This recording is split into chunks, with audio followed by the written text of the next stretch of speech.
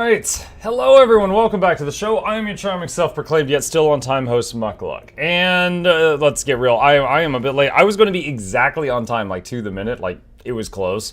And I couldn't get my streaming software to start this morning. It just kept saying, do you want to start it in safe mode? And I was like, no, start it normally. And then it wouldn't open. And then I would end the task and Task Manager, try again, it wouldn't work. So I tried it in safe mode. And then, like, there's a ton of features that aren't there in safe mode. So I was like, I don't know what happened to my streaming software. So then I had to reboot my computer, which that always breaks a bunch of stuff.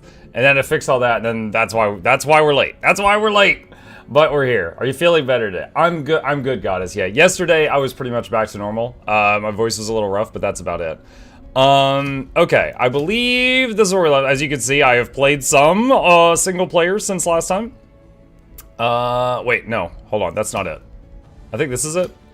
Ah, Giant Kings, there we go. Alright, so yeah, this one I've been playing in my own time. Alright, jumping back into it here. Look at this, this is Ways of War, I think? That's another one that we haven't played yet.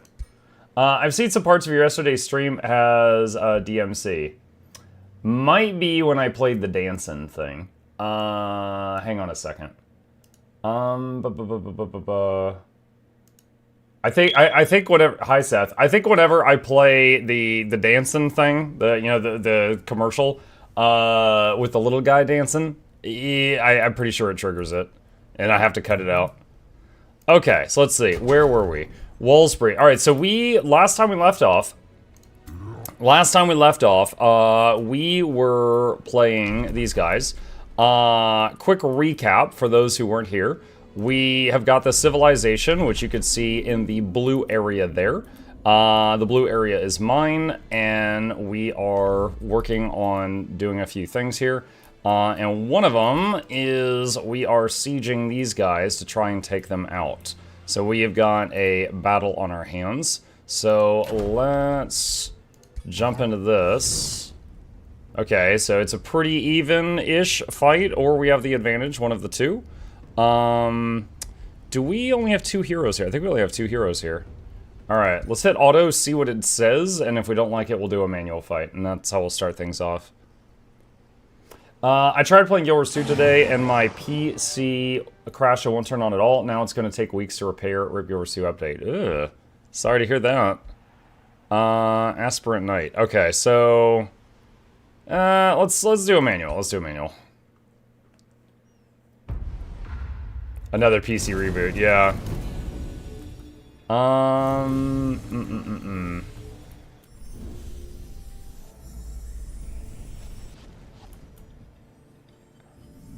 What, the ballista could shoot 3 times? What? Dude, what kind of cracked out ballistas you have that can shoot 3 times? Stop!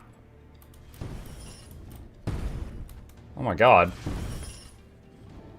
Alright. This is certainly something. Alright, looks like he's running forward. That might actually help me out if he's not going to stay behind his walls. Alright, let's see. You put a bond on him. Okay. And what were you? You're a ranger. Okay. Alright, so if he wants him to attack, he has to get pretty close. Which is not great. Right. Let's do a few things here. Alright, 1. You do AoE heal here. Alright. And then do a single target heal on him. And then summon the shield. Okay. And then bring these over.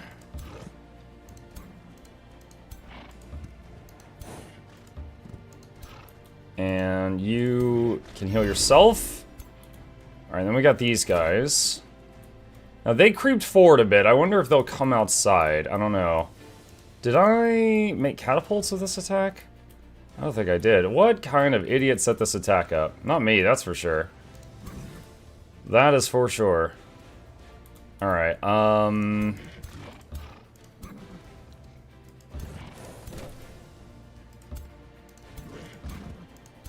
Alright, you put a bond on him to soak damage. We got the wolves. You can hold on to your banner heal. Okay. Alright, I think at this point, we end the turn. These guys will regenerate a lot. And see if they come forward. Okay, he summoned some little animal things. They're doing a whole bunch of buffs.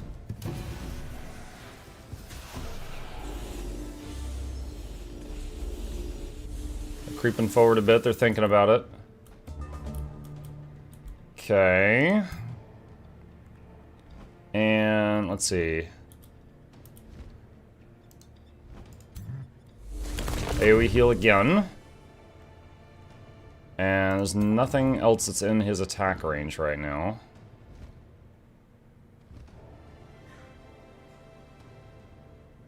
I was trying to see if I could get this dragon close enough to use its poisonous burst breath on the tower thing, but it's not going to reach easily. Let me see, what spell? I need a reminder what spells we've got. Nothing too crazy. How much does Rock Blast do to one of these things? Not enough to kill it. This ballista with the 3 shots is in the Tome of Artificing. Okay.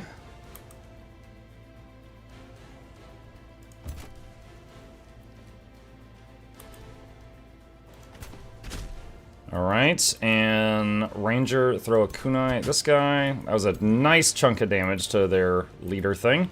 And normally I wouldn't put the Ranger this far forward, but the Liege Guard has got a beam on it that is soaking damage that it takes, which should help keep it safe. Let's see. Let's bring you over here.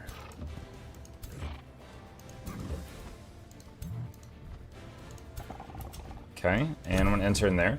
So let me tell you guys more about today. So the plan this morning, which, you know, I ended up a few minutes late, but the plan is to enjoy Age of Wonders 4 and work on our Giant Kings playthrough, which we're doing right now for about half of the morning stream. And after that, we have a sponsored segment from Dune Awakening. Dune Awakening is a game that is currently in production in the Dune franchise, and I'm aware of the Dune franchise. I've seen it on shelves ever since I was a kid, but I've never actually played or read anything in the franchise. So that part will be a bit new to me. And they are doing a 2-hour broadcast where they are going to be showing off a lot of the their stuff that they have been working on. And we're going to be watching that, and we can talk over it and share our opinions and all that kind of stuff. All right, let's do heal on that group there. And let's have you hang back a bit. Do a banner on that guy. Oh, that's right, these guys were cannibals. I forgot about that. Like, oh yeah, they're cannibals. Oh yeah. Okay.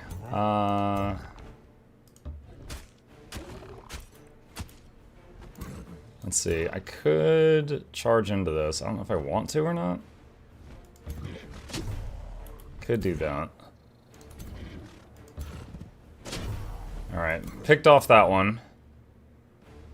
I loved Age of Wonders 1 and 2. I am loving this one. This is the first Age of Wonders game I've ever played. Alright, we're gonna animate zombies on those swords. I don't know how that works, but we're gonna do that. And then throw them at those guys. Okay. Alright, and turn.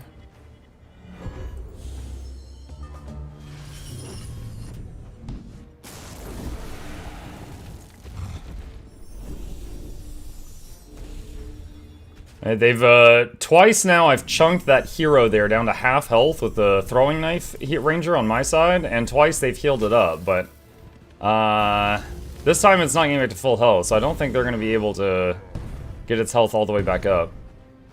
Like, I think if I just keep hitting it, they're gonna run out of, heals.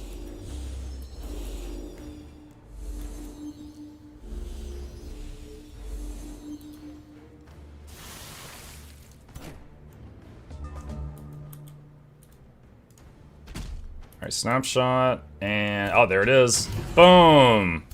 Alright, that's one dead. Okay. I could just charge in, but my goal here is to do this without losing units. We'll see if I can pull that off.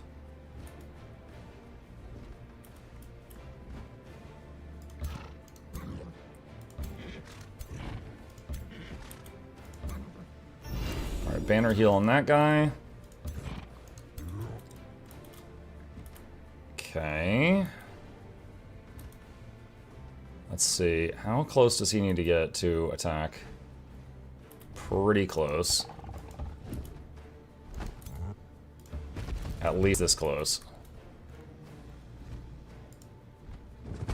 Alright, so that at that distance, the giant can just barely hit them.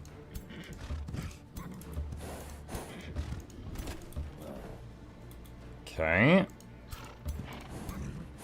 Let's see.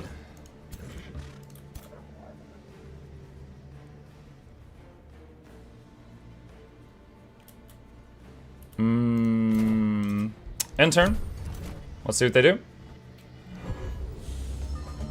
Good morning, Micah Chat. Good morning, Bluebell.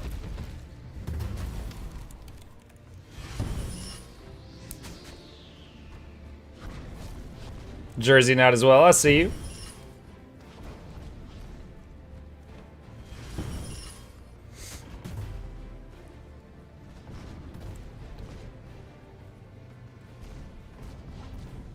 Man, those ballistas. They sting.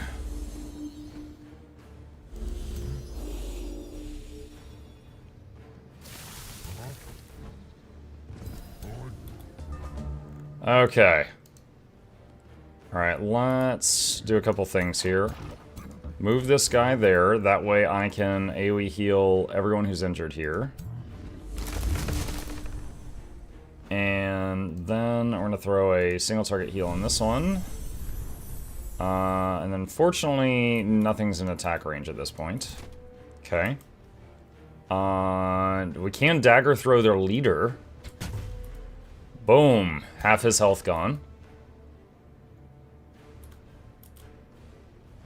And move this one here. And I want to send this around and flank and work on that, but I think they'll all just turn and kill it. Because they're staying very bunched up at the walls. Very, very bunched up.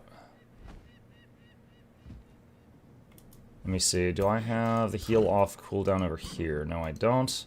Alright, use the banner heal on that guy. I like these banner healers. They're pretty nice. Okay.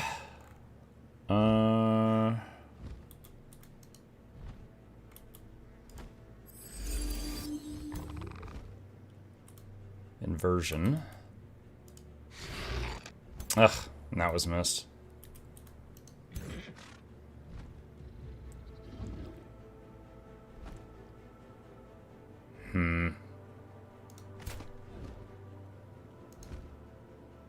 If I move forward, I'll enter the attack range of the dudes on the wall.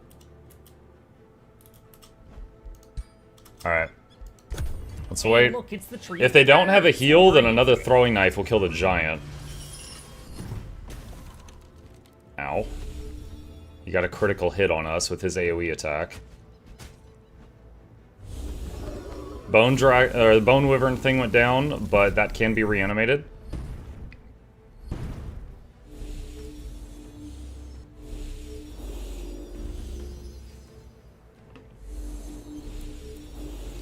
Muck, your stream title is a lie. It makes it sound like you're playing AoW4 after Dune Awakening. I mean, that just sounds like you misunderstood.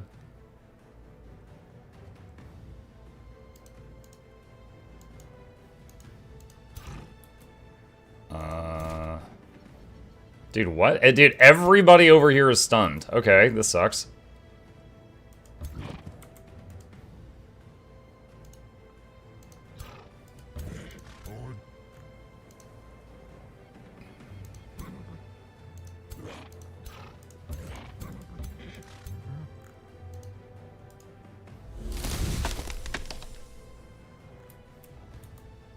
Okay, that's as much as we can do there.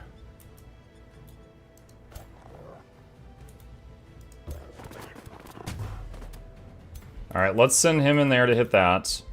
Let's put static shield on him. So if anything hits them, they have a chance to get stunned. You know, I guess in hindsight, I could have used a spell to remove the stun from the ranger, so it could have at least attacked. But it's too late now.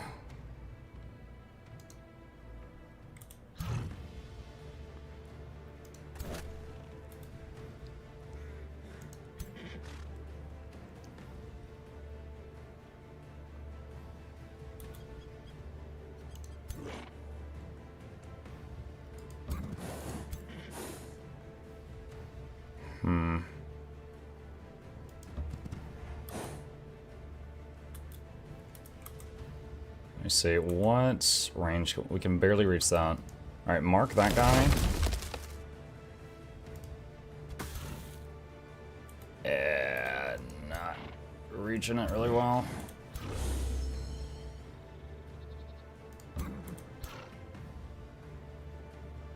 So he's still got the bond going. Have this healer do its thing. Okay. Oh, dude, everything over here is stunned. Okay. Alright, next turn.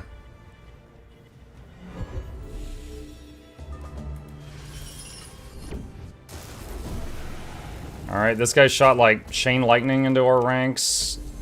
This guy just did his obelisk smash. It stunned 2 of us again. Ah, they gotta heal off. Now I'm probably not gonna be able to kill the giant on the next turn, even if my guy's not stunned anymore.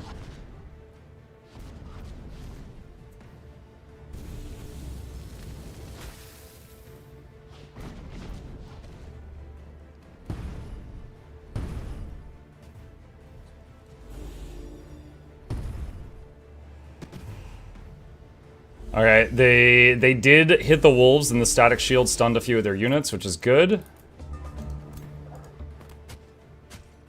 Alright, 1 ballista down. Oh, is the giveaway command not updated? Okay, hold on a sec. The giveaway will be after the Dune Awakening segment of today's stream. Hang on just a second. Let me update that really quick.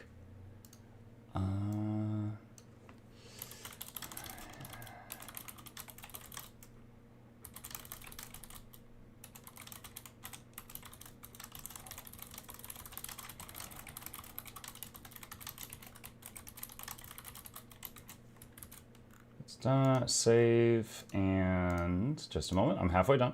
Hey, Mike, I can't watch you. I found a job my cats can eat now. Bye. All right, Bess. I'm happy for your cats. Okay, there we go. That title should be fixed. Sorry about that. All right, snapshot and throwing knife. Nice, right in the shin. Okay, their giant is down. The animated shield is stunned. It can't do anything. That guy is also stunned and can't do anything. The ballistas did a lot of damage to this group over here, so we need to heal it.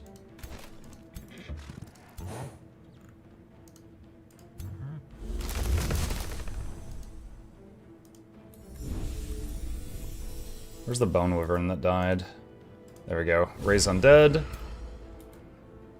Alright, we got it back.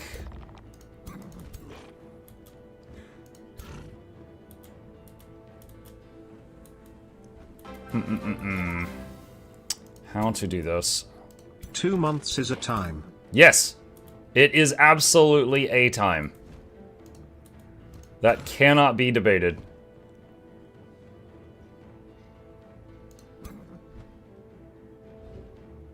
Alright.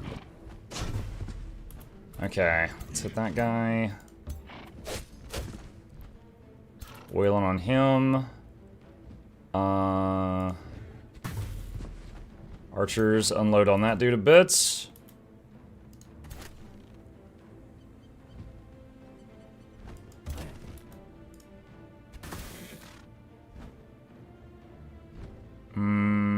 Should I have him?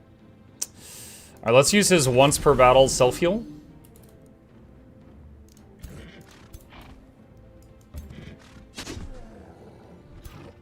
Get some more damage there.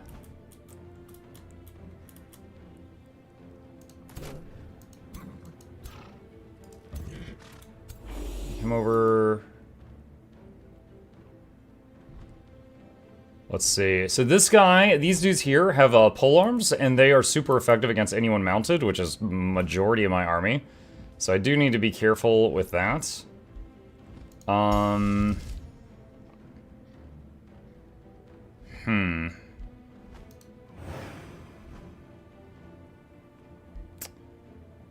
Could use Rock Blast on it, or just throw a huge boulder at it. That'll break its defense mode for... Oh, Frozen proc, nice. Nice, nice, nice, nice.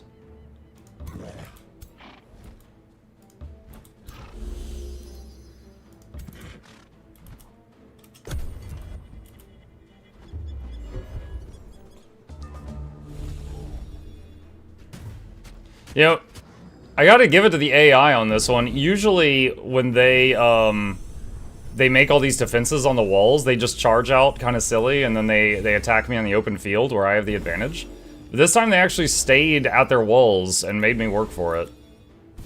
Or making me work for it, because it's not over yet.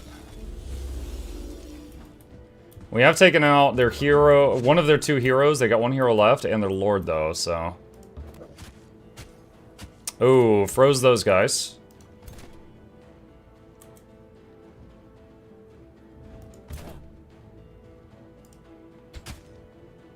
That dude is almost dead. Alright, move you here. Move this over.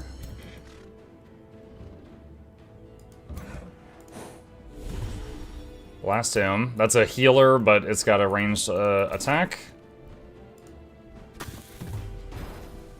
Okay, that polearm unit is gone.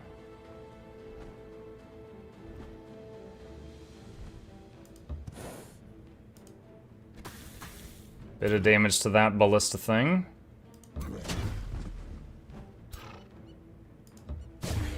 Okay, that frontline dude is dead.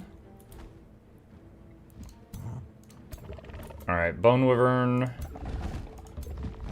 Start munching this guy. Again, the Bone Wyvern thing can be reanimated repeatedly, so we are not too worried about its survivability. Summon a couple animals there. What do we got? We got a Hunter Spider, which can jump up here and web all over these guys. Oh! And carrion birds. Alright. So they're gonna go for the ballista, and they'll just get in the way of the enemy a bit.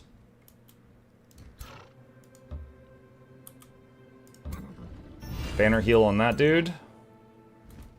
Let's see, whose turn is it? Ask for a knight? This guy. Alright, now he's gonna wait. This guy will move up here and then just deploy his shield around him.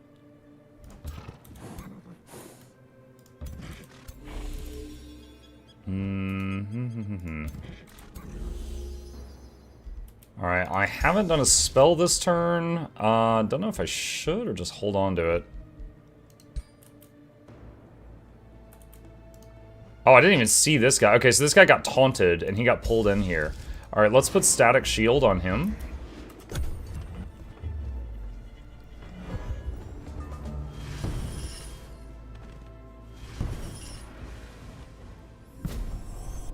Alright, their last hero did a little lightning spell on us there.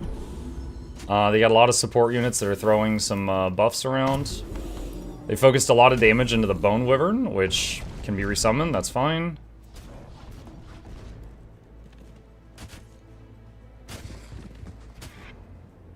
Right now, they're spending a lot of power focusing those animals I summoned, which I am unbothered by.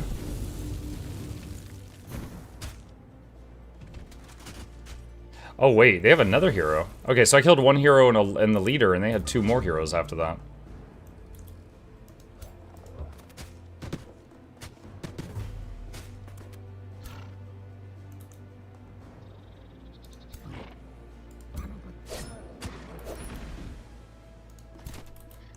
Oh, this one's got stunned? Oh my god.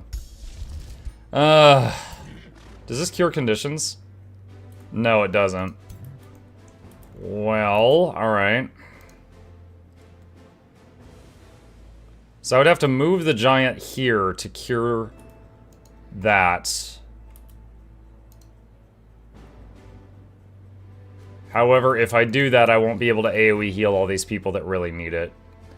That's unfortunate. Alright, so they've... I don't even know how they did it. Maybe the lightning bolt that they shot out, they stunned my ranger again.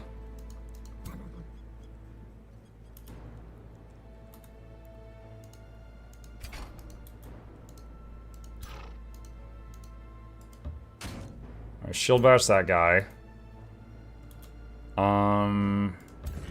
Have you come over and do a heal on him.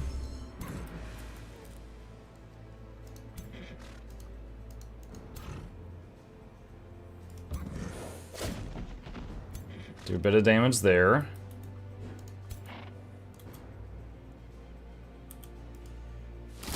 Put a marker shot on that.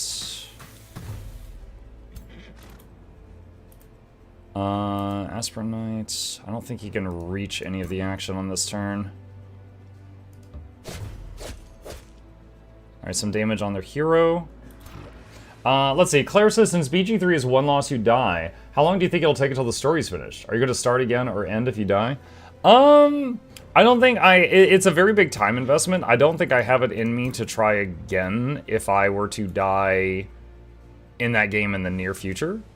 So I would say I wouldn't immediately start again. I can say at least that much.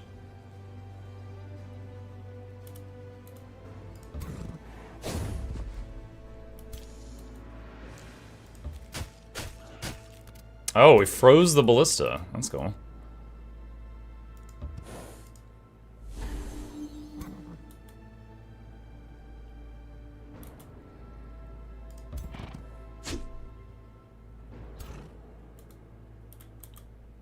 Alright, we're gonna use the corpse eating trait on this guy. Om nom nom.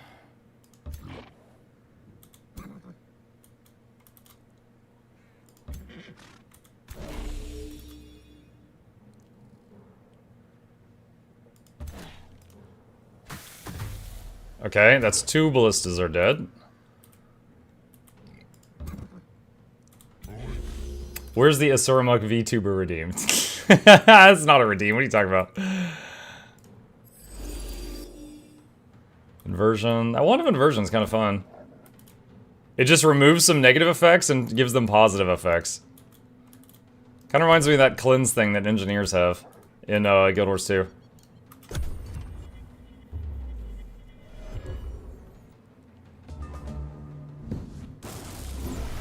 Alright, Chain Lightning just went through my ranks from their hero. They gilded these knights. They turned these knights to gold. So they're stunned.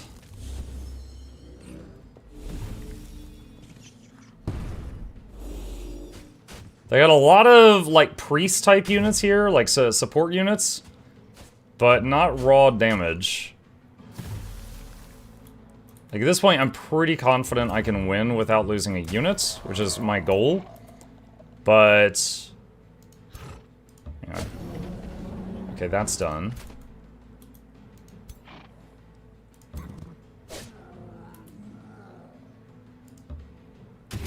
Okay. Animated shield just bashed their hero to death. Alright, snapshot on this guy. And then dagger throw.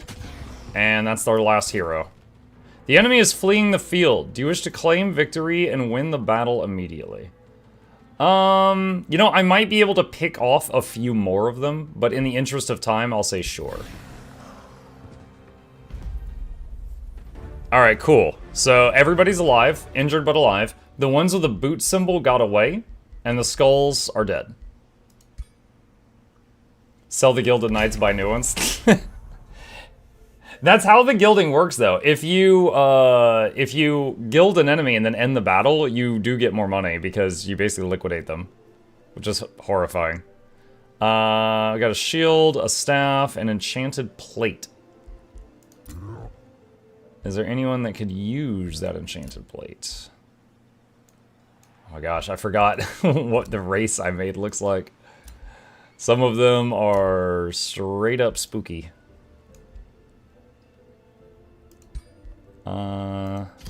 Give it to that one. Let's see. Rebellion. You've defeated Lightning Lord Anbadin Thunderbringer and taken his capital amidst a brewing rebellion. Your armies storm into the former capital, dissuading any further unrest. The fall of the Grand Empire echoes through the realm, and any rumors of rebellion and prisoners disappear with those who flee your expected wrath. The remaining rodent artisans have no choice but to await your judgment on their fate. How do you address them? As this empire falls, remember the might of Giant Daddy. The rodent artisans will be aided. That's a good alignment. Shoot, I don't remember. I do not remember if this was a good or I think this was a good playthrough. All right, I'm just going to say get Imperium, the neutral option. Mysterious prisoner failed. Oh, okay. So there was two ways of handling this faction. The other way was to go down here and attack Dondel, which apparently would have like freed a prisoner, which that prisoner was like the rightful king or something. But instead, I just went in here Unga Bunga. I didn't realize that like if you do one, you can't do the other. Okay, sure, fine. So let's see, Honorable Testament. So we've got, what do we have? Experienced seafarers and ritual cannibals. We're pretty evil right now. Okay, so I guess being evil is fine. Dang it, Mike, I watched that knee trick thing you posted Discord, now I have that song stuck in my head. Yeah, that gave me a laugh last night. Okay, so... options. Vassalize the city. Try to make it a minion. Absorb it into my empire, where I take control of it. Burn it to the ground.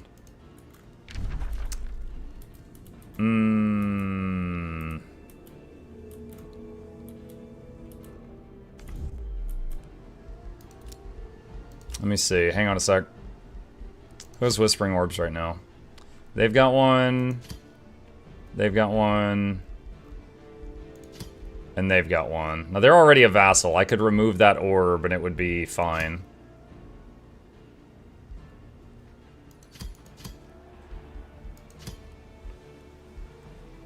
Need more... Can I get more Whispering Orbs?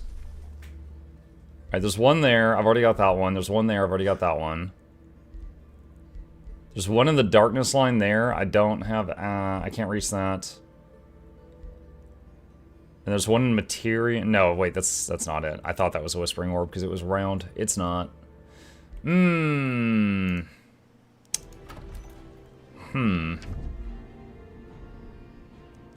see. Could increase my city cap and make this a city.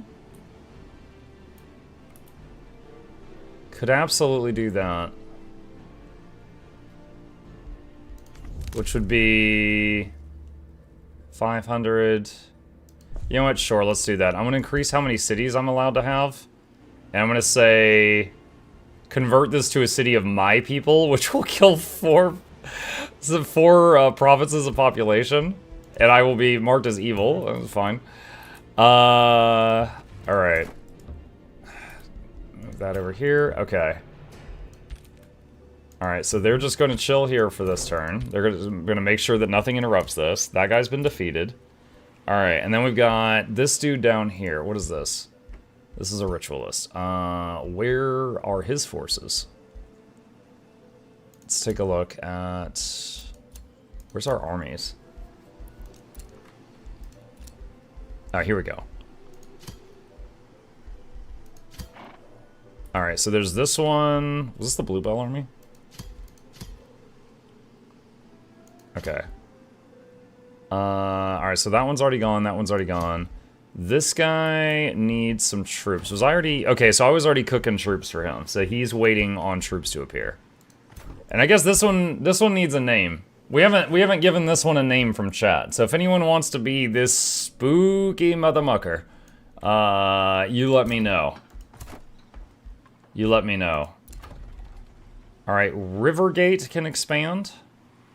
Let's see. Requires a forester, requires a quarry. Alright, sure. Let's get that forester there. Crimson said me. Make it sand. Let's see. Title, Sandy. First name, Crimson. Last name, Shark. Alright, it's 3 of you. You're gonna work together to steer this guy, okay? The Sandy Crimson Shark. Alright. Okay, so we're cooking up some troops for him to lead. He's chilling at home until that's done. Your ruler leveled up.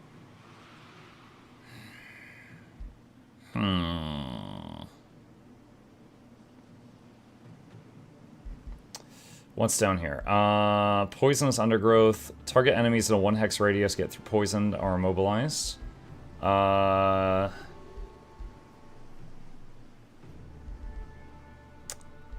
Could start leveling chain lightning.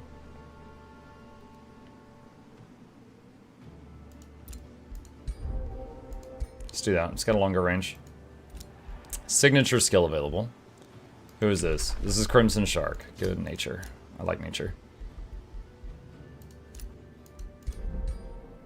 Ah.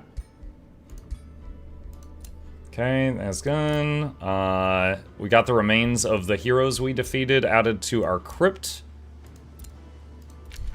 And... okay, the remaining rats. Do you want to be at peace with them or go to war with them?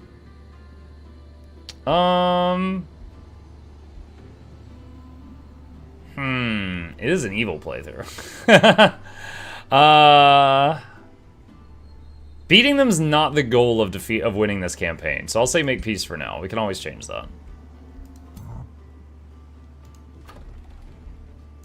Alright,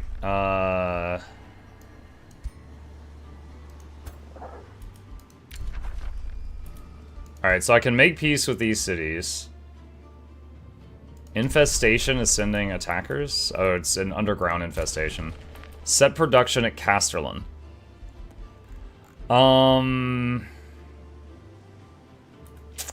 Let's see. What do we want to do here? Could do teleportation circle just to bring armies back here? Sure, let's do that. Alright. End turn. War with the Skaven. We did just kill a lot of them. And like Skaven, they ran away when it started looking bad for them. They dipped out. Okay, we've taken this city.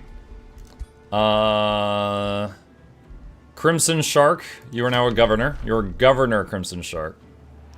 Oh god, I forgot about that. Okay, shoot. We might need to change some things here. Hold on. Alright, so that's right. This faction has that whole thing where we want them to use troops made by the city they run. Which is kind of a pain.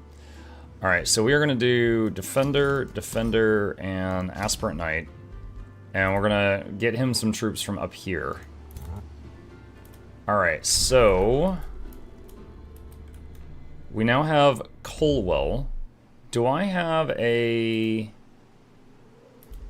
okay, we need to do a couple things here. Where is Storm Stella? Alright, so that'll start putting the rivers here, which give us more money, because we are sea people. Oh, we took their Ancient Wonder as well. They don't have a teleporter here. They need one of those. They do not have a lot of provinces here. Alright, attract population. Wait, what? Did I not just hit attract population? Why can't it expand? What the heck? Alright, that's not weird at all.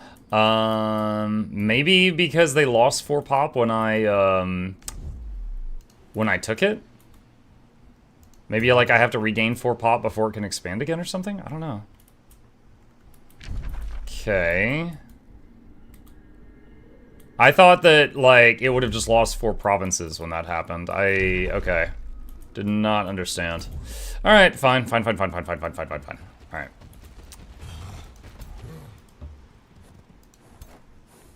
Alright, so that's cooking up its thing. Alright, area excavated. Oh yeah, she was just exploring and she found this like tunnel thing. Orders required. What was this one doing? Oh, this is just like the snake thing. It was kind of just exploring for us. Okay, and whose army was this? This is Michaelis, that's right. Alright, Trinity Island, Trial of Balance. Astounded by the huge crystal encapsulating a storm giant, your troops hear the deep resonating voice return. Alas, this is what the progeny of giant kin has become. Uncivilized brutes, eager to steal their own heritage. Yo, I'm a giant, rude. The voice falters for a moment as if lost in thought, then it continues. The giant clans accuse the haste folk of suppression, yet they themselves stoke hatred against the smaller kin, evoking a vision of Merida that never existed. The voice inquires with determination. A troll and a man seek justice in the court of a giant king. Who should the giant king favor?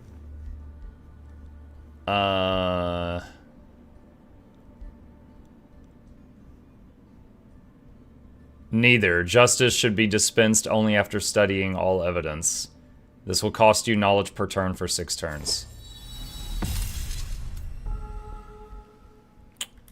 The Council Prolocutor. Your troops carefully approach the Council Prolocutor, floating amidst the 3 islands, awaiting its judgment. You have answered our trials. The Council Prolocutor speaks, and we have deemed your responses worthy of a giant daddy. There are crystal reflections in the water, blinding your troops, but they vanish again as the Council Prolocutor continues. The giant kings ruled Merida with great wisdom. There was equality between giants and the smaller kin, and even the giant kings themselves abided by the law and the verdicts of the Eternal Council. The unison voices end their ordeal.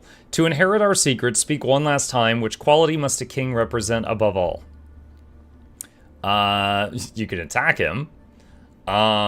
Which the character that is here talking to him is not a super strong army, so absolutely not.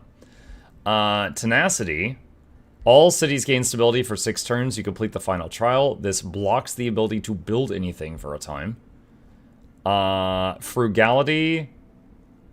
Gain stability. All cities lose the ability to grow and expand for a time. Let's do frugality.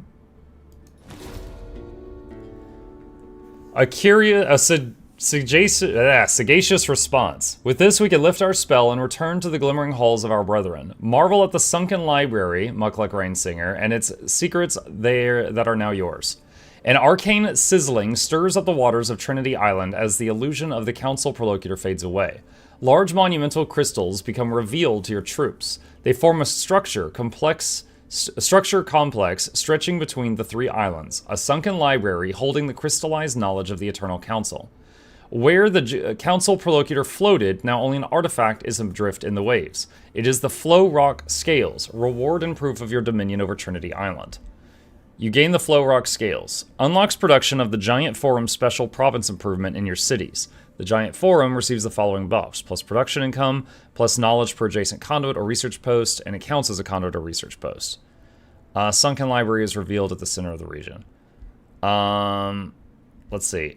Activate the guards within the library, which gives you a few units. Claim any magical items, which gives you a handful of nice stuff.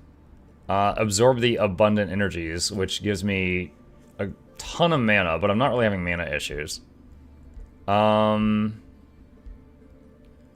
Gemcaster. Gemstream.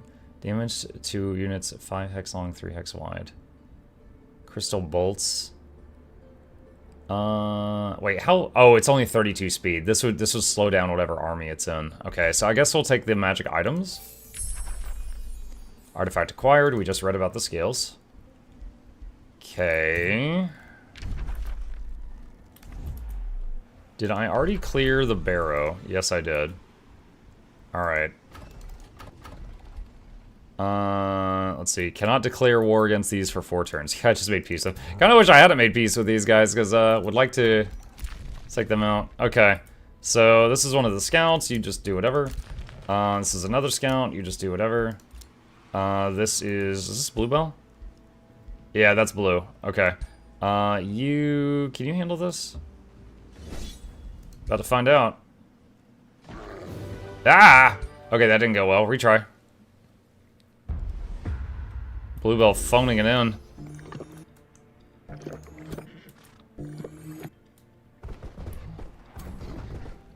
Alright, let's see. Liege Bond on blue. And... heal...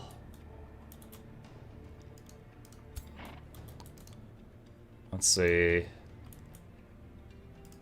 One tile closer. Alright, curse that one. Ton of debuffs on that guy.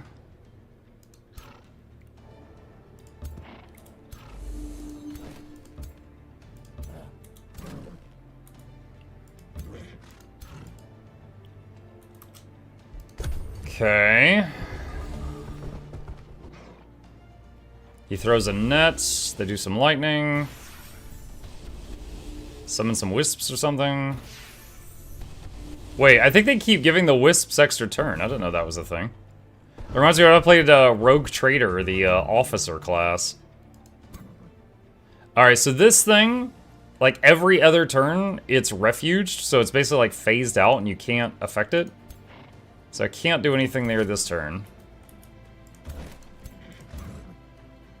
Oh, hold on. Control Z. This is the one I meant to do. Okay. Alright, Chain Lightning.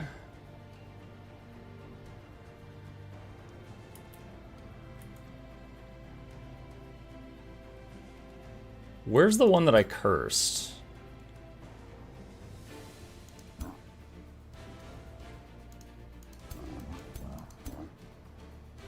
Sunder Defense. It might have been that one? No, a lot of them have Sunder Defense. Oh, Sunder... Oh, wait, is this guy? Hold on, River Troll? It's that one. Okay. Alright, so there's some damage. Leech Guard, you just wait.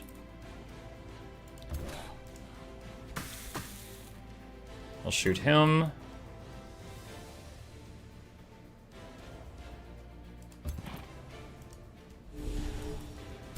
That barely did any damage.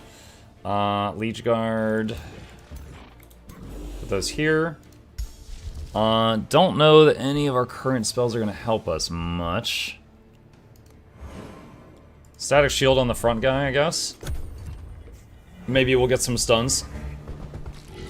Oh, some spell happened? What was that? Displaced Reality. Every 2 turns, all units are teleported by 2 hexes. Oh, okay. Alright, hit this guy. He's gonna... Oh, I thought he was gonna phase out, but he died from the hit. So, okay, that problem is done. Alright, curse on that.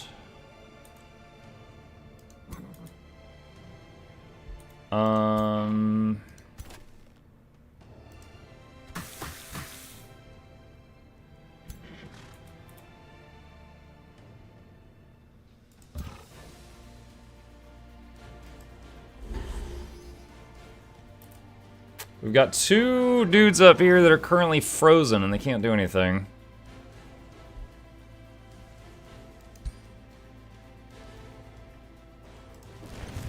Put healing roots on that one. Jake, thank you for the tier 1 sub. Appreciate you. Welcome. No, blue got frozen. Dang it.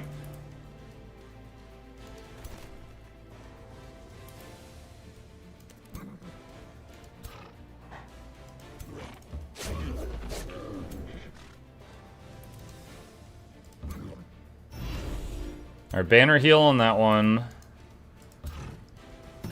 Banner heal on that one.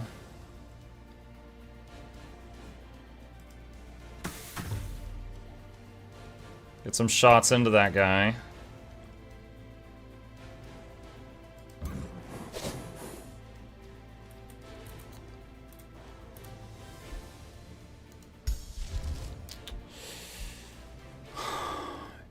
You know, if I use Mark of Invulnerability on blue, that will remove the freeze. But because there's an enemy threatening her, she can't use her big magic this turn. So, let's move here. And auto attack this guy twice. Zap, zap. Okay, that was still a lot of damage.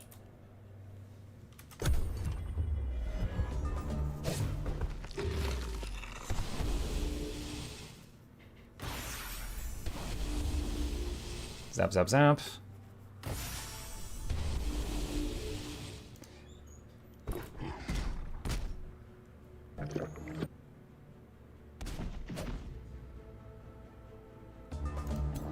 So what is that move? Hold on. Spur to action. Target friendly unit regains all its action points. 2-turn cooldown, free move. Wow. Wow. Alright, lightning again. That hits 3 of them.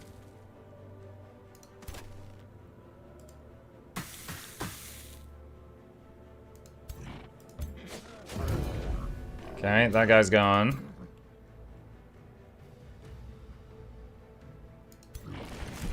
Do your self-heal.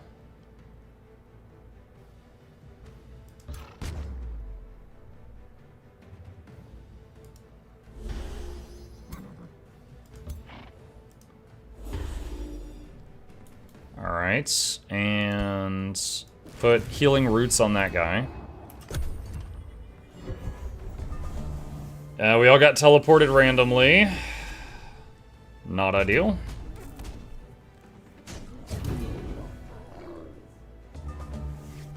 Okay.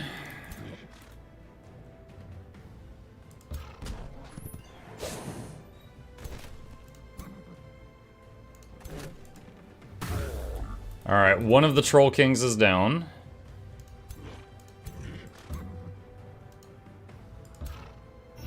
Heal on that guy.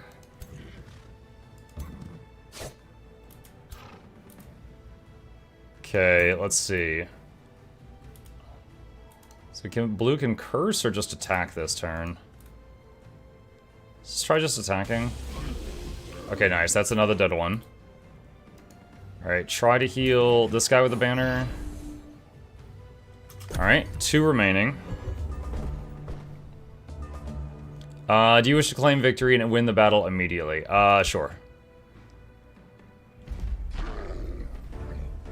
Okay. Okay.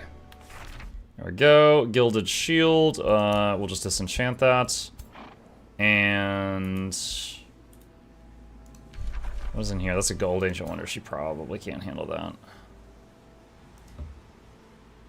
Okay, you just end your turn there. So here's the Sunken Library. So now we can claim that if we build a city over here.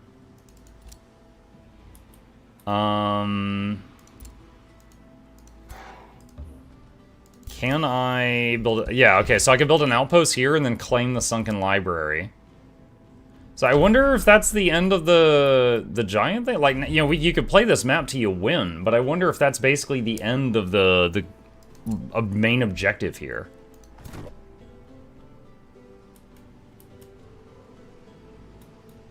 Let's see, he was on his way over there. Chivalton has stone walls now.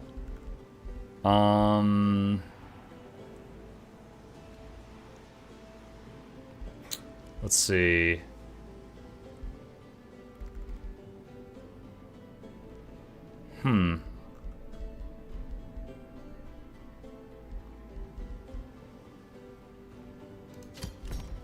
Just build that. This one, let's see. Watchtower. Hero leveled up. Blue the Crocheter.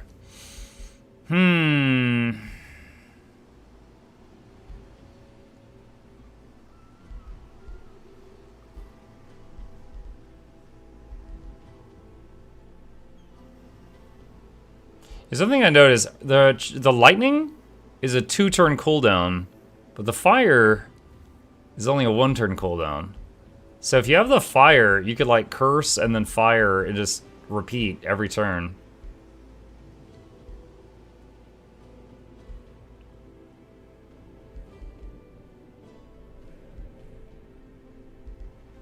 What is this one? Channel power.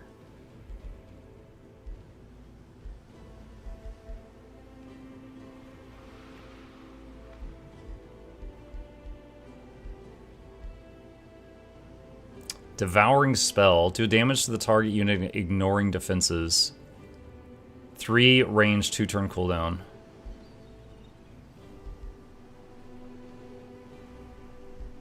Right, let's use her free respec.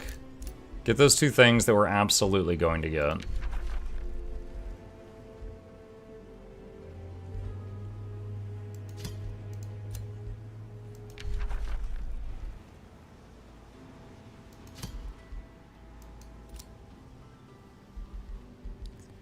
Alright, so that leaves us 7 points. 1, 2, 3, 4, 5, 6 if I did that.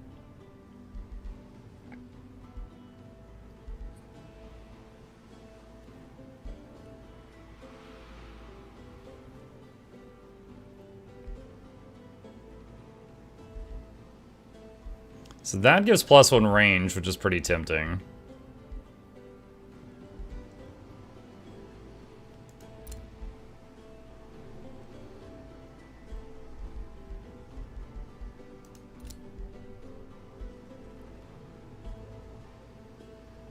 This is like almost double the damage of the fire spell.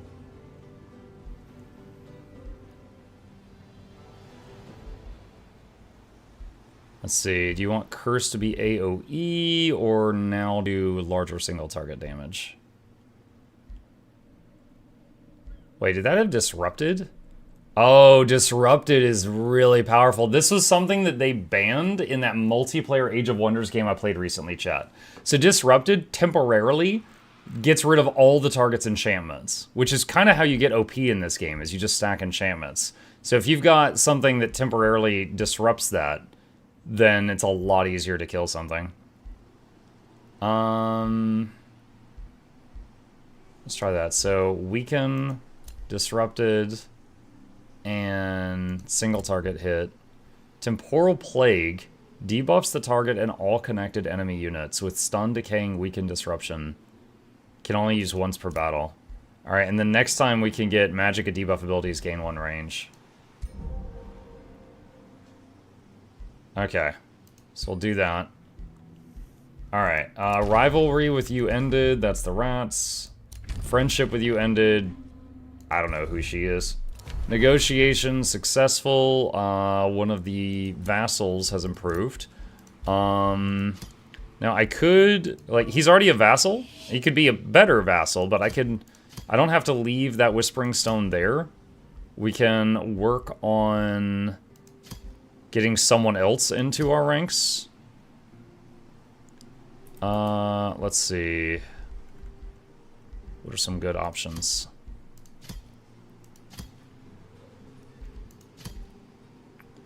Like this guy, where this other person is going to beat us to getting vassalage. Like we're not gonna get that one.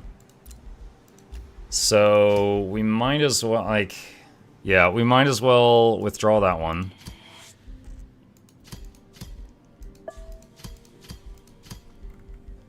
It looks like they're gonna beat us to the punch on these other 3 as well. Alright, so we'll just work on improving those for the moment. Okay. Let's see. I feel your pain on Riftbreaker Fungal Forest. I tried it on easy and it threw 3 waves of 5 back spots at me. Reload and it threw 3 waves of 2 cancer. It's a tough map. It's a tough map. You are now very evil. Nice. Your domain has been invaded. What? Get out of my house. Set production in Caldwell. Okay. I want to build a teleporter there, but we need like another tile. I guess I could put it there and we could just rebuild the Spelljammer. You know what, I'll do that. We'll put it over here and then we'll rebuild the Spelljammer later.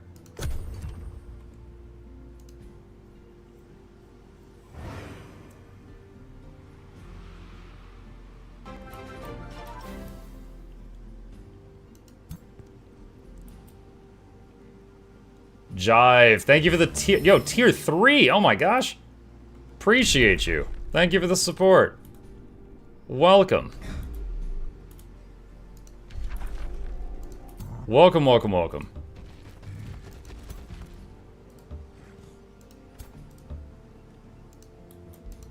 Area excavated. Orders required. Alright, you were... Where were you going? Alright. Okay, so yeah, this one's coming over here.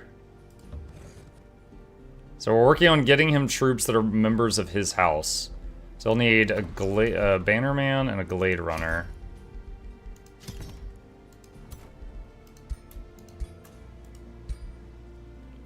Let's see. So this one and this one. Okay. Let's see. Giant fish. Attack. Don't let it go, blue. Alright, blue kills the octopus. Magic missile wand. Disenchant.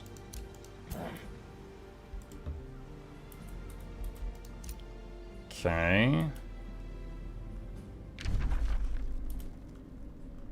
Can we... That's all one single tile. Okay, that's not gonna work out. Well, I need to make another outpost over here somewhere. Entwined Protector research is done. Tier 4. Ooh, I could get Tome of Prosperity. That was one of the ones that Bomb just hit me with.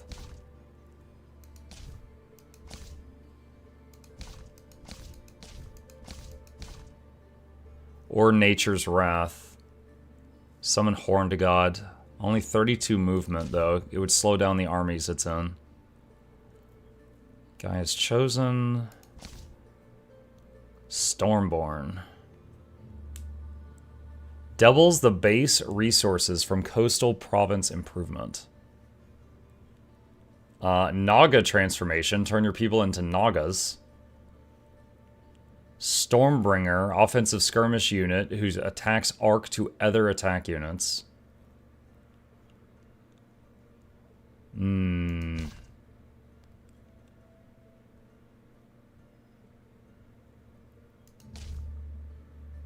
Bounty of the Sea.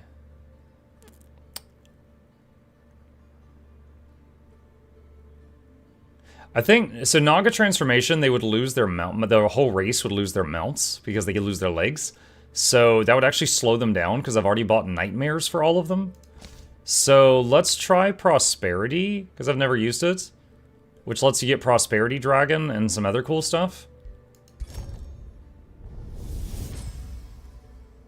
Fields of gold reveal the eternal grace within. Like a cleansing rain. Let's see. Staves of Grace. Enchanted units gain inner grace. Support skills gain grace. Blessed Armors. The whole race that you enchant. Actually, not the whole race. Shield, Shock, Polearm, and Fighter units of that race gain inner grace. So every turn you get a buff if you didn't already have one. And it will... give you 10 HP when you next get hit. Or Prosperity Dragon, which has Reign of Prosperity, which can give grace to everybody every other turn, and then also do some other fancy stuff. Let's try the dragon first. It's gonna take 7 turns to research it. Okay, you were headed over here. Teleportation circle is done. Jive says, no problem at all. Got a little race, so I thought I'd share some love. It was much appreciated. Thank you. I can now build a Shrine of Prosperity. Special province improvement. Give more stability to the city per adjacent farm or forester. More food per adjacent farm or forester. 10% of food income in the city converted to gold. Allows the drafting, so you can hire Blessed Dragon, which is a support unit. Radiant Guardian. Okay. and righteous judge.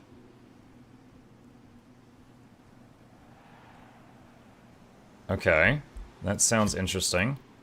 Where would we want to try this out?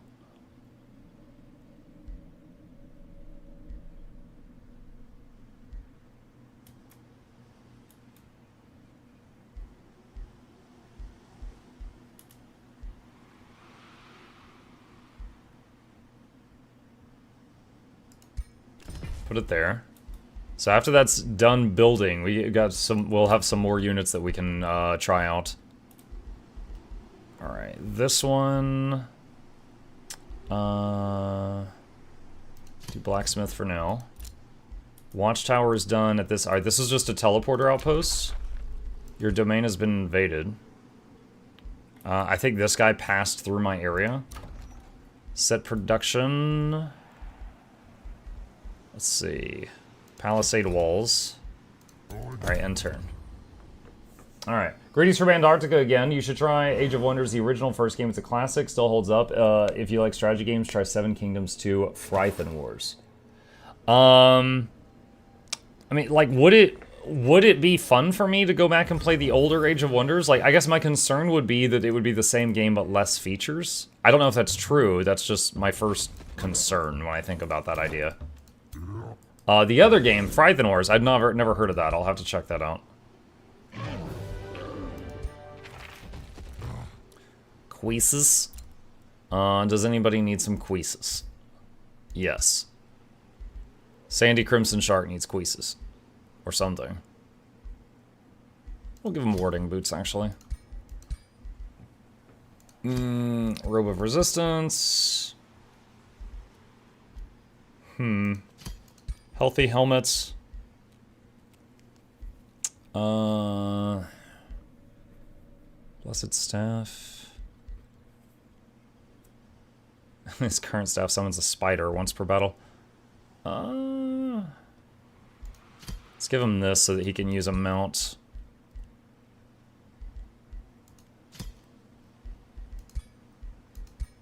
I think he was the slowest guy in the army. Okay. And let's see. I don't recall if I've cleared out Pilgrim's Passage. We'll go over here to try this out. Alright, this guy is heading over here.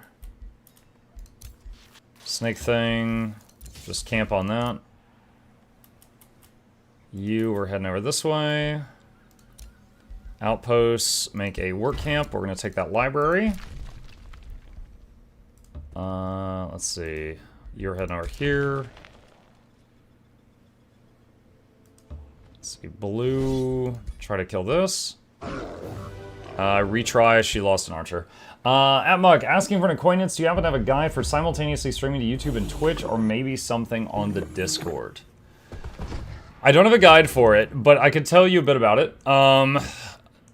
I know of two ways to do that, alright? The first way is there is a service called Restream. If you don't have an incredibly good internet connection, Restream is one of the better ways I know of. Basically, you stream to this service, and then they stream to Twitch and YouTube and whatever else, okay? Now, what is the plus of that? You're still using the same amount of bandwidth, right? If you stream to Twitch and YouTube, you're using double your bandwidth and double the processing power on your computer. If you stream to Restream, you're just using a single amount of it, and then they send it out everywhere you want it to go. The downside to that is Restream, you probably have to pay them like $10 to $15 a month for the service, okay? So that's the first thing. The second thing, and I don't have a link to it because I set it up like a year ago, but if you Google it, there is a plugin in OBS that I am using OBS to stream. I'm going to tab out for a second. Here's the stream. And this is the start streaming button for Twitch. Over here is a plugin that I have installed that is start streaming for YouTube. So I'm like, start on Twitch, start on YouTube. Now, that plugin is something that you could just like add on to it. Now, I am using my bandwidth ×2 to do that. All right, so it is hefty. But I've got a really nice internet connection, so I'm okay with that. But there might come a time where I change that. I'm like, you know what? It's not worth it, you know, for me to keep doing this, so I'm gonna change it back. But that's what I'm doing right now. Put a bond on her.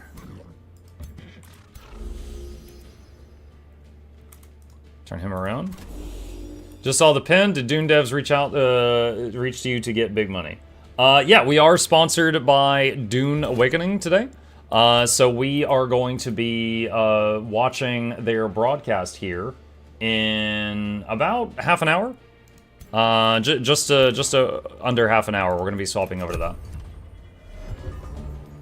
Restream has a free version, but it'll put a watermark on your stream, which you absolutely don't want. So I guess there's probably a paid version of Restream that doesn't have the watermark. Blue got frozen solid. Awesome. Okay. I could use Invuln to break her out of that. And here's her new spell, Fire. That was really effective because these guys are ice themed.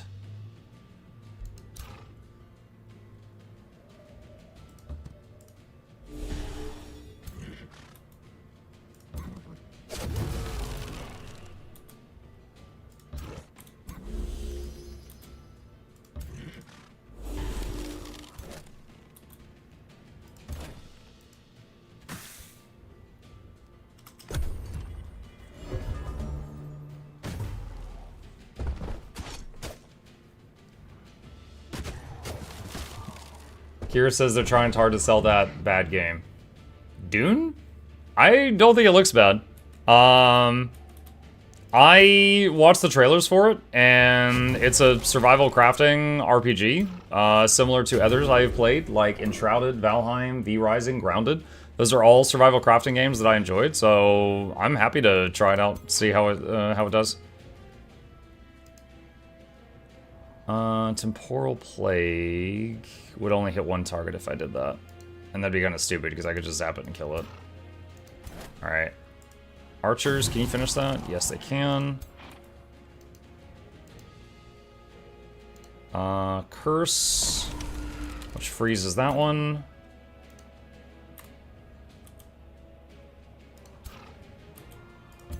You heal these archers.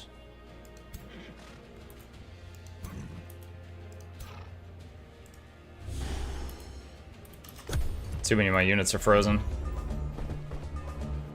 Do you wish to claim victory? Yes. Alright, cool, got that. Alright, you end your turn there.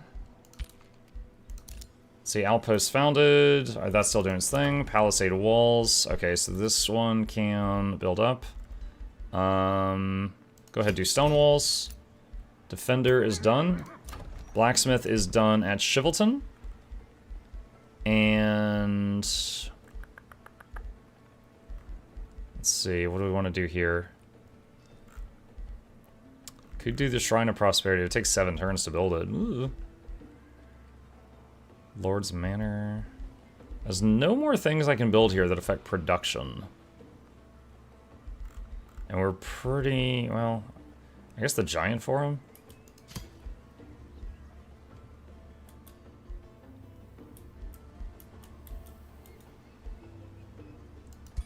I'll do that, I guess. Alright, Workshop is done at Rivergate. Let's do a castle. Stone walls are done. Oh, that finished instantly. Lol.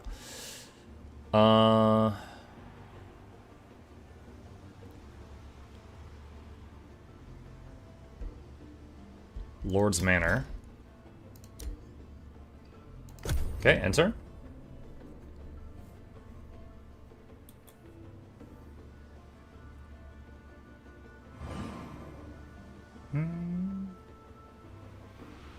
Survival games take crafting and housing from MMOs and call it a game with everything else missing love from Minecraft.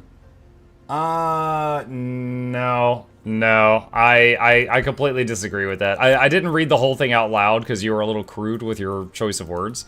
But I'm happy to have the conversation. Like, I have played MMOs since EverQuest. In 2001 was when I started, so I've played over 20 years of MMOs. And I've played a lot of survival crafting as well. They're very much their own thing. They're very much their own separate thing. Like, you know, V Rising with capturing villagers and then like putting them in cages and like you could turn them into minions or tap them for blood and use them kind of like cattle. You can mix the blood in the synthesizers to make special potions to give you mixed buffs of like 2 or more different people, and you know to get you stronger to go fight different things. To Valheim, like, going around and, like, reshaping the world to do what you want to do, and, like, building a boat that can withstand boiling water to go to the Ashen Ocean, and stuff like that. Like, there's so many things in survival crafting games that are just a survival crafting game thing that are not, like, stolen from MMOs. My message was crude. No, not you, MM1, not you. The, I was reading a message from Kiras in the YouTube chat. Yeah, see, your message I'm now reading for the first time. Dune is an MMO, so you'll always be against other players or with them if you're in a guild. Yeah, I mean, possibly. It depends on how they set it up. Which, I myself, I'm going to be learning a lot about it today for the first time. Like, BDO was an MMO where you were absolutely, like, against other people, you know? But if you stopped leveling at 56 and you had that choice, I think it was 56, you could just focus on like crafting and like selling weapons and stuff to other people if you wanted to be a crafter. Let's see, do you want to build in this? Yes.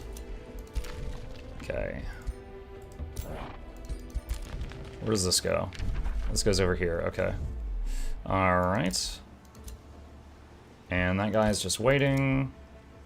Okay, so we were gonna see if he could handle the Pilgrim's Passage. Yes. Okay. Alright, you approach the Pilgrim's Passage. Fading, unreadable words are emblazoned across the first footstone. You see a crumbling statue at the far end of the temple depicting an ancient, unknown Gaudier. Before you could progress further, a shrine of smiting appears, followed by a booming voice. You walk in the divine halls of a Gaudier long lost. Are you, Giant Daddy, to be its new patron? Prove you are worthy through the trial. Confess now and prove you're worthy of our devotion. Your army looks at you curious how you will respond. I have nothing to confess to you. Challenge me.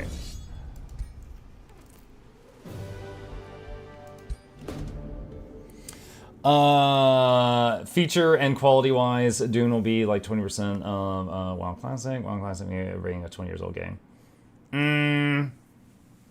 I played WoW when it came out. The current WoW Classic is quite different from WoW when it came out, because they added a lot of quality of life stuff that it wasn't there. So if you're comparing actual WoW 20 years ago to it, we can make that comparison. If you're comparing current, like, reboot WoW, where they took the 20-year-old WoW and then they gave it 20 years worth of quality of life updates, then I don't think that's a fair comparison. As far as, housing, Dune Awakening, I have a lot to learn about it, but it has the ability to, like, build your own structures and command centers and stuff like that, like from square one. Classic WoW didn't have that. In fact, they're just now adding housing to WoW after over 2 decades. So, no, I even with the few features I know about it, it's going to be a different game. It's going to be a very different game. We can build the Bone Zone. We can build the Bone Zone. Yeah. Let's see. You've witnessed the trials of the Pilgrim's Passage. The halls fall silent. As you venture further, a shimmering passes over a massive statue at the far end of the temple. When the light disappears, the statue is changed to show none other than you, Giant Daddy Mukluk. The voice booms once more. You have proven yourself a worthy Gaudier, O Giant Daddy. Henceforth, this temple will be dedicated to you and your divine word. The voice fades, and with it, the original words of the temple. A silence falls, as if the temple waits for a new creed.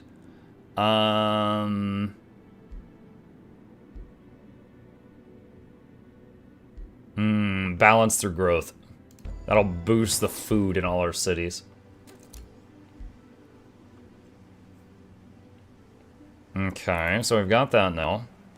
So Bindleton might be able to expand there later. Hold on, let's do that. Yeah, there we go. Okay, so Bindleton can take the Pilgrim's Passage now.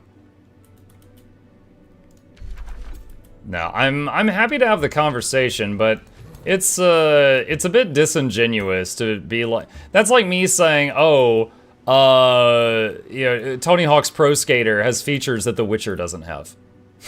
Like, they're completely different games. Now, yeah, there's some overlap between RPGs. Both, you know, RPGs and MMORPGs, they both have dudes, but it's completely different stuff.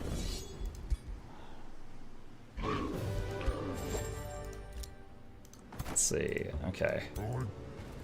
All right. And you down here. All right. So if we are pushing on for the win, there's military victory. And there is expansion victory. Expansion victory, you have to have 160 provinces, which, actually, we're getting there. Build the 3 beacons of unity, light the beacons, and defend them. Military victory, we gotta take down these other 4 people. Anbadin's gone. Frosty's in the void, so Frosty's currently down. Otto the Discarded and Tanya are still around somewhere. Okay. Alright. Let's do that. This guy has got 3 of the 5 units I want him to have. The rivers are starting to spread from this city. Let's see. This has finished construction of its thing. Let's do... Grand Estate. Shivelton can expand.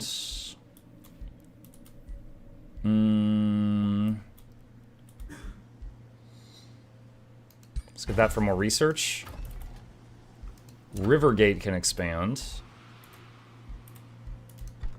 Let's see. Does it have a quarry?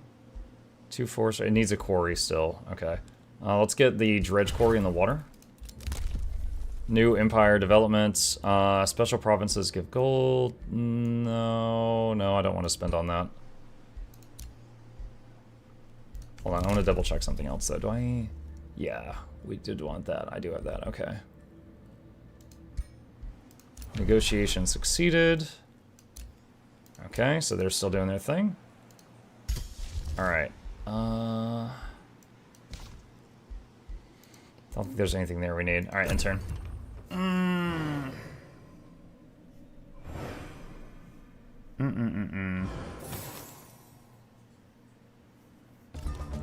Let's see, Age of Conan, similar but better. You know, I tried Age of Conan. I did a sponsored stream for them for about a day, and it felt exactly like playing Valheim. And I don't mean that in a bad way. I enjoyed Valheim, but I didn't really get into Age of Conan because I had just played like 200 hours of Valheim. So, like, I did a sponsored stream for them. You know, I showed it off. You know, made some sales, stuff like that. But I didn't, in the brief time that I played it, I didn't see anything that, you know, other than the art style that, you know, made me think it was, like, crazy different. It was fun for what it was, but that was my impressions after a day. I'll just auto these guys, just run them over. Alright, I think blue is done up here. Can come back home. Okay, this one... Do we already have that? Okay, we didn't. We do now. Okay, you guys wait. Lord's Manor is done producing. Let's do the hull. That's done. Set production in Casterland.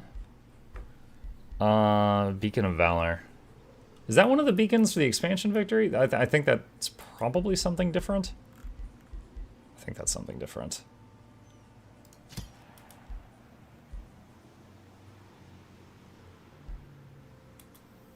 Wait, is that just a quarry? Hold on a sec. Yeah, that's just a quarry. Okay.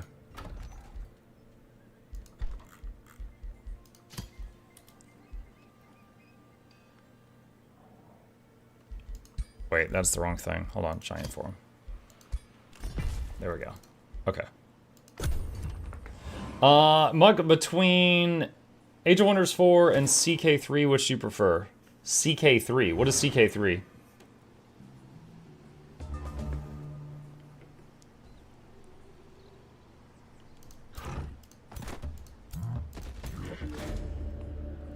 Let's see, Fire Giant.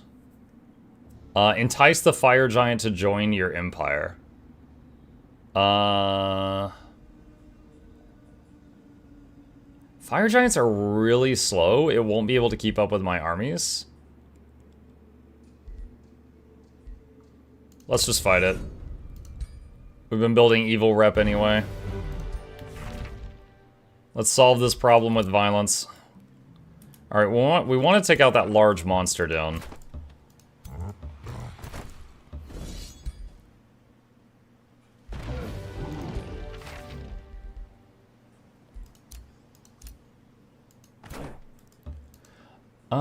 Crusader Kings 3. Oh, I've never played Crusader Kings 3, so I can't make that comparison, Shad.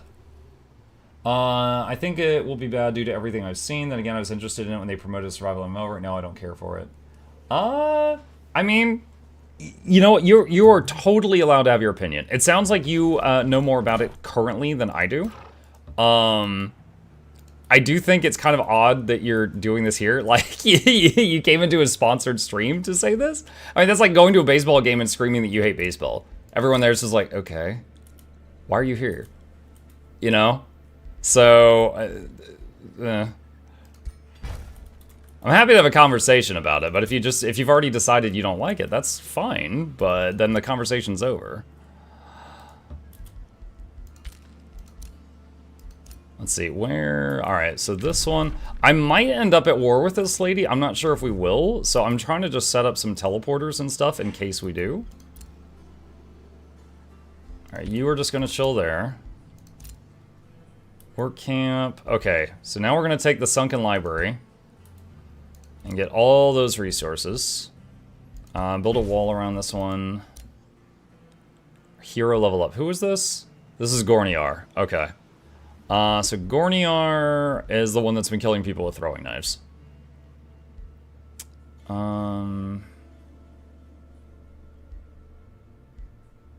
If this hero is not engaged in melee when the turn starts, then it gains +1 range on physical ranged attacks until it moves. Sure.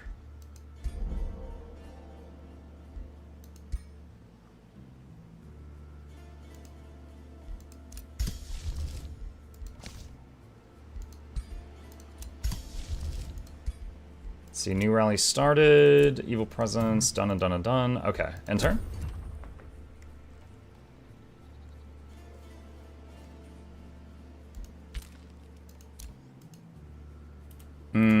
I think WoW Hardcore is better in survival than any so-called survival genre game. Okay, look, WoW Hardcore is challenging in its own unique way, but you don't even have to, like, manage food or water in that game. Like, Subnautica, you've got to keep track of your food, your water, your oxygen levels, your temperature. You don't have to do any of that in a WoW. WoW is not a survival game. WoW is an excellent MMO that I sunk like 10 years into. It is not that. Okay, how big a stack is this?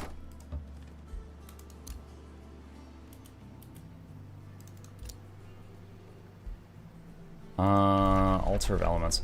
Do I want to leave room there to snag that? Hold on.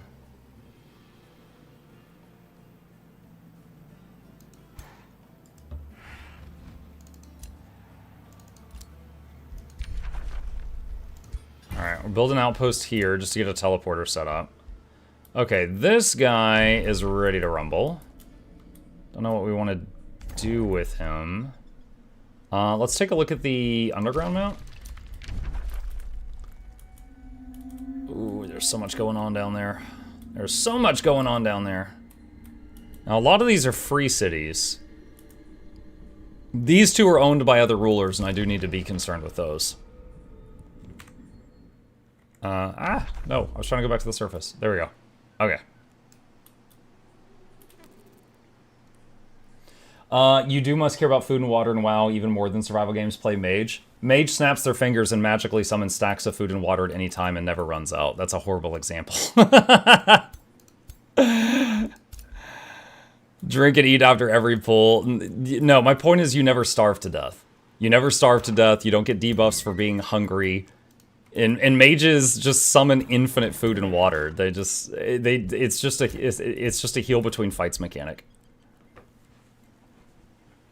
Like, if you've got a warrior being healed by somebody else, the warrior can literally play the WoW forever without ever using the food. Like, there's no detriment. Now, again, WoW's a great game. It's not that. It is not a survival game. It's a different genre. I'm not sure what to do with these two armies. I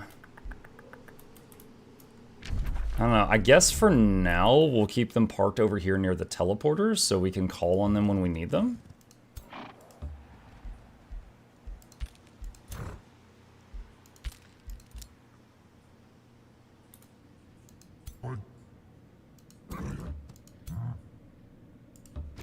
Like in EverQuest, if you hadn't eaten food in the last hour, your health stopped regenerating. If you hadn't drank within the last hour, your mana stopped regenerating. And you could not recover health or mana until you ate or drank something. In Subnautica, if you don't eat periodically, you straight up die.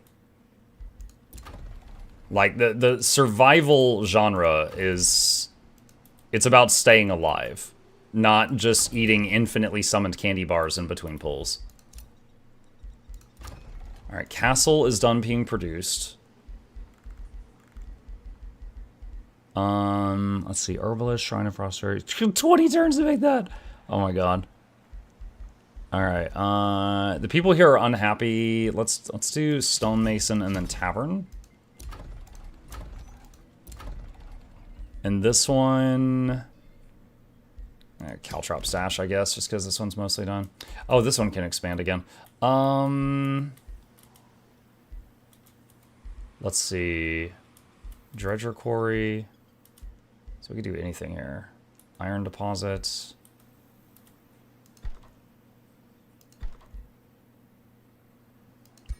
Let's get farm there. You were falsely denounced. Infestation. Evil Presence. Yeah, we're working on that right now. Set production in Caldwell. We need more space. We need more space. Caltrops, ballistas. Okay. If I ate peppercorn crusted sous vide steak as much as my character, I would go bankrupt. Yeah. Dude, yeah, if WoW was a survival game, mages eating a freaking full meal after every single pull, their stomachs would explode. Alright, take a look.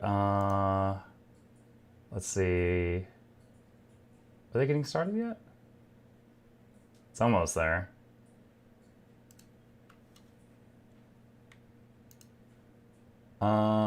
Waiting. Hold on. Have they gotten started yet? Oh, there we go. Okay, so they're doing the countdown right now. We got about 5 minutes.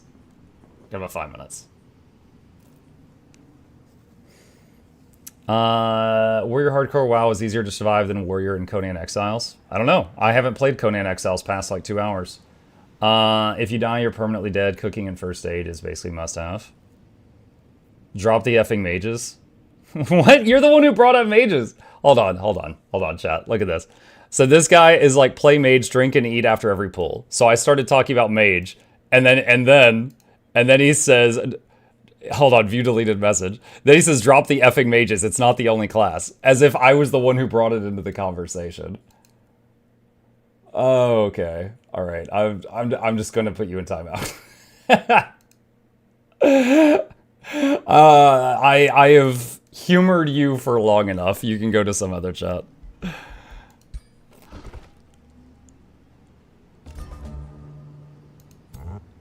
He's like, example. I'm like, that's a poor example. And he's like, stop using my example.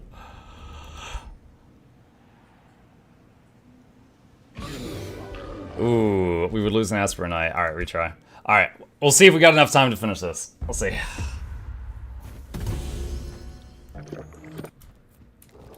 Dude, I don't even think WoW's a bad game, you guys. Most of you who've known me for a while know I played it for like 10 years. I led server first in that game. It's a fun game. But to say it's a survival crafting game, it's like... Come on. No. If the mage doesn't eat a candy bar for a while, he doesn't die. The warrior can level to 60 without ever eating food if he's grouped with a priest and the priest is healing him. No. Let's see, alright. Sure thing on that. And... new spider egg. That's just a consumable they've got.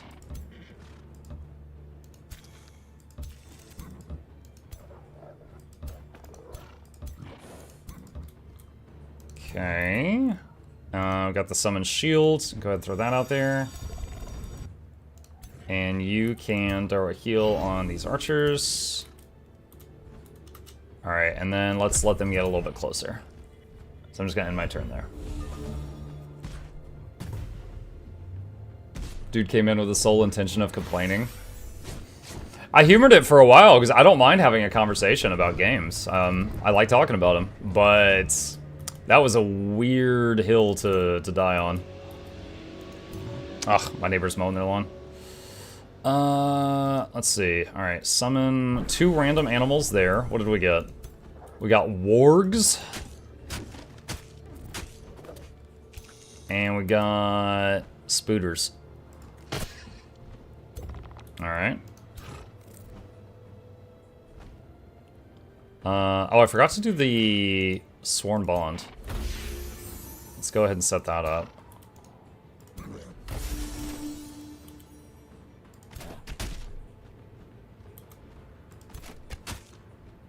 Okay, do some range damage. And what do we got here? So they've got some wargs or something. Take those out. Those are right in my face.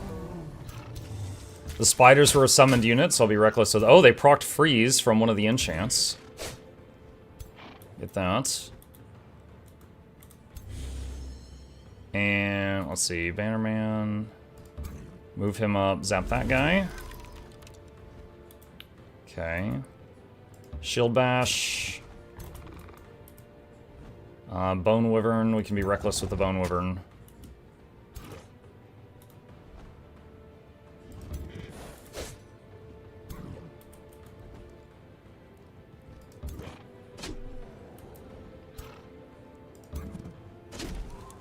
We froze a unicorn.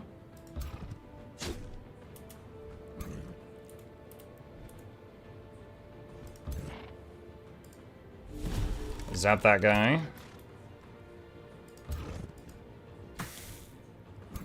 Shoot a few arrows. Knights charge that guy. And Archer can finish that one off. Liege Guard hit that guy. Alright.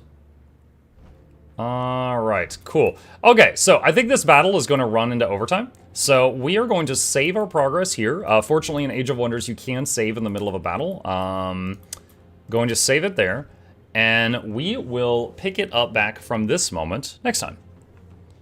And in the meantime, chat, we're going to get set up for our sponsored segment. Give me just a minute here. Exit the game. And give me just a moment over here. Okay, so let's get this going here. So we're going to open this up here. And going to change categories. All right. They have some music? Yeah, they got some music. Nice. Looks like Aries watching it too. Captain Richard. Yo, I know a lot of other people that are doing this right now. Brett?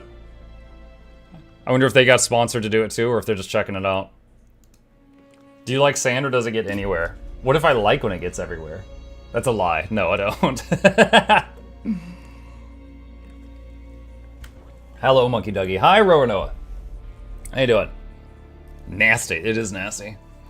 All right. So, brief coverage. What's going on? What are we doing here? All right. So, chat. Dune Awakening is a game that is currently in development in the Dune franchise. Now, I am aware of the Dune franchise. I have seen it on shelves in game stores and bookstores and stuff like that ever since I was a kid. Never done much with it. I'm aware that there's like sand planets, there's giant worms, there's a spice or dust or something, that there's like some kind of crack everybody's fighting for. But I don't know much about it beyond that. However, the trailers for Dune Awakening is that it is basically a survival crafting RPG is what they're aiming to make. What we've got here is a 2-hour broadcast from the developers where they are showing off what they've made so far, and they're hoping we like it. So we're going to be watching what the mid and late game objectives and goals and things that we can strive for in Dune Awakening, and see if we are going to see if it's right for you. Essentially, you're going to be able to see if it's the type of thing that you would like. So other games that are within the genre that this is meant to be a part of is games like Grounded, V Rising, Valheim, Enshrouded. So if you enjoyed any of those, the hope is that you would enjoy this too. So we are going to check this out with them and see what they are working on. And they want us to see it. That's it. That's the easiest sponsor ever. They just want us to watch it, and they hope that we like it. And then, if you do like it, you could wishlist the game. There is a link that is pinned at the top of the chat where you could go to their Steam page. You could just check the little box to wishlist it, and it'll let you know when it comes out or when it's on sale, stuff like that. No, actually playing. Yeah, today we are just seeing what they're working on. Not even play the game. It's not out yet. It's not out yet. So yeah, they're spending a lot on advertising today, just hoping that everybody likes what they're working on. That's what they're doing. So yeah, yeah. We're gonna be checking it out, and then as always, I'll have a giveaway for you guys at the end to thank you for being here. Saying spice is like crack is not all that wrong is just very helpful, crack. Hold on, what is spice in Dune?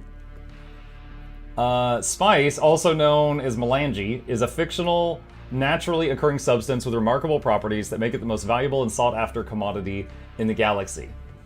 What is it? It is a unique psychoactive drug. Oh, it is crack. A geriatric substance that extends life and enhances mental capabilities. Exclusively found on the desert planet Arrakis, also known as Dune. The byproduct of the life cycle of giant sandworms, the Shai-Hulud, and is created during a worm's larval phase when water combines with excretions in their nest. Over time and exposure to the sun, this transforms into spice. Spice mining is a dangerous and complex process due to the harsh desert conditions and the presence of giant sandworms. I learned more about spice than I've ever known. It's worm poop? I don't know if it's worm poop, but there's worm juice involved.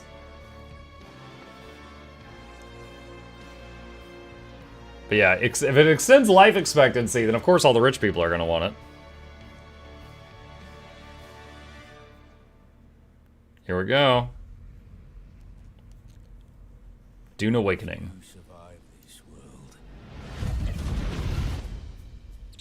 Oh, they got little rabbits.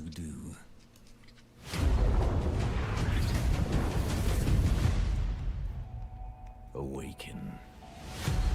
He said the thing.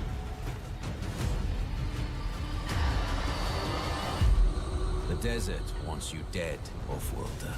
If the sands don't take you, the storms will swallow you whole.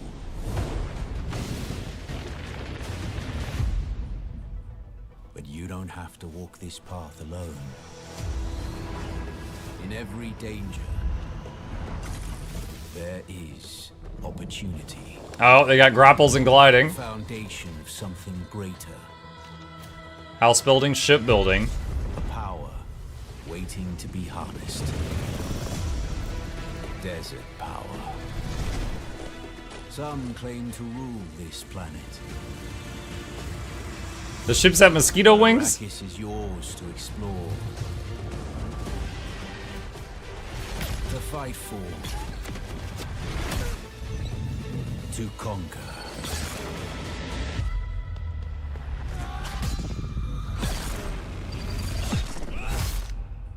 So it seems like they've got like little personal shields. Beyond even your I'm guessing that's what that ripple was.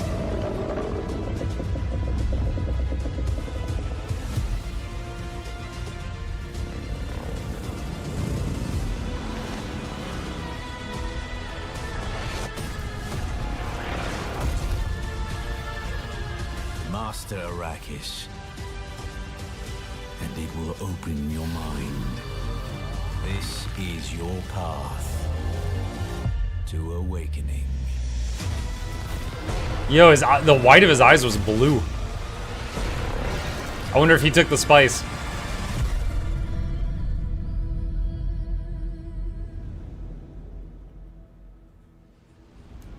Those are ornithopters. I've not heard the word ornithopter since like Magic the Gathering. That's the last time I played something with ornithopters. Long spice exposure causes blue eyes. Hello everybody to our, and I can't believe I'm gonna say this, last developer live stream before our head start and the full launch of Dune Awakening. Natasha. I'm Natasha Rösli. I have the honor to be your host for today. And I think I'm not the only one when I say I'm so excited for you to experience what our teams have been working on for the past years. So some of you have gotten a taste of what the game feels and looks like during the beta weekend. But today we go beyond the beta and show you a glimpse of mid and end game of Dune Awakening. We have first a little segment where we talk beta and combat. We then have live gameplay of Haga Basin and also social hubs. We go into live gameplay of the Deep Desert.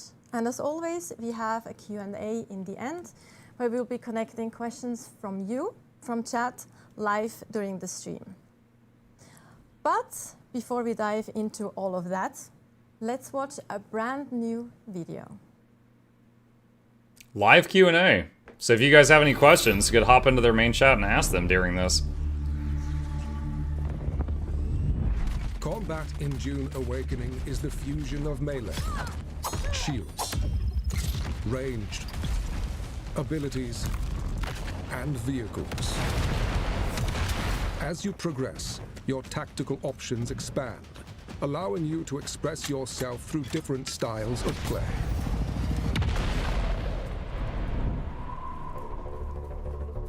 In the beginning, combat is a short, brutal affair. Do everything you can to knock your opponents off balance and open them up for a retaliating strike. Keep an eye on your stamina, or find yourself. All right, so I've already seen that there's dodging and there's parrying. Change the paradigm. Use the voice to force your enemies to come to you. Shigawire claw to stagger an enemy. Knee charge into melee range.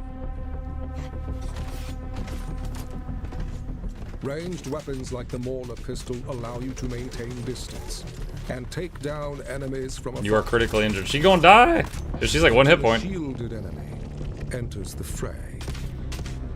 Holtzman shields change the nature of combat. Their kinetic barrier can only be pierced by slow-moving objects. Fast on defense, slow on attack. Swords, daggers, kinjals, and rapiers are effective for dealing with shielded enemies. But without a shield of your own, you will quickly be overwhelmed by enemy fire. But the shields also have a weakness beyond the slow blade. Ranged attacks cannot be fired from inside an active shield, creating a window of opportunity for the others to exploit. So their shield goes down when they're shooting. Range weapons can counteract shields. The drill shot rifle fires drilling darts that will attach to a shield and slowly pass through. The disruptor fires statically charged darts at variable speeds to overwhelm the power supply of the shield. Abilities can turn the tide of any battle. Yo, Use flamethrowers. their deflection ability to close the distance and bring their crippling strikes to bear on their enemies. Troopers use their techniques This to dude's take just the floating? air and bring death from above. Bene Gesserit stop enemies in their tracks with the power of the voice, or use their Bindu dash to quickly close the gap. Mentats control the battlefield with their sentinel, or use the There's a Hunter's pet Signal class! for a silent takedown. Abilities, ranged weapons, shields and melee work in concert to allow mastery. But beyond mastery lies the spice. Consume it to awaken. Transcend human limits with new abilities. Drugs, the MMO. Seeing what others cannot, the narrow path to victory.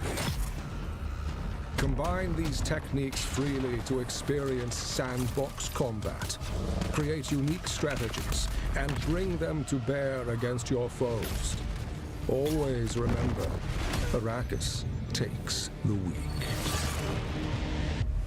As someone who doesn't know a lot about Dune, this is like watching half these people snort something and turn into half Jedis. It's not the war on drugs, it's the war of drugs.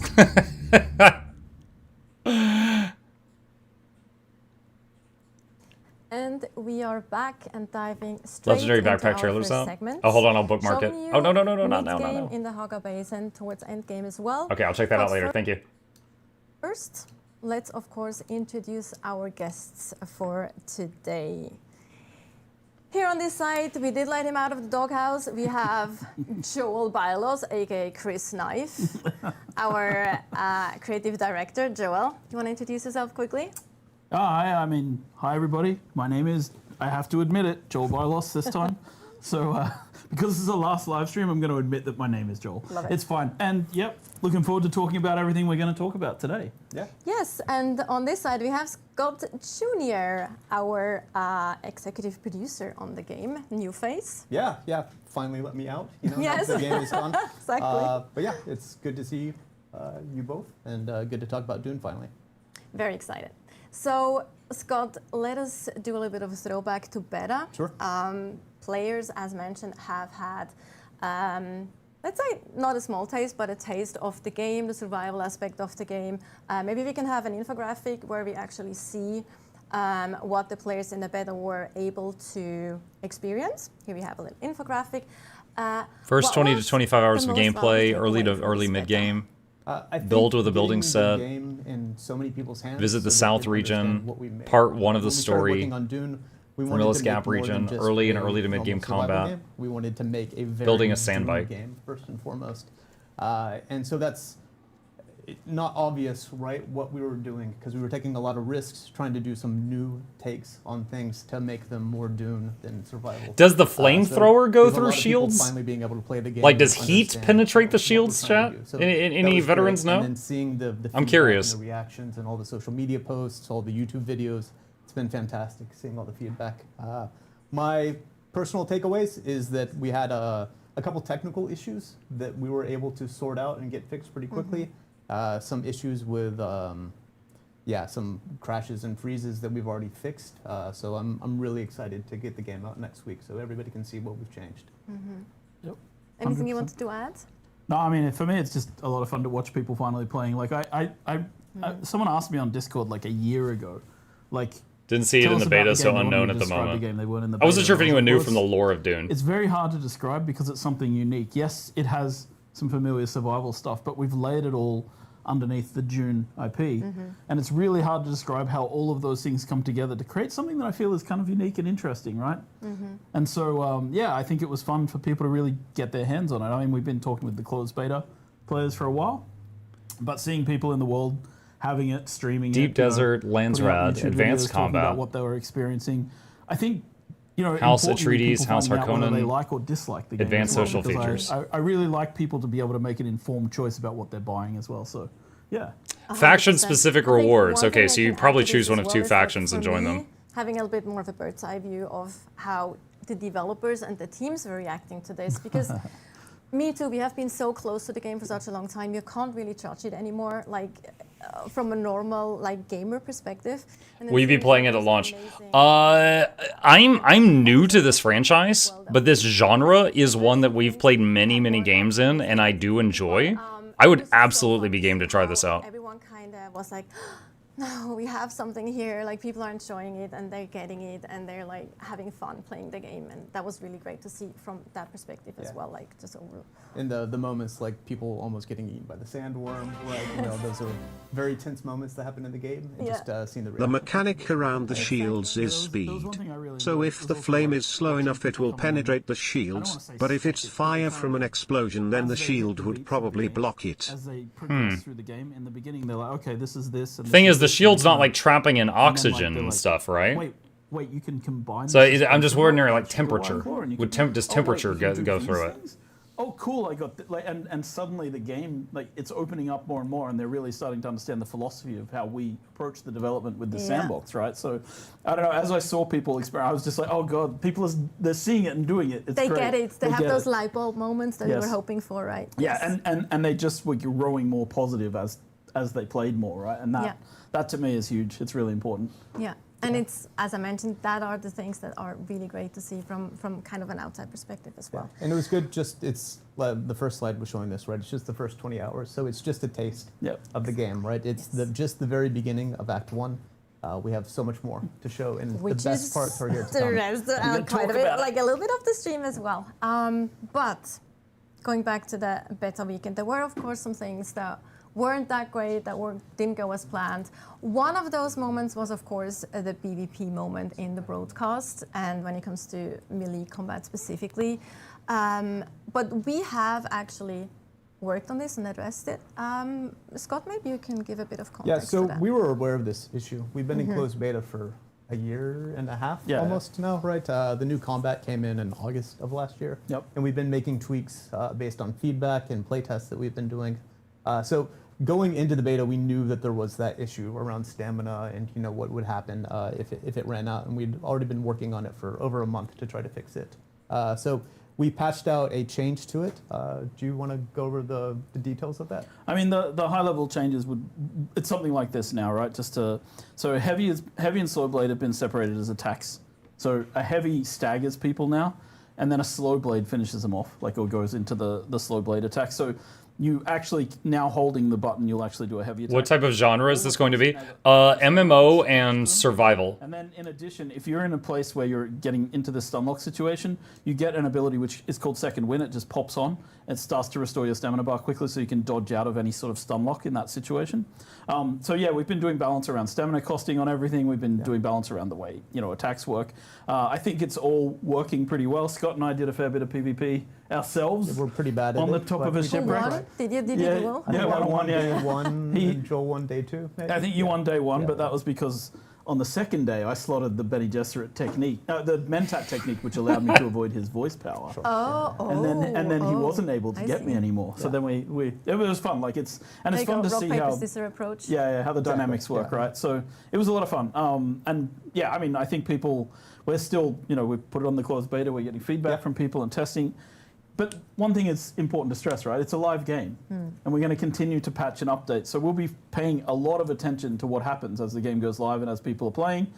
And we're here to make the game better. That's our job. So yeah, absolutely. That's beautifully said. Thank you. But enough just a dry talk. Let's jump into some gameplay. So we actually have an example of group gameplay. I'm like, that word is just not as I thought you were going to, when you said dry examples, I thought you were going to break out the wine. But let's. So we got like a gunner on the back of a vehicle here. But yes, so we have some group gameplay, mid game actually. Yeah, mid-ish game. We can probably just comment on it as Sure. well, what we're seeing and how it's different from what people have seen in the beta specifically. Sure, you want. Sure, yeah, I can go. So if you play, It's like a the mining gap, beam. the journey is still very isolated to yourself, right, and your sand bike, and you have a small base. As you're moving into the next areas, like the Hugget, or this is the Rift, right? You unlock the buggy, and the great thing about the buggy is it allows you to start mining from your vehicle, and the resource requirement as you go further and further into the game is more intense.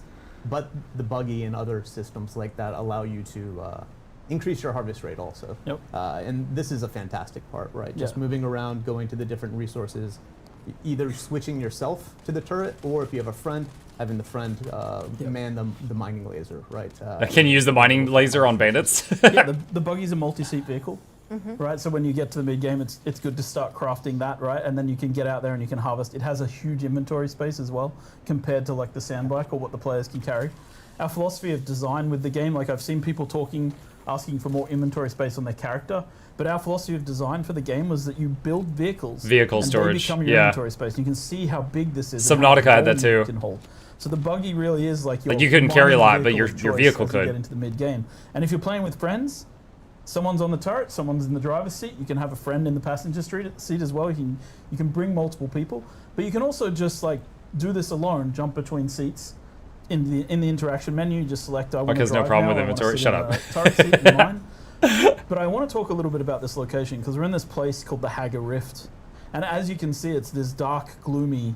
It's basically a geological ditch. And Herbert talked about this in the book. He talked about the folk of Pan and Graben. And this Graben are these big ditches, these big chasms that you have on Dune, on Arrakis. And in here, it's like the sunlight doesn't really penetrate to the bottom. And down here, there's been this ongoing war of attrition between the Atreides and the Harkonnen over this shipwreck, which is central to this area. Okay, so I don't know those And then words, as so I'm you guessing come those are up two groups out of people. The Haga Rift, you come back into these other areas of the map, and it's like it's a different Crashed style ornithopter? and tone to the desert. And I know people have been concerned, or at least been worried that like everything's one biome. But as you go down into the Rift, you feel it's a very different place. And shout out to our world director Jeff. Like one of his big key points about the world was making sure that we had a lot of verticality. And I think Haga Rift is like an absolutely perfect example of how you can just keep going down and down through these galleries, and there's bases built up through the entire side. It's just this really fun place to be. It's like, make it deeper, make it deeper. Exactly. I remember he mentioned that. And this is where all the lights come into play. So headlights on vehicles, personal lights on players come in. At this point, this is where you start bringing things, and yeah, it's fun. And it's so huge because then you fly in an ornithopter too. It's Yes. like wide, and yeah, it's really fun to explore that way too. And the music and the setting and the Yeah. atmosphere when you're down, right? Yeah. You've been in the harsh desert and the Vermilios Gap with like the bright lights on you the entire time, going like from shadow to shadow to preserve water. When you get down there, like the music team's done a very good job of just setting the atmosphere. It feels almost cool. So that was the thing that we just That's climbed our out base in of. the distance set too, Yeah, I think, yeah. where we're heading. So you can see the wreckage of like the wall. You can see that's a deserter base. Like because of the war of attrition that's been happening here, some of the Atreides and Harkonnen have deserted, and they set up little camps around here, and they create like they're obviously hazardous. But now we're coming to a base that we created for this, and this is the Atreides base building set. Yeah. And this kind of, I think this is a Awoo. this is a great example of what you can do outside of the square blocks that everybody was seeing in beta because they only had access to the first couple of sets. Yeah, and what's important as you get into the mid game, you start building up your infrastructure, and that's just as important as your equipment or your vehicles.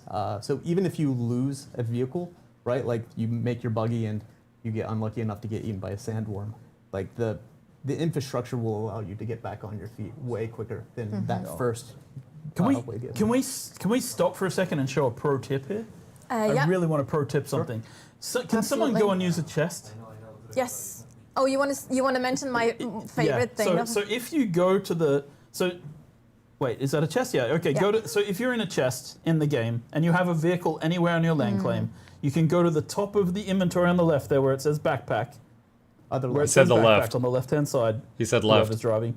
Up Up, there. up Yep. there, You yeah. click the Yes. drop down and you can select the vehicle storage. Oh. This is a massive quality of life for getting So things you in don't and out have of to your run back vehicles. and forth to the Because we vehicle see to that- unload. We know it's a little bit hidden. It's not the easiest thing to find. But once you know about this, it ups your quality of life in the game immensely because you can just drive in with a buggy full of stuff, go into your base, click any chest, click on the storage drop down, and start That's nice. taking things. That's nice QOL. In Subnautica, after I would take out like the sea moth and get like a load of materials, I would have to make trips from the sea moth to the storage lockers. Another thing So and this I gets rid of mentioned that. before, which is That's such a good. Small quality of life thing, but we have that too, is you don't have to empty your chest before you can move them. Oh, exactly. This yeah. is like, that's Yes. just a complete mind-blowing quality of life change to me. That's like so nice. Yeah. So the game works in these phases of like, in the beginning, you need a sand bike to get off walking around, right? Then you move to the phase where you want a buggy to help you to harvest and gather resources. And then you move to the phase where you want to start building your first ornithopter. And so we have an example of this here. And the vehicle building in the game is very cooperative, right? You can see that these different, we're now adding permissions to allow people to help us to work on this ornithopter. So this, these guys are all in a group. And so people can cooperatively build. And of course, I think this is the medium, the assault ornithopter, as we call it. So it's the medium tier.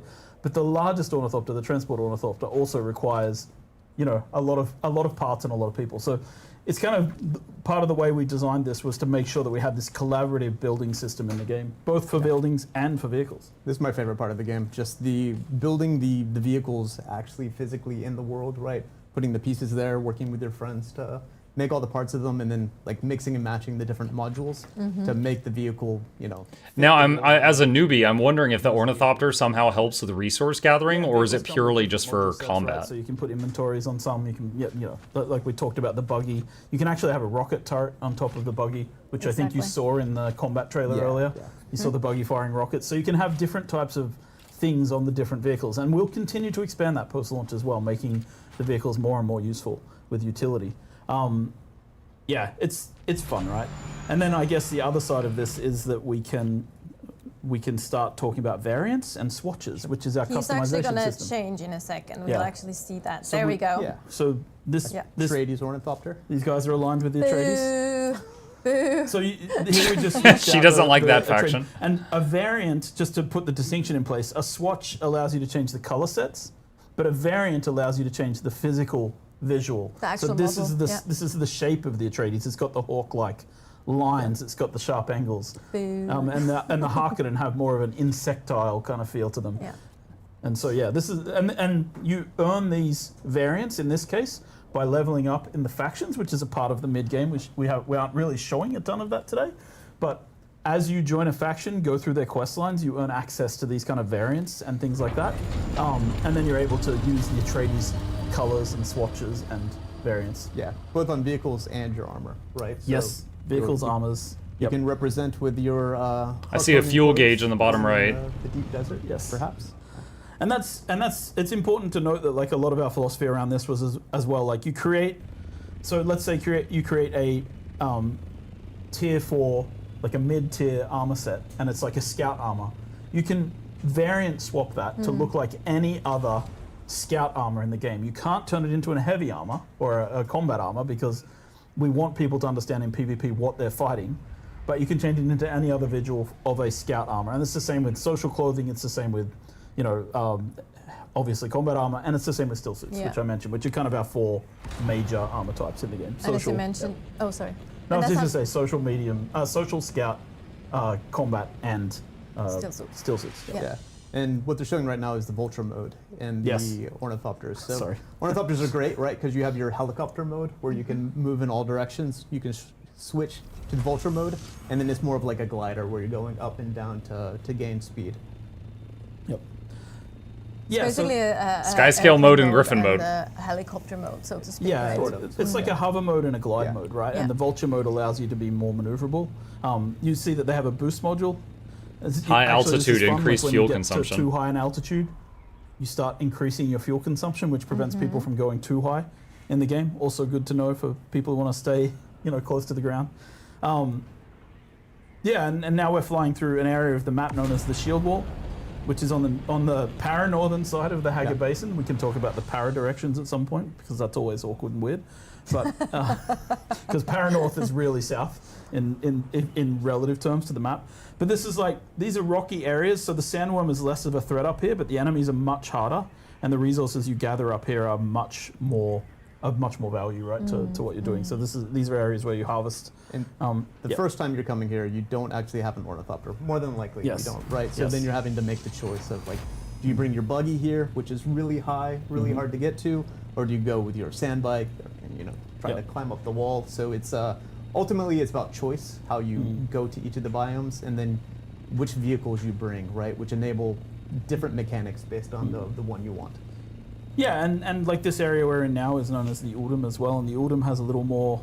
I'm curious about the enemies. He said that this area was more dangerous, but there's less sandworms. So I'm wondering if it's those two factions that were talked about earlier, or if there's some other monsters over We here. won't talk too much about it, but yeah. We're going to fly over, I guess this is a... This is our second base, This is our yes. second base on the shield wall. Yeah, so this is the Lots of guild shields. base. So this is further into the game. People have progressed a bit. They're probably... So we divide the game into 4 phases. Survive, protect, expand, and control. So this would be... Here you're either on the expand or the control part of the game, the sort of last 2 phases, right? So you've got a bigger guild, you're working with a larger group of people potentially. You can still play the game solo at this point. Everything just takes a little longer and is a little harder to do on your own, right? And you can still do it. You can craft these ornithopters. There's no problem. But, you know, we encourage people to play together and work together in a multiplayer game. And we're showing off some building. Ew, sets we never socializing, saw before. gross. Yes. Twitch drops. These are Yes, Twitch drops, yeah. exactly. So the one that are, this is actually the that once Chome building set, but those round windows and the ceiling pieces, pretty much everything that's more metal than like white stone. Sandworms can't really tunnel through solid rock, so structures on Airkiss are generally in rocky or mountainous regions. Oh, okay. Set, which I love them. I think they're very cool. Yeah. They're really cool looking. Yeah, and you can see what we'd expect a guild base to look like, right? Lots of production going on. I love it was It's like something 3D that we were printers. really, like pushy on in the game development, making sure that the fabricators actually show the items being crafted as they Yeah. craft, so you see them So cool. form up inside the fabrication units. And yes, I know this isn't exactly something from Dune lore. This is one of the places where I was like, I have to make a concession to the game. They don't have fabricators, they're not mentioned in the lore, but it's fine because it's cool. looks cool. Rule of Yeah. cool. It's fine because it's cool. Absolutely. And this is a vehicle fabricator, yeah. There's also circuits. Have we ever talked about circuits before? Nope, not actively. You can. Okay. Please feel free. They're pretty neat. It's not like as intense as like Factorio, right? Making blue science or anything like that. But you are able to set up. I understand that different circuits in reference. your base, so you can have some containers feeding into some fabricators feeding into others. You'll never have 100% automation like you would get in a factory builder game. But it does Oh, enable that's you cool. as you get to mid-game to start having a fair bit of automation in the game when you're playing, because water and electricity become quite a burden if you don't start upgrading your gear and the infrastructure like we were talking about before. So we introduced passive ways to get water, which is a huge help, because water in the mid and to the end game even is really important through all aspects, not just survival but also crafting. For my fellow lore nerds out there, we call the passive water generation wind traps. I was just about to say there are actually some wind traps on this, and Yeah. we've seen some while we walked by them as well. And yeah, it's just like you also see here how much bigger those refineries are. We also saw a spice refinery as well, actually. Like Yeah, there was the spice refineries round there, tubes. yep. Yep. Yeah, and that we just saw a room with some decorations in it as well. Yeah, we like just to you can pimp up your area in a sense, like put out holograms. It was quite funny because here's a fun anecdote from development. The artist no. made a bunch of the artist made a bunch of pot plants for people to put in their bases, and I was like, guys, it's June. There is no water to water those. So we have a things lot of holograms in your planted now. buildings. Yeah, I was like, they we look can great have. though. Then I keep saying the word holograms. Sorry, everyone. Solido projections. Solido projections. Solido projections. We're yelling at you. Oh my god, I'd be so mad. I'd be so mad if I wasn't me right now. If you like decorations, you need to explore quite a bit, Yes. right? We don't unlock them all. Yes. Go to trade posts, go to places where there are people. You can unlock tons of the stuff that you're seeing around in the Yes. base here. Exactly. You have to work a little bit for You'd it. have to work a though. little bit Yes. for it, yeah. Like explore, find people that Yeah, sell you and stuff. and obviously these doors, Or- the pentashield doors and things as well. Like once you reach a certain stage in June, you can put shielded doors out, so you don't have to have doors that open and close. Exactly. And that's really useful for when you have flying vehicles, you want to land in hangars, you don't have to wait for a door to open. Some of the cool stuff I've seen in beta is they will make a huge base, but it's kind of covering a road. So they'll open up yeah. the middle of it and then set the permissions on the pinto shields so that you can actually drive Public, through it. So yes. you can't. Now, lore-wise, how did she just fly? Is that like Jedi power stuff from the Spice, or does she have like a technological jetpack type thing? So I think we're actually gonna go up to the roof now and build a transport ornithopter. Oh, nice. Great. Which, No. not No. yet? Okay. Spice Girl power. we're not. Excuse me. Go to your room. We're going to Excuse run around me, the base a little not bit more. wrong. We're Yeah, still, yeah. we're still Oh. doing other things. That's an okay. But few ornithopters. What hovering we'd around. like to do is, because we're actually going to go to It's tech. Okay. Social Hub Okay. later on, and we'd like to throw that to, unfortunately we can do only Twitch, so I'm sorry YouTube, we love you over there too. It's just our bot is being a bit difficult, so we'd like to do a poll, throw that to Twitch chat only for today. Which of the social hubs you'd like to see? We have 2 available in the game right now. One is Arcane, the other one is Hardco, and you can choose which of those you'd like to see today. I'm waiting to So see the we'll poll. give you like a few minutes to vote on that while our rockstars Everyone's and yelling users Hardco. behind the scenes are preparing that poll for you if it's not running already. And yeah, we can talk a little bit. One of the cool things that they were just showing there is the vehicle backup tool. Yes. I don't know if we've talked about that on stream too much, but once you build a sand bike or a light ornithopter, you can actually build a tool to hide it, or like, what's the lore reason, Joel? Let's go with the Ritchie's perfected miniaturization Sure, technology, sure. and the player is able to miniaturize their vehicle, and it only works for vehicles that have nothing in their inventory. Correct. Yeah. And 2 types of vehicle: the sand bike and Yes. the light scout. Use vote vehicle. A or Yeah. H. Oh, we're flying past.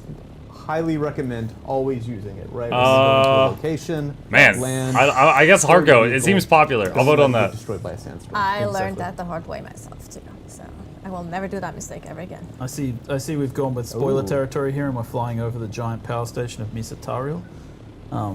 Don't look. I don't want to talk too much about it, but we'll let people figure that out in the game. It looks cool. From It is the my box, favorite though, location. Me It's- too. It's Mine really too. absolutely amazing. Mine too. And the Mine story too. involved in it is So really cool. please look forward to it. And there we have someone doing their vulture roll, which is very nice. Can you hit your scanner as well, whoever's flying? I'm not sure to do that. Oh, Yeah, so like that's vehicles obviously get like players got hand scanners probably in the beta, but now you're up to the stage where you actually have a scanner and you're scanning. Oh, it like entire, marks resources on the islands by map. That's punching cool. C.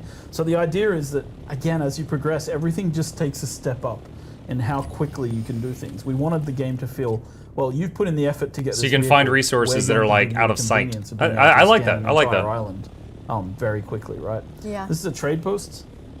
This is the Crossroads trade post. Look at the poll. It's super tight. I love that. Like right now, Arcane is slightly winning. So let's go, Harco Village Harkonnen. is cooler. I agree though. Well, both We're going to see some footage from Harco both no matter are what we do. super Sure, cool, that's though. true. Both are super cool, but I do like. Yeah, Harko just Village because you're an evil person and I you like am. Harkonnen. I am just like Something evil about for that life. whipping noise. No, you know the fun part is I always try to go evil in like games where you have a choice and then I end up course. good anyway. Yeah, like, because bad you for can't the- bring yourself to do Feel it. bad for those No, characters, I'm right? just- yeah. So these are the pilots. They were disabled in the beta. You may have met one at the first trade post if you were playing. And we're going to Arcane, by the way. We're going to won. Arcane? Yes. All right. Okay, It's fine. so we're going to go and visit Arcane. All right, that's cool. Pilot, Right, the Arcane pilot won the only vote. takes cash. So you can't have credit. You have to have cash. So we're heading to Arcane. She doesn't use it on sunscreen, that's for sure, because she was really sunburned. Like, so let's just get that out there. Yes. But yeah, you need to have the cash on you as Yeah. well. One of the features in the game that we haven't really spoken about too much. I mean, well, we have a bit. We've spoken, but I don't think people picked it up in the beta. Oh, here we go. Well, I'll let us arrive because this is cool. This is Arcane. And as we arrive in Arcane, so one of the features we have in the game is the CommuniNet system. And when a player opens their CommuniNet, they can choose radio stations to listen to in the game, a la like a Fallout game or a GTA game. And this guy, Finno Gary, he runs this trash shop, but he actually has a show on the Atreides radio. Yeah. And if you listen to the show, it's his daughter talking about their adventures on how they got all this salvage that shows up. So it's kind of fun to just like narratively listen. You know, we tried to connect everything in the world. This is again, I want to make this point because I feel like I see it sometimes online, and it's a little, let's say, disheartening. People, we were advertising the game and saying the word MMO, and then people were like, oh, they took all that off, and we took it off because we do feel like this is a huge world completely worth exploring with lots of other people. but it's not an MMORPG, Yeah. and people were getting confused by that. Yeah. So we took it down. But I think it's clear when you look at places like our social hubs, our exchange system, our banking system, that we have a lot of elements from those style of games here, right? So yeah, I think that's totally fair. You get that distinction with Guild Wars 1 all the time. People arguing about whether or not it's an MMO based on like technicalities and stuff. One of the great things here is you can actually store items and credits, right? So say you're going to take a long vacation, you're worried about your base getting destroyed for some reason, you can actually fly to Arrakeen and dump a bunch of stuff in here. I was actually thinking, is like one of the great things here is his mustache. Sure, yeah, that's also Expecting it to fantastic. come in on the mustache. I mean, I would trust a man with that we've all mustache. seen the, Fantastic mustache. You also pay taxes here. Yes. Like, because Yeah. you need to, like, for the bigger Gotta keep your sub shields fees, you up. actually need to make sure you have your taxes paid to the and this is where you pay. This is the Emperor? imperial consulate, as we call it. Yeah. This is where you go to pay your taxes to the Imperium. So the first sub-fief console that you place on Arrakis, the basic one that you place in the starting area, you don't have any taxes to pay on that. But once you get a bit further into the game, and you start building bigger bases, you pay taxes. Once you start expanding that land claim, which you do through these land claim extenders, you start paying more tax. So the idea is that the larger guilds who have more members, who are more capable of achieving things in the game, they have a higher tax rate because they're building out larger spaces. And that, that's our way of making it fair for people who only play solo as well. Like, so they don't have as much tax to pay. The other important thing Reminds me of about the EverQuest city and is BDO that's where housing. you really progress through the Or EverQuest 2 and BDO Yeah, housing. So here's where you're going to come and officially join the Atreides or join the Harkonnens and start vying for the Lands Red system and getting involved in the politics of the entire world. And this is where the advanced trainers are as well. Yeah. For people who want to progress past the basic level of training in their particular chosen classes. Except for Derek. Oh, Derek, the planetologist, he's everywhere. He's just traveling around. He's everywhere. He's a wandering mentor. You can find him uh, anywhere. Yeah, he's here. He's there. He's everywhere. Derek Chenault. Okay, no, enough. Sorry. It's okay. No, but you have contracts here, of course, as well, Yes, and contracts, specific yeah. vendors, so they have a lot of things to sell as well. Yes, and the main story brings you to these locations as well. Yes. So now we actually get a glimpse at the overland map. Yes, which is so you can use the pilots in the trade post to fly to the hubs like we showed, and you use those same pilots to get back. But once you have your own ornithopter, you can just fly to the edge of the Haga Basin map, and you'll get a prompt asking you if you'd like to go to the overland map. And this is the overland map. And this is, again, one of the things that I think kind of breaks us away from your standard survival game. This is where we have the ability Oh, it's following the to mouse cursor. infinitely expand this game, where we have multiple maps that players can go to. I think this is where you go to reach the deep desert. This is where you go to reach several of the story maps. Right now, we've landed on a fuel deposit. We're just picking up. Oh, a bit I of see the fuel refueling our bars on the ornithopter right-hand there. side of the ornithopter icon. We're able to expand here for a long time, and this is kind of part of what, again, we wanted to do to make this a coherent universe, right, and make Dune feel like something that we're going to be working on and adding to for a long time. So post-launch, there will be new locations that show up here. Yes. We'll have events that have locations here for short durations, right, for to shake things up. And, eventually when we release huge content drops, they'll be accessible through the overland map. Dude, he's nearing the point of no return. One You're other going to run out of thing that you fuel. can find in the Oh, overland there's some. map, which Okay, is we're also good. into We're the good. story that No, get the we fuel. What are you really doing? would like to talk a little bit more about, because we haven't as you mentioned, it takes a while to also get the story going. So people during the beta weekend haven't actually seen much of that. Yeah. So via the overland map, you can also access some of these story dungeons, and we actually do have some footage of one of those dungeons that await you. And Joel and Scott can probably give a little bit of context to what we're seeing. Part of Act 2. So here we're not going to spoil too much of the story, but this is kind of the theme of Act 2, right? You've moved from a survivor doing the trials, now you're getting involved in the politics. Look, the kitten is back. Yeah, so there's a lot more interaction with NPCs, dialogue, there's a lot more cinematics, and a lot of locations outside the Haga Basin that you'll be going to.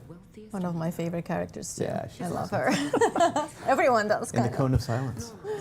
Yeah, we didn't mention the cone of silence, but you're inside the cone of silence here, and the game actually dampens all the sound outside of it when you enter, which is pretty cool. To be distributed in the water supply of this water shipper. The act of Chore murky for lore people who understand. What is that, by the way? I actually don't know The what that Assassin's is. Handbook describes certain poisons. Chore murky is poison in the drink. That's actually something I didn't know. Like, I was wondering about that earlier. Like, I didn't know what that term is. So you see we have a dialogue system in the game where you can make choices based on several of the things that you've done in the game as well. Your background at the start has some payoff here.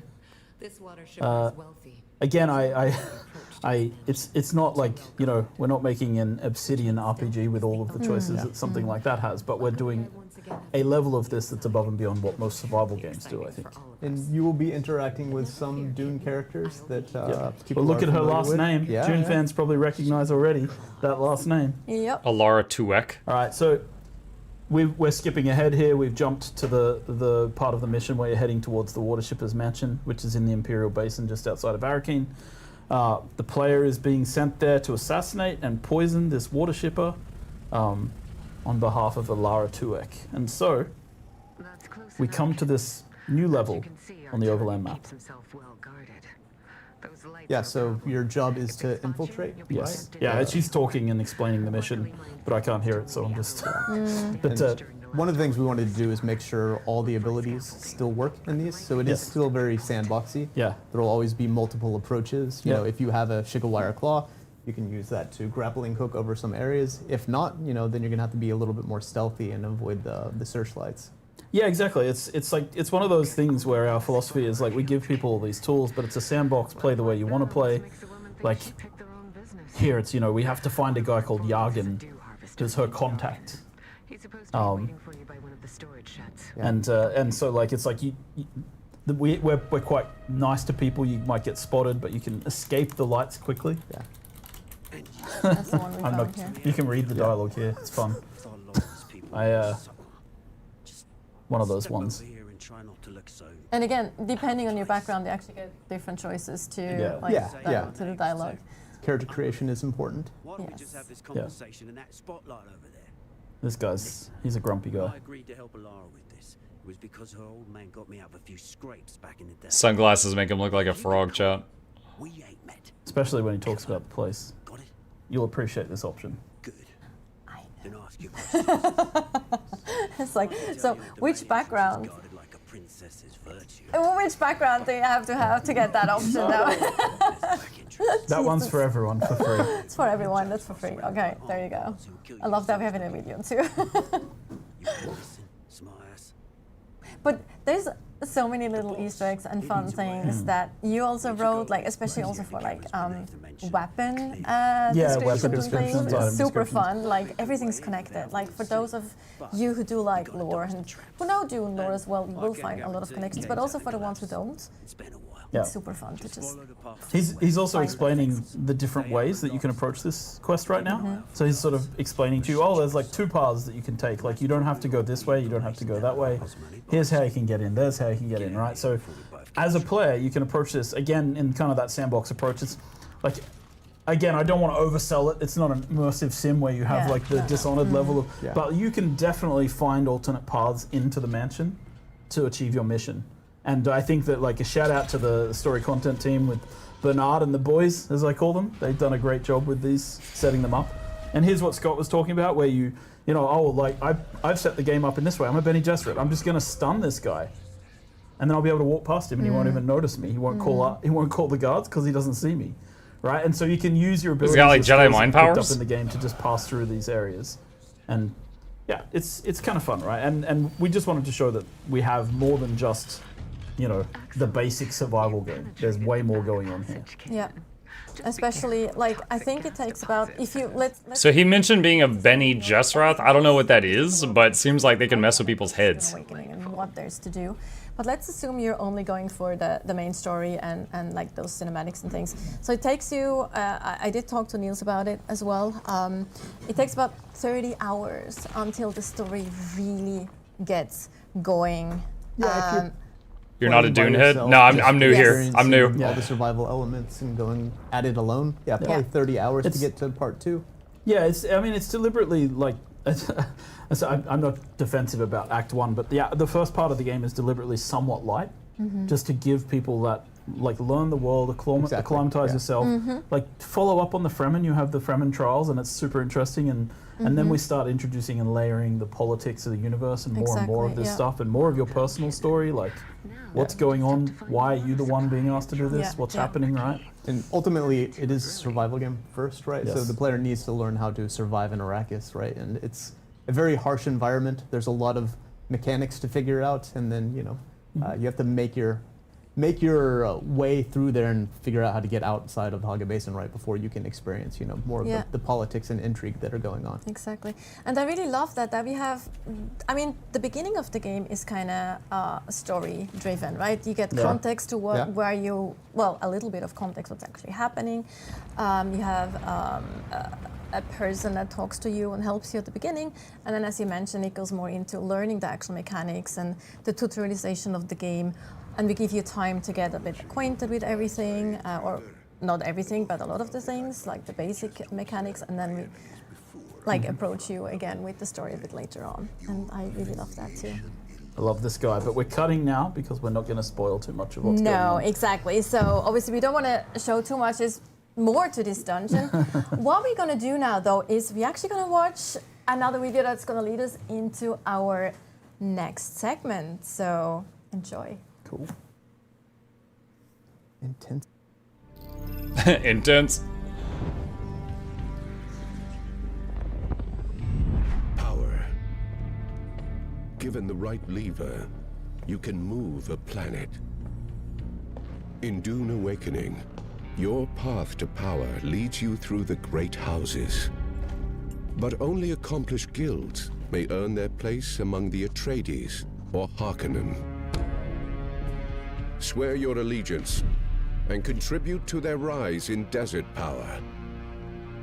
The pledge is only the beginning. You have come far, and now it's time to take control of the Landsraad. Landsraad? The Landsraad is the council of great houses that make decisions that impact all the players on all the servers in your world. Your goal, and that of your guild, is to secure their votes so that your faction, the Harkonnen or Atreides, can take control. To secure their votes and sway them to your side, you must complete specific house requirements on the Landsraad board. Alone or together with your guild, your efforts can move the needle. Be the first to fulfill a house requirement to not only secure their vote, but also reap their many rewards. Whether you enjoy PvE or PvP, there are many paths to victory. If you prefer the relative safety of the shield wall, there are many activities that will not put you into direct conflict with other players, while still contributing to your faction's rise to power. That's good. That is a good design. Wants you to eliminate sandflies. Rush in, or pick off the deserters one by one with your sniper rifle. House Rashis wants a delivery of ground cars. Join up with friends and build strongholds for large-scale production, and deliver them safely to the House representative by ground or air. Large-scale. So you make a car dealership? And will require a lot of resources. To be able to craft certain high-tier items, you will also need the most sought-after resource of all: spice. You can buy spice from spice merchants, or on the player-run exchange. And it can even be found in smaller pockets behind the shield wall. But to collect industrial quantities, you must venture into the unknown. The deep desert beckons. Here, Violent Coriolis storms sweep across the vast expanse. Sir, it's too dangerous out here, but there's so much drugs out here. Map every week, revealing new resources to mine and points of interests to explore. This ever-changing environment offers endless exploration, but also endless conflict. Each house in the Landsraad desires a specific control point in the deep desert. Seize it and hold it over time to gain their vote. Fortify it and be ready for a fight. Other players will soon come to take it from you. Hope that guy had a shield. The deep desert is also home to frequent spice blows, offering large quantities of the precious melange. Melange. You need a lot of spice. Once you've located a spice Sir, blow, drug sighted. move your harvesters in place to collect. Just be ready to defend it with your life.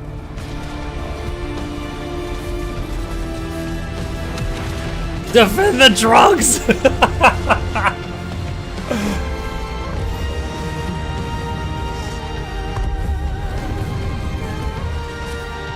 Wait, is that thing calling a worm? Don't the worms feel vibrations?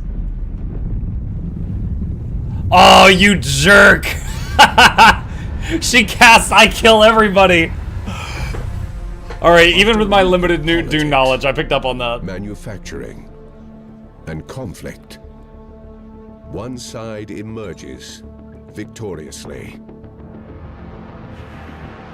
The Harkonnen have seized the Landsraad, and the leaders of the player guilds who contributed to their victory all get to vote for a decree that will impact everyone on a server belonging to that world.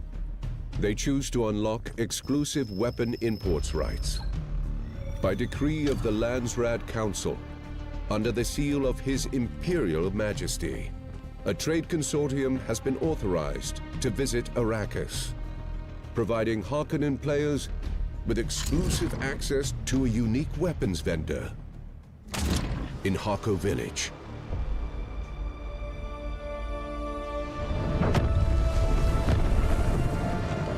As the Harkonnen Landsraad term begins, the race for control in the next term. Oh,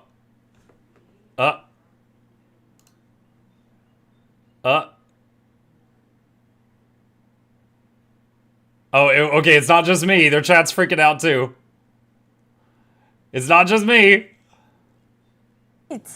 Welcome back. No technical problems at all. It's all fine. No one would have noticed if you didn't say anything, Scott. Sorry. Someone in chat said, no, my spice. I couldn't hear it, but I'm pretty sure it cut off mid-video. It probably did. Yes, I can hear it either. But the video is going to be available after the stream anyway, so you can watch it in all its glory. Landsraad. Talking about Landsraad, so let's go to the next segment. Endgame and Landsraad. So we know people have, of course, expectations of what the Endgame and Landsraad, and especially Deep Desert, looks like, and what it's for, and how people will use the Deep Desert, and how it works.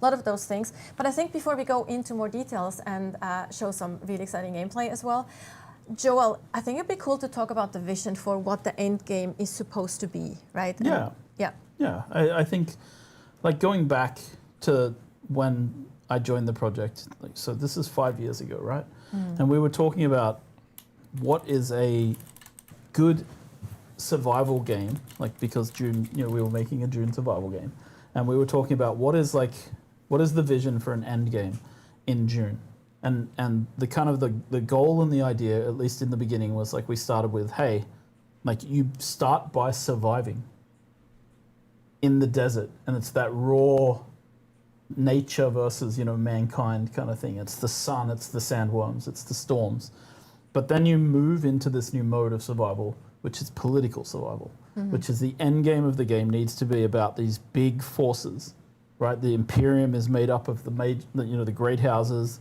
the Landsraad, the Emperor, the Spacing Guild, chome, all of these things have an influence, and you as a player are just a small cog in the machine, but we want you to be able to feel like you're participating in this big umbrella system. And so we started there, and then we talked about, like, there's an element of, like, I think very technical game design here where we talk about player activity cycles through the week. I was looking at, like, games like Rust. You know, Rust has their server resets, which is great for, like, people to start building up, and people really enjoy that cycle. But a lot of people also love having their stuff and not losing it. And so we talked about, like, okay, what about a place, and in Dune it's perfect, right? You have these Coriolis storms, and there's scenes in the book where the sand is just tearing apart cliff faces and ripping down the things in the desert and revealing things from beneath the sand.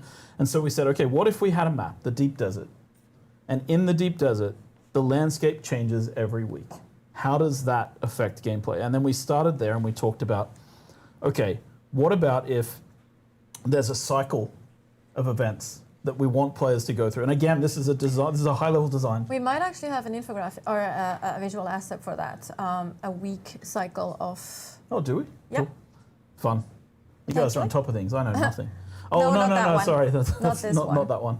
But okay. Put that away. Anyway, It's not right. Maybe we didn't. I can just keep talking. Yeah. It's fine. It's fine. Sorry, everyone. I know it's just Go for boring it. old Joel. But like we wanted to approach this right. So we were like, okay, what if there's a map that resets and the map changes every week, so that it's an infinitely explorable space? And we worked backwards from there, and we said, how do we build a lot of our game systems towards this? So we started with the idea of, yes, the map resets. When would we want to reset the map? Let's say we reset it on the lowest player activity day of the week, right? Which tends to be a Tuesday Monday? night or a Wednesday in these kind of online What? games. And then we're like, okay, and then there's this activity we call scouting and cartography. And then we built a game mechanic around cartography and scouting, which I think we're going to show in a little bit. And that is, and maybe you saw it, we definitely tutorialized it in the beta, you reveal parts of the map. And then we made it so that you can save those maps and sell them to other players. So we create a loop there for that's players who are cool. scouts, and that happens, let's say, you know, in a player activity week, it happens during the low ebb. The deep desert gets revealed. Everybody needs information. How do we make information a commodity? We create a cartography and a scouting system. Then once that information is gathered, people share it with their friends and their guilds. Then they start That actually setting up sounds what we call a really cool. logistics plan. How am I going Just to go out, create control the maps, sell them spaces to in the people? deep desert that I want to control? What is my guild looking for? Are we looking for spice? Are we looking for unique schematics? Everyone's Are looking we for going spice. after shipwrecks? Are we going after the ecology labs that have been revealed? Like, what are we doing this week? So then they go set up. And then the weekend, which is when the highest player activity count is, that's when people are Thank online. you, Barry. That's where people really participate in the activities in the deep desert, whether that is running ecology labs with their friends or shipwrecks, or Thank you, hockey. fighting over like control points in the deep desert.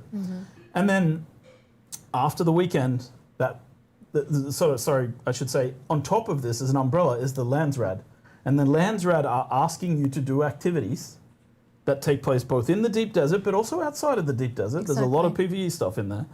And then at the end of that activity cycle, everybody votes. It sets a server-wide change, like a worldwide, I think we should say in our terminology. It changes every rule set in the world can be changed by the Landsrad.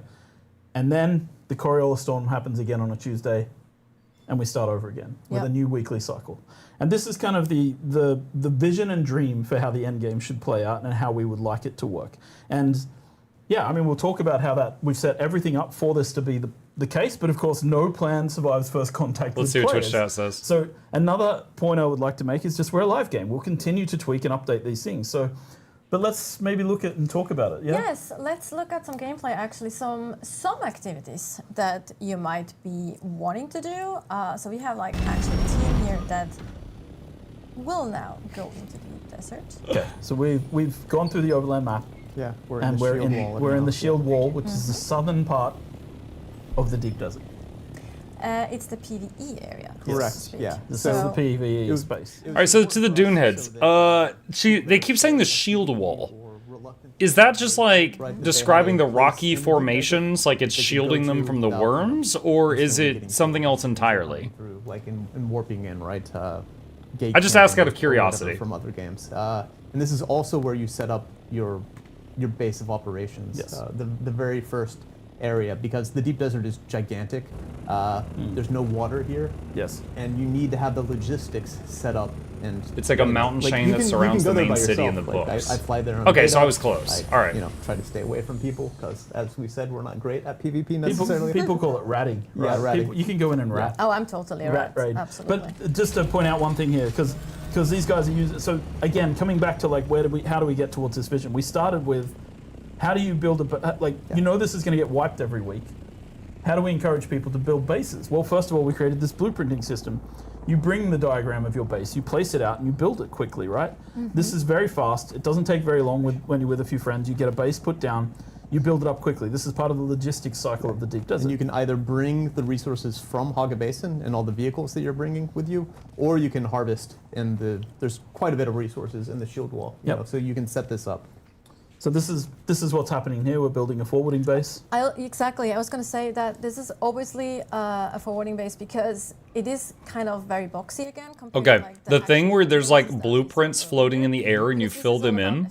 The first game I played that had that system was Grounded. I freaking love that. Because like when I play Valheim or V Rising or Enshrouded, they don't have this system, and I miss it when I play those games. It's just the building costs are different in the deep desert, so it costs half as much to build everywhere. Building and is you get 100% faster. when you're breaking things down. Just because we know you're going to be redoing this every week, there's going to be some loss, right? You know, so we're trying to make it easy and accessible in the ways that we can, while still keeping the threat there. Yes. And the intensity, right? Yes. Yeah, I think that's it, right? Like the deep desert. I hate it when stuff gets wiped every X weeks. Well, FLA, they said that that's only for deep desert bases, not all bases. I expect people to build their that's only in a certain location. Base in the PvE area, and then maybe set out some logistics bases so that they can do things like refining spice, and that's where it becomes an interesting kind of. Nothing gets wiped. Well, Mordecai, they just said that these bases get destroyed. So basically, like this is kind of. If you're with the group of people that are going out into like the deep desert for like the super high risk, high reward stuff, that's the locations there get destroyed by the storms each week. You also see co-building here. There's actually several people working on this. Yeah, everyone's working together, right? Yeah, and that's which is super nice. That's too. the guild focus as well. Like you know, it is a multiplayer game. It's really important to make sure that people can play together and do things together. And I think the fun part in this game and this style of game is that it extends beyond like the traditional MMO experience of like we can fight things together, right? And we can role play together, but you know, you're not building things together, you're not crafting vehicles together, right? We have those options, which is nice. And it's just cool to see how quick you can use the blueprint system to get like a gigantic base, right? Even though it's utilitarian, right? But yeah, it does what it needs, and it's quite impressive. Yep. I know that people were also wondering that you won't be able to, you know, copy that your setup inside. So this is literally the blueprint is for the building itself. So everything inside. Correct. Yeah. Yeah. You still have to put the placeables in. So we're behind the shield wall. I think we've just left the base now. Yeah, we're actually and we're just showing a little bit of the PvE area here. So this is behind the shield wall, and then you come out into the deep desert. And this is like I think oh yeah, sorry, behind the shield wall there's also PvE elements here. This is the PvE space. Yeah. So there are things like shipwrecks that you can raid. There are like eco labs behind here. So there is a section of the deep desert.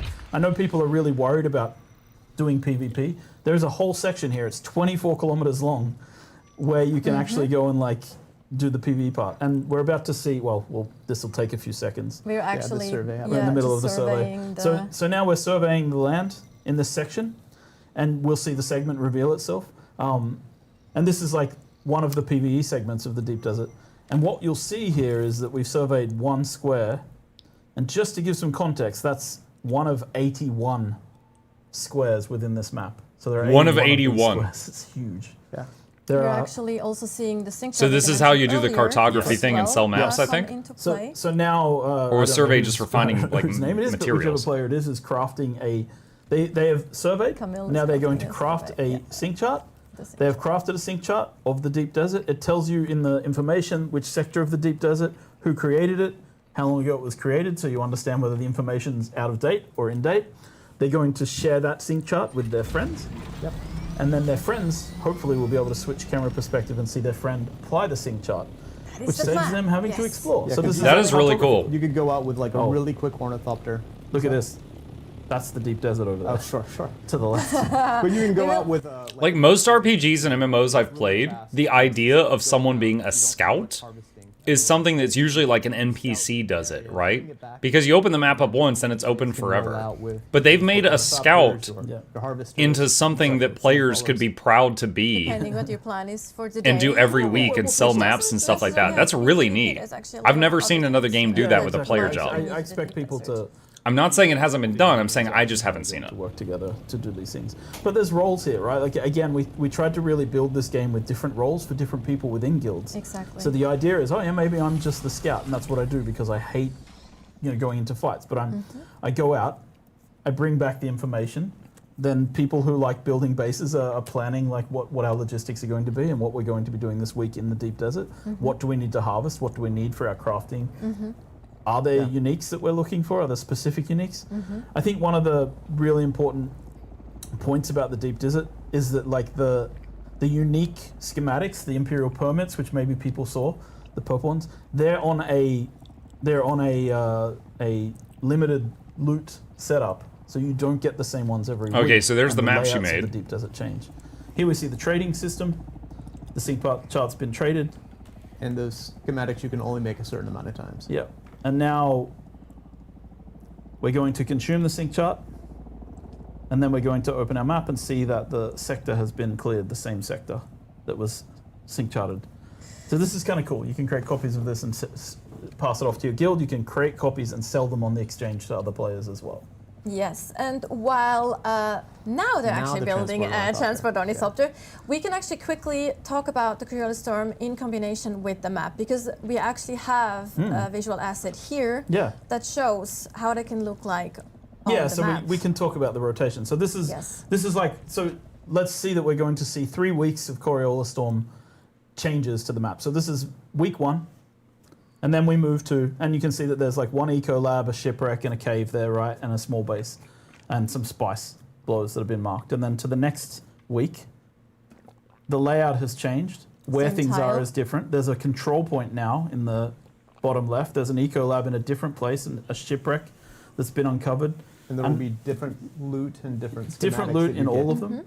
And then we go one more week again, and now you can see that this is a bit larger. There's another control point. It's a different house control point now.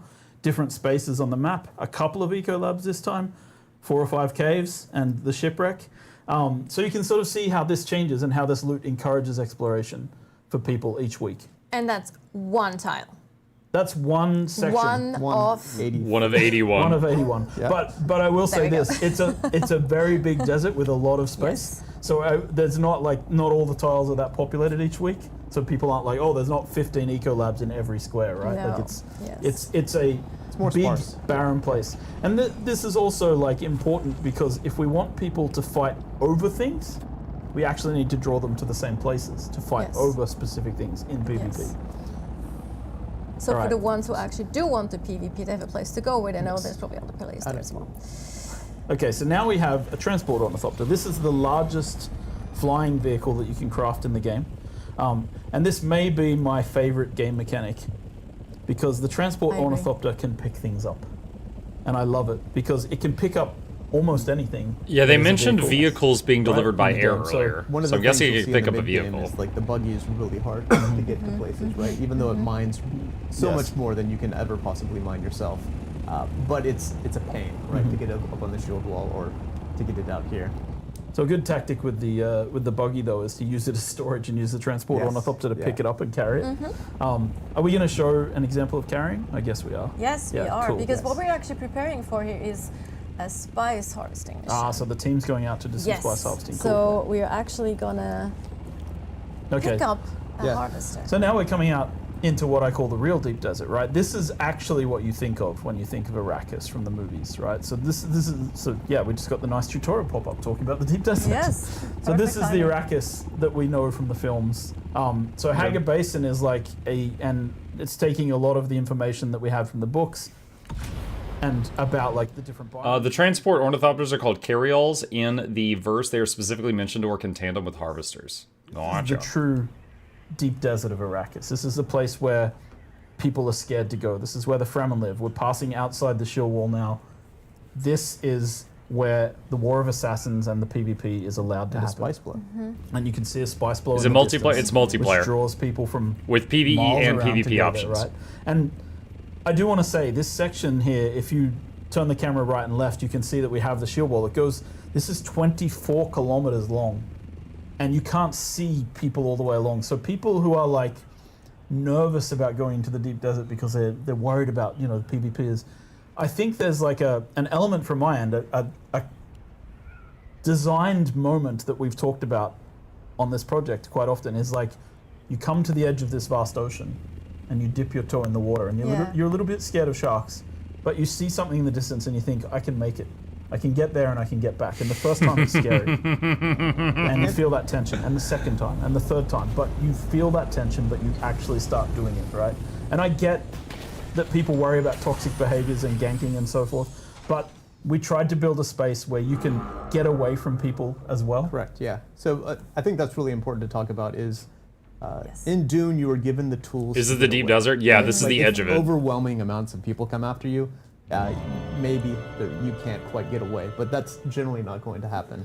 So a lot of it is more about, PvP is about controlling a point and like having to give up that point if you don't feel like fighting over things instead of kicking down sandcastles. Exactly. Correct. So on the Landsrad here, this is kind of interesting, right? So you can see the Landsrad's in the state of like, if we claim this as the Atreides, we're going to win what we call a Sisselrad. And a Sisselrad means that we're going to get the voting power for the week. So a Sisselrad is when we can complete a row.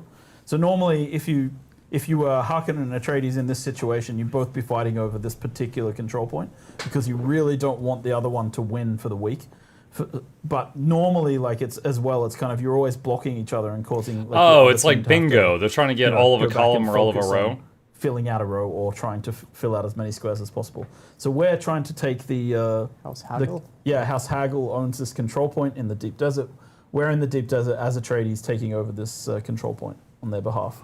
And you can see it's just this control point. It's a place that you have to defend in the deep desert. It'll draw other people, and it will earn you points over time. It's a classic control point in the deep desert. One other thing, just if you stop for a second here, one other thing I just wanted to point out, one of the feedbacks we had in beta was about team markers. You can see our new team marker system in the game here. It's deliberately only for the 4-person groups. I will not allow this to be in the game for guilds because I want, like, especially I know people talk about Zergs. I think when Zerg guilds and there's 40 people attacking each other on the screen, if everybody can see who's in their guild, it's very easy to target the people that you're trying to Zerg. But if it's just the group, then it's much more difficult for Zergs to actually not do friendly fire. And there is full friendly fire. Oh, there is friendly fire. Oh. I mean, they can do it if they work for it, right? They can make sure everyone has the same structure. Just do Skaven tactics. Just throw grenades at the front line. Whatever happens, happens. Dress like and infiltrate. Exactly. Right? Quickly switch to your, exactly. Yeah. So that's we didn't want to take no away artificial. It's been one of my. Let's say I will say this is one of those things where I have had to fight with a lot of developers on this project about this. There's a crashed ship down there, by the way. It's kind of cool that you could also go loot that. But it's like giving too much information for free to players actually limits our ability for people to have politics and intrigue. Because if I can see your name over your head, I know who you are, right? But if I don't know who that is, and you dress in my clothing and you walk into my base and you follow me around, it's like I might just think that you're my friend from the guild, when in fact you're just trying to infiltrate. And we want to allow that possibility because that is Dune. I like that. In BDO, there was a thing in the game, in the early game, called the Ghillie Cloak, and it hid your name above your head. And it was such a simple thing, but it allowed you to hide behind objects and people not see your name sticking out from behind the object, and you could ambush people and stuff like that. This reminds me of that. The meshing tech in the deep desert, and it's been a very painful technical thing to get working. Yes. But we just crossed a server border. You probably might not have even noticed any sort of hitching or anything because it's very seamless. And again, shout out to our technical team who've been working their butts off to get this in good shape. But we just crossed a server border from one server to another, and it's basically not visible, which is great. Yeah, what we call authority transfer. Authority transfer between servers, So now we're picking up a random sandcrawler. It doesn't even have to land. It just goes yoink. You're coming with me. So I mean, I love that. I love that mechanic. I think it's fantastic fun in the game, just picking things up. The transport ornithopter is quite slow. Yeah, it's very slow. So it is dangerous to go out. What if the enemy has a harvester and it's almost full? Can you just go yoink and pick it up? While being transported, which is really fun too. You can also, I think the transport also has like 5 seats as well. So there's, you can bring a whole little group with you. Or have them Kidnap other enemy harvesters as well, which is also super fun to do. You can. She just said it. Okay, you can. That's really ties the entire end game together, right? So you can steal their harvesters. The tier 6 or the last like set of resources, right? Everything requires spice to craft it. So your end game gear, your end game tools, end game vehicles. Everything end game requires spice for crafting essentially.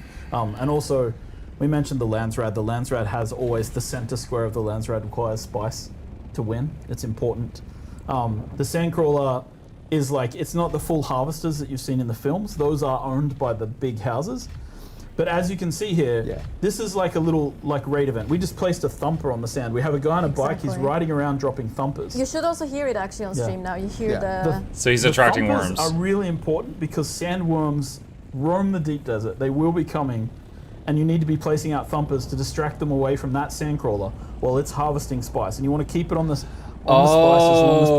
they're doing it to keep the worms away from what they're harvesting. As much profit as you possibly can. You can even see the trail that the sandcrawler is leaving in the spice as it sucks up spice into its little vacuum pack. Yeah, so the sandworm stops being, it not stops, but it's less of a threat as you're going throughout Hauga Basin into the mid game. But then at the end game, right, there's sandworms all over the place, and it becomes a threat again, especially when you're trying to get spice from the sands. So yeah, so you saw the sandworm just took that thumper. Hopefully our intrepid thumper places have put out more of them. They're totally there goes. organized. They have like several people placing out thumpers. Yeah. They have like the scouts here in the air that we see as well, which is really cool to see. Looking for worms. Plus our transport to be ready for any kind of danger that might occur. And so as soon as the sandcrawler, like the person driving the sandcrawler knows that they're the target of the sandworm, they need to radio in and be like, get me off the sand, so that the transport ornithopter will pick them up. But at the moment, I think we're using the thumpers effectively as a team, and this is a part of it, right? Like, this is why the deep desert is very Dune. I don't think you have this experience in any other game, and the idea was to create this. So if you are here with your guild, there's something to do and it's fun and it's interesting, but then other players might show up as well, and that's where it becomes another step, right? So you're saying it's not just reskin Conan Exiles? Is that what you're saying, Joel? We could talk about what the word reskin means. We could talk about, like, you know, that some of the best games in the world are reskins of other games. So you see here, though, that there is a lot sandworms that are popping up here constantly, which is both fun to see, but also terrifying. There is a limit to how much they will eat thumpers, right? They do eventually get annoyed. Eventually they have enough. I'm not that dumb, right? Like they'll eat thumpers for a while. I see what you're doing here. Yeah, so. A diverse palette. Yes. But yeah, this is like... you also see nicely the scouts around to see, like, also potentially looking out for sandstorms coming in. Of course, they're kind of devastating in this particular, worm signs. Enemies coming in as well. Enemies coming in. Yes. So yeah, it's this is kind of the experience of like harvesting spice in the deep desert from a large spice blow. And there are smaller spice blows like that you can come to with a smaller guild. We also have them in Hauga Basin, of course. Yes. There's just a couple ones in Hauga. It's very limited, because we wanted spice to be a rare resource that you need to go out here into the deep desert to get. And talking about like concentration of people, like the spice blow you can see from really far away, right? 20 plus kilometers away. So you do need to bring some friends to be looking out for other people coming in. Yep. There's another thumper down there. So I know we've seen some comments from people that are like, well, you have to go into the deep desert to get like the highest type of gear and such. That is not true. We have the exchange. We just showed that before, right? So you can be somebody that is making something that a person on the exchange would want, right? That goes into the deep desert to get spice or to get, you know, like some schematics. They can go to Arakeen or Hargo Village, post that, you know, and then you can trade it on the exchange. Or you can meet up in person and trade with the picking up the crawler. I think there might have been some we can't hear it though, but there might have been I guess he got all the spice? The purple's gone. Yeah. We, I think that they got worm sign and they need to move. is Yeah, we potentially do have a coming. known bug in the game where the spice color disappears from the sand. Oh, that's what it Still was. there. Yeah. So the spice is still there. Okay, that was a bug. It's happening. Well, Oh, There he is. That's why they. and Yeah, there's the we can grandfather actually one. Ah. use that, yeah. that's shy. It was great. Oh seeing wow, that that's a it's lot so- bigger than the other one. I didn't know they came in different sizes. Lately, like getting into action there. This is the ring mouth one. That's the ring. So that's why the guy said, "Pick me up, pick And me up, that's pick me gonna up." swallow everything That that's one's in the big, yeah, middle. yeah. They're like just everything there is lost. It and it's takes just the like lot. But these guys managed to succeed, and they can take their haul out of the deep desert today with them. very well prepared. They were well prepared. Very well prepared. So as our crew here is now going back to, actually maybe we can explore a little bit because we do actually have Imperial testing stations here as well, and I think we're actually somewhat close to one if I remember correctly. So we can maybe show that from above as well. Again, to just bring it in that there is a lot of content in the deep desert that is not just like flat out PvP, right? So we really want to Correct. And this is our high-end PvE encounters happen in the deep desert. So the eco labs or ecological testing stations, they're actually tuned for 4 players. So it's the main PvE challenge would be out here where you're going to get those unique schematics that we were talking about earlier. But you need to scout, you need to find them, and then you need to perhaps fight over them. And work as a team. I think these are tuned towards minimum 4 people. Yeah. Right, We actually showed one in our combat stream. Yeah, the second part, 2 days ago. Yes, exactly. They're like kind of wave-based, kind of very different approach than the Imperial testing stations that we have in Haga Basin. And they're different every week. It's the entrance Yes. to the Equality Station. And you know, like as the game continues, as we go through live and we continue to update and expand, there'll be more things that show up on the map, for example, Fremen Sietches and things like that, that people would expect to explore. So things will be uncovered. And as I mentioned, like the layouts for the deep desert, they're handcrafted. We have a cool system where we like build the layouts by hand and generate the spaces between them with the sand. So it's kind of like we fill in the gaps with the sand. Now, since the giant worms generate the spice sort of in the Dune universe, I'm assuming they don't want to kill the worms. Always something to do. That's the so far I've only seen them like weaponize the worms and use them against other people. I haven't seen anyone try to fight them. Always explorable. And something else I'd like to say that I think is like important is we will add, like we have the DLCs and things coming for the game. We'll be adding killing worms, things big in the no-no. DLCs. Okay. But the deep desert will always remain something that we consider to be at the zenith of the power curve in the game. So we'll keep adding to the deep desert. So let's say that we have tier 5 items in the game and we go to tier 7, then the deep desert will start to have tier 7 equipment and items and things in it as well. We will always try to keep it on par with anything else we add in terms of power. Because the deep desert really is that continually explorable space. The central point that keeps all of the things Yeah, together. we'll continue to add like stuff, and there will be like in DLCs there'll be places where people can get access to gear that is currently in the deep desert, right? When we do that, we'll also increase the deep desert and make sure that there's more things. So that's kind of the long-term goal, is to continue updating the game and continue adding this stuff. Exactly. Yep. Yeah. To also ensure players about that.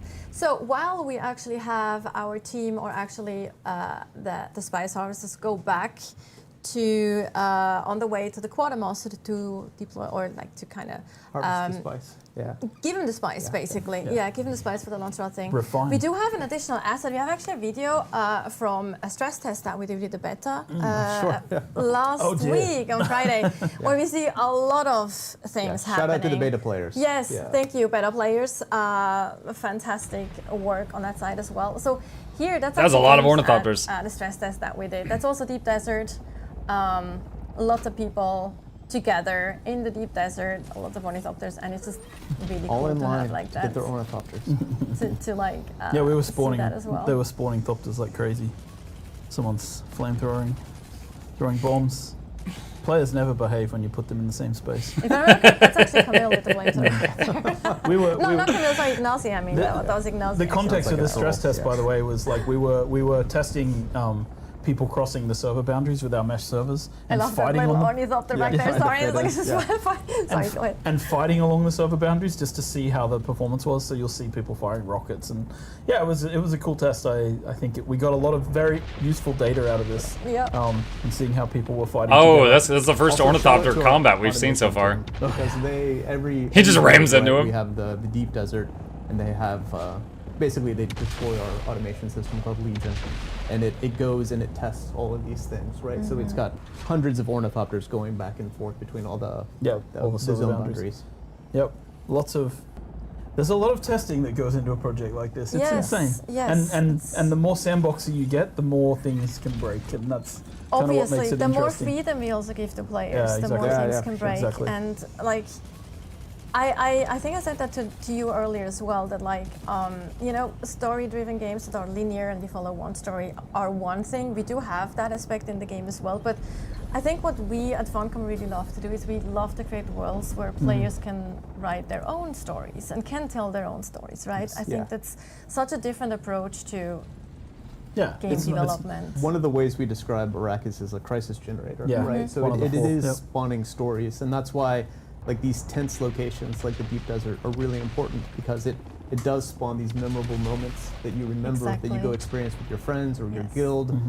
You make friends, you make enemies, and that's really important to like fully experience the politics and intrigue of Dune. 100%. The power of multiplayer, right? Exactly. Yes, like I remember, like we had a lot of really cool, before we go back to actually delivering the spice, we had actually a lot of really cool moments from streamers and players and YouTube content creators about the beta weekend or from the beta weekend. And I remember one moment, I call it the GTA moment, where one of the streamers, I think, he was harvesting something or something. Yeah. Oh no, he was downed. He was downed by an enemy. He was downed but not out. Yeah. And then the other one comes in and just drives over the enemy that was like targeting him, and he couldn't stop laughing. It's like these little moments that make, that create those stories that are so fun to share as well and are unique to you then. And it's like, and that is, I think, where for me, that satisfaction of really creating those worlds comes. Yeah, I think is one of the things, like we get a bit of I mean, it's fine. Like we get feedback like, oh, jank, right? Like, oh, being able to stand on top of an ornithopter is janky. It is. But when they asked me if we should remove that, I said no. No. Surfing on an ornithopter is actually very cool. Why isn't that cool? Like, why isn't that something we want? So, like, sometimes, we make those choices. That reminds me of that play in Battlefield where the guy would like, be flying up on in a jet and like eject, and then he would fire a rocket at somebody else and then jump back in the jet. Shooting people with assault A rifles. little bit of that might be fixed now. We fixed some of the assault rifle issues. All right, so let's go back into delivering the spice now.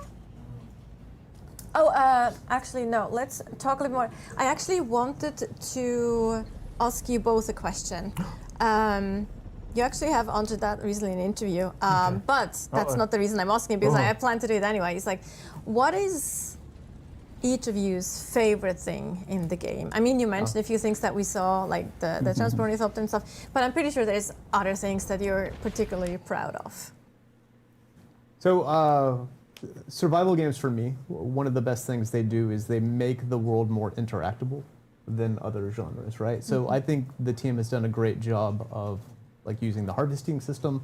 Not only does the cut array like cut up the resources and get it, but you come across these like wrecked ornithopters, and every time I come across one and I'm cutting off the wings and getting the resources from it, it just feels great, right? Because it makes the game grounded. So I would say that whole entire system there is really unique with what we're doing.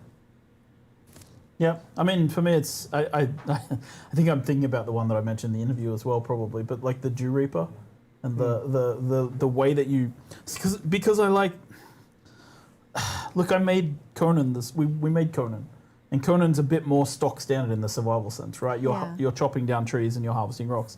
And when it came to Dune, we had the design principle of like, make your designs fit Dune, do not make Dune fit your designs. And it was like, what is harvesting water look like in Dune? And there's a line in the book where Duke Leto is looking out a window and the sun's rising, and there's all these people out in the fields harvesting dew off the flowers, and you're like, that's how precious water is on this planet, and that's a moment that our game needs to have. And so it isn't just like the confluence, it's like, yeah, it's cool, this action of like sweeping the dew off the top of plants using this little Holtzman field that drains the water up into, and like, not only did the animation team and the effects team nail that, and the audio team got the, like, all of that works, but it's also like the back end, the time of day, checking when the dew harvest time is optimal, feeling like, and it's so satisfying to be out there like 10 minutes before the sun comes up, and you're filling just liter johns full of water because you understood the game system and you understood the timing. All of those things come together to create an experience that I think for me it's just like, you can't have this experience in any game except Dune. And to me, that's the most precious thing, right? Like, I feel like he looks so proud of his work. I love it. Things come together. Like, as a developer, that's just the most rewarding stuff, right? And it feels good. And I don't really care if anyone else likes it because I love it so much. I mean, you should a little bit. Because I think it really nails it, right? Like, I can't speak more highly of how cool that works, right? And shout out to the team who worked on it and everybody who did their part. Oh, what is that shit? How do I build one of those? Made by teams, right? That's the other thing. Spice. Yes, absolutely. So we actually made it now to the quartermaster, and we are. So we're going to deliver the spice. Yes. Try to win the Landsrad. Okay. So these Took a while guys to get back. ask you, so you, because you're sort of you're a minor house or a minor house under the umbrella of the Atreides. You deliver Landsrad bribes to the quartermasters of the Atreides, and they make sure they get where they're supposed to go. So now we're delivering for House Alexan, we're delivering spice, and the House Alexan are a part of the manufacturing unit, which is where they. And so we're delivering 500 spice melange, and then they're going to make sure that it reaches them, and then that will, in a moment, change the Landsrad. So you can see how you have an impact now. So. Landsrad is there under the social tab. This board refreshes every so often. So it's been a few seconds since the last refresh. Now we should be able to see our borders refresh with a certain amount of spice. Oh, we didn't go to Alexan. You're on the wrong one. You need to go to Alexan. It's in the middle. The middle. Yes, and then we can see that we've delivered some spice and the goal amount has gone up. So that you can see that we've increased our goal amount with House Alexan there. So we've worked towards. Yes. So we haven't worked like once we hit 70,000 points, and we can do any of these activities to earn points. So that whole trip they did was 500 spice. Yeah. They need 70,000 for that. But once we've it's going to take a bunch of people. Once we've done enough to earn that center square, then it'll flip to be Atreides and say that we've claimed it for the week. Exactly. Yep. So that's. Great. Nice. So that was a little bit of a glimpse of what mid and endgame can look like. Obviously, that totally depends on what you like to play and how you like to play. There's quite a lot of options. We showed you a few of them, an approach of what can be done. We're also jamming like dozens of hours of gameplay into like a very quick presentation. Yes, 100%. Like, this is very like, preparation is everything, which is of course true for the game specifically as well. But before we dive into the Q&A, we are gonna take a quick look at the Mentat. The what? The meta? The Mentat? I didn't catch that word. So then, you're not quite dead. He's got a pet bat. I want a pet bat. Great plot. The School of the Mentat. Developed out of the need to replace thinking machines, the Mentats, trained on the principles of philosopher Gilbertus Albans, became one of the most important people in the Imperium. Able to calculate immense amounts of data and devise complex strategies, they are the most advanced tacticians on the battlefield. Combined with advanced assassination and combat technology, you will be able to think many steps ahead of your enemies. With a significantly higher cognition, as a Mentat, you can calculate trajectories and weapon handling to find weak points in an opponent's defense, or even guide the calculations of an external sentinel turret to assist you with extra firepower. Focusing on strategic control over raw strength, a Mentat is an expert in assassination technology, using poison capsules to trap enemies in a cloud of death. Or when out of sight, send in a hunter-seeker before the enemy has even noticed your presence. For a tactical advantage, the Mentats have devised further development of Imperial technology, such as the shield wall for extra protection. And to fool simple-minded enemies, a projection of yourself will confuse and scatter their focus. Throughout the dunes of Arrakis, any school can be trained and improved by masters, increasing your mental capacity and further advancing your tactical technology will let you hold the strategic advantage in any situation. But to reach the highest tactical operation, adopting other schools of thought will increase your mental complexity, opening up further possibilities. Focus your mind and calculate each step forward to find the optimal probability for your survival on Arrakis. It's kind of cool. I like the poison cloud and the little drone thing. Pet class vibes.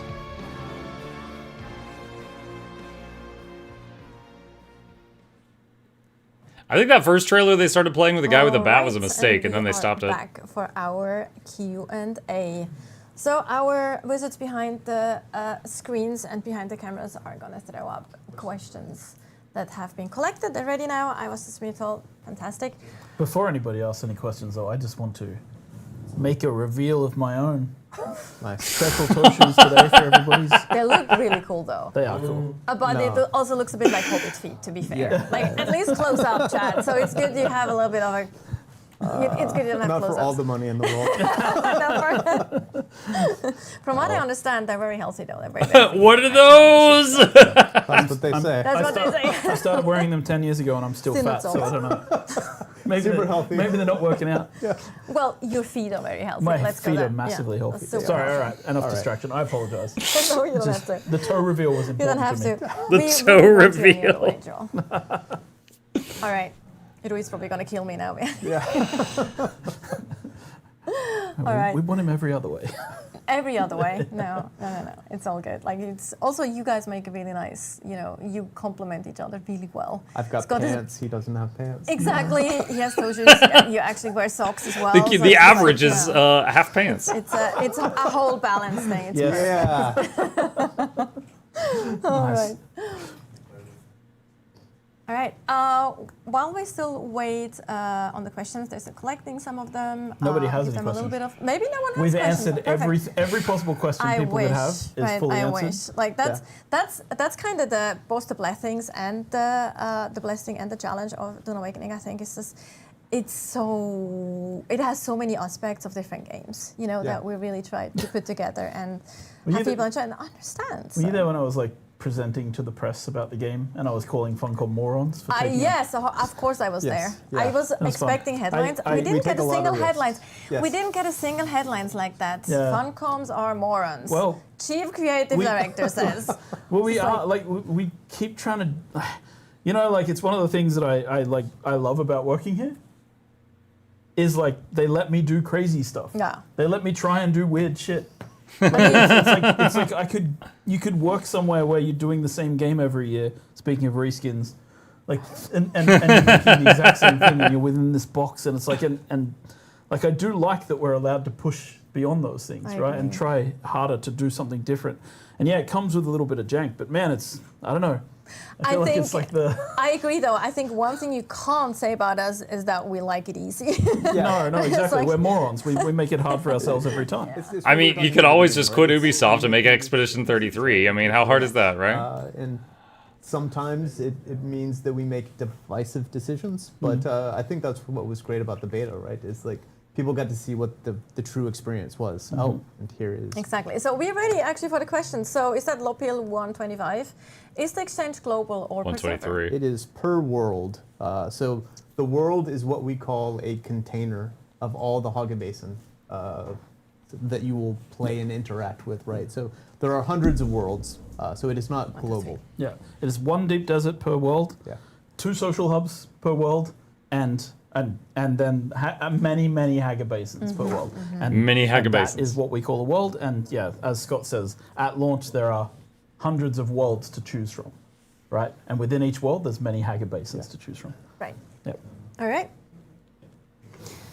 And Speak asks, are the overland map dungeons instanced per player? Can you do them as a group, or are they open like the social hubs? The answer is that they are not instanced for a group. They are per player, and they're not open like the social hubs. They are instanced, though. Yes, they are to instanced. a limit. To a limit. Several people in the same world can be doing the same, like the single. water fat Yeah. mansion. Yeah. Yes. Which are kind of our only instant content in that way, in that sense. Yep. Correct. Charlie Foxtrot TV asks, how do the different circuits work? They basically isolate resources so that they can only be used if they're on that circuit.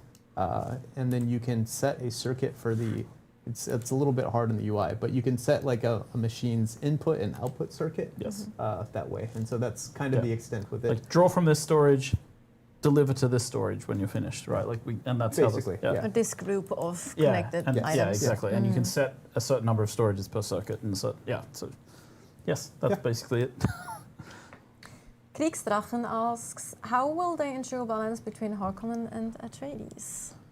There are systems. I think I talked Good about this question. in that other. You just mentioned as well, I like hedged it we last time. have, but you didn't want to spoil but I'm it, not going which to we talk too shouldn't. much Exactly. about. And then when we introduce a third faction, which we are planning to, it will also have a role in that balance. But that's basically what I can say right now. But ensure is very hard. Like it's very hard to like be 100% certain because, when you give players choice, they choose.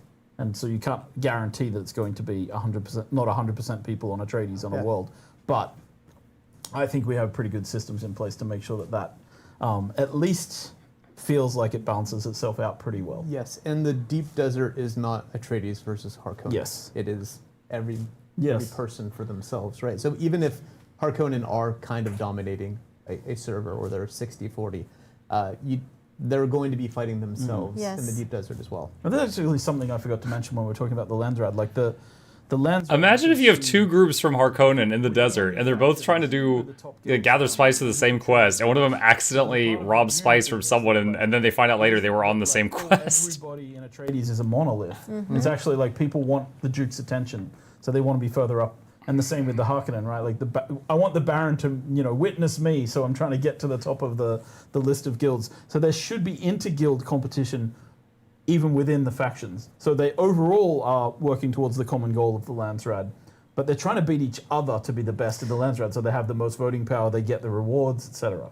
Yeah, especially also because like one Atreides guild might be focused on PvP, the other one might be super opposed to PvP. Yep. So they definitely don't want the PvP guild to like we want full PvP. So they will, work against them and we want to be top because we want to have more say in which decree we're actually going to have next week. Yeah, exactly. So, a crafting guild's going to want the crafting decrees. Exactly. And they're not going to want the PvP full loot decree, right? Exactly. So there's going to be that kind of competition even within the factions. Yes, exactly. So, yep, good question. Cypher asks, can our bases get raided? So not in Hogga Basin. They will be safe in Hogga Basin. There you go, FLE. In the deep the whole desert, base is safe. It's a bit different. Yeah, in the PvE section of the Deep Desert, no. Yeah. But in the PvP section of the Deep Desert, there is a mechanism by which bases have a vulnerability window where they can be raided. It is a very short vulnerability window. And again, I would point to the lore of the Dune universe. So I'm sorry for everybody who hasn't read the books and doesn't know a way in which shields can go down for a brief period of time. But it is worth looking into because then you'll understand exactly how the mechanics can work. And I know I'm being needlessly cryptic, but I'm sure there's people spamming in the chat about it already. Let them figure it out. Altman Alchemist, if I don't take the mission to talk with House Atreides or Harkonnen, will I be content locked as far as Worms, big storms, and atomics. Sorry. No, the main story and the ability to craft. No. Yeah, no. The story, while it involves House Atreides and the Harkonnen, it is not about that. It's about you, sandstorms and your role on Dune. It's your quest to find the Fremen and wake the sleeper, right? Yeah. So the main story follows that. What we were talking about and what we were showing earlier with the different faction unlocks, like in terms of the visuals and those things, you're locked out of if you don't want to join a faction. But those are pure vanity. But they're pure vanity, right? No mechanics. But yeah, you can't. But one thing you cannot join the Landsrad unless you have aligned yourself with a faction. Your guild must be aligned with a faction to participate in the Landsraad. That is the one hard requirement that I think faction alignment has in the game. That's it. Otherwise, yeah, you can do all the content without joining Atreides or Harkonnen. I also think when it comes to progressing, in the beta, during the beta weekend, you were still very much in the tutorialization part of the game, right? Yeah. So I know that some players were like, whoa, this is very linear and things. But the thing is, things open up quite more once you're past that tutorialization section as well. So you won't be actually locked progressing when it comes to crafting or where you spend your points. Yeah, and in the opening, Intel points specifically. In the opening of the game, after character creation, you actually get a choice as to whether you want to play with an unlocked tech tree or a locked tech tree. The reason we put that there is so that people who are advanced survival players or people who've played Dune before can just go, okay, I want the unlocked tech tree, I know what I'm doing. But I recommend, and we recommend, that the locked tech tree is for people who are playing the game for the first time, and really, because there are so many, we've been talking about it a lot today, there are so many mechanics that are just kind of Dune mechanics that we want people to learn, and we need to teach them. And it's going to be hard for you to know what to do. Like, you don't know about dew reaping and times of day when you should be out harvesting dew unless you follow the tutorials that we put in place for that, right? So it's just that. Or that you need to go to shipwrecks to craft better weapons. Yes. Yeah. Yes. Koopa is asking, is there a level cap? Yes. Yeah. I believe we're at 200. Yeah. Currently. 200? But you Wow. can respec. Yes. So it's... if I remember right, it's Sandstorms affects the base shields, causing static discharge that attracts the worms, at least in the book, so they're disabled during and shortly after Sandstorms. And there's a point where you run out of, you stop getting unlock points for your tech tree, intel points. And then we have a mechanic in the game for you to go around and unlock more intel points by going to bases in the world, like enemy bases and outposts. So there's a level cap that puts a stop to some of those progression things, and then the next step from there is for you to go and explore more and enjoy the game more. Because we do want you to make some choices, right? Yes. Yeah. Yes, exactly. Also, there's different level and skill point caps, right? Because you have a character level, you have skill points, and you have intel points. So there's 3 different caps that you particularly exactly. hit. K69N is asking, is it possible to lose all your gear in PvP? So not in PvP in the base level. In the deep desert, you lose resources that you're carrying, Solari and Spice, and you take durability damage to some of your gear. Right, that's what happens every time you die, PvE or PvP. But if there's a specific decree from the Landsraad which enables full loot PvP in the deep desert for 1 week, then that's the only time in the game where you can lose all your gear in PvP. That's it. Or if you're fighting in the sand and a sandworm comes and eats you. Yeah, sure. If you I guess you can lose all your gear in PvP, but we count is the sandworm PvP really? It's more like PvE, but yes. 100%. So if that specific decree is in effect, and you avoid that part of the desert, and you don't get eaten by a worm, your gear's safe. Exactly, this is 200%. That's actually very cool. I love that idea. That's actually a very cool idea. Maybe we can fill up some vendors post-launch with some of our I was pre-mades. I was just about to say I don't think players should actually pay for them per se, but we should, or maybe they need to. I don't know. You don't want copies of my bases. I mean, you shouldn't. No, actually, let me rephrase that. We shouldn't have a dev sell those items in game, but we can sell it via NPC. Sure, That's what I meant, right? Maybe we can put a vendor or something. That'd be cool. Yeah, like you mentioned. Maybe a vendor in the world can sell some blueprints. You see, Torregil bases everywhere. Torregil's the builder among us. Mine would just be no one mine wants, are boxes. No one wants to see my. I make a lot of boxes in survival too. TTP every time. Yes. So. I'm sure we're gonna have players who make fantastic buildings. Okay, Quintinovich is asking, will GeForce now be in Dune Awakening? I believe so. Yes. Yeah. I don't know. There's discussions going on. There's discussions. I can't remember what the last is, but people are looking at it. Yeah.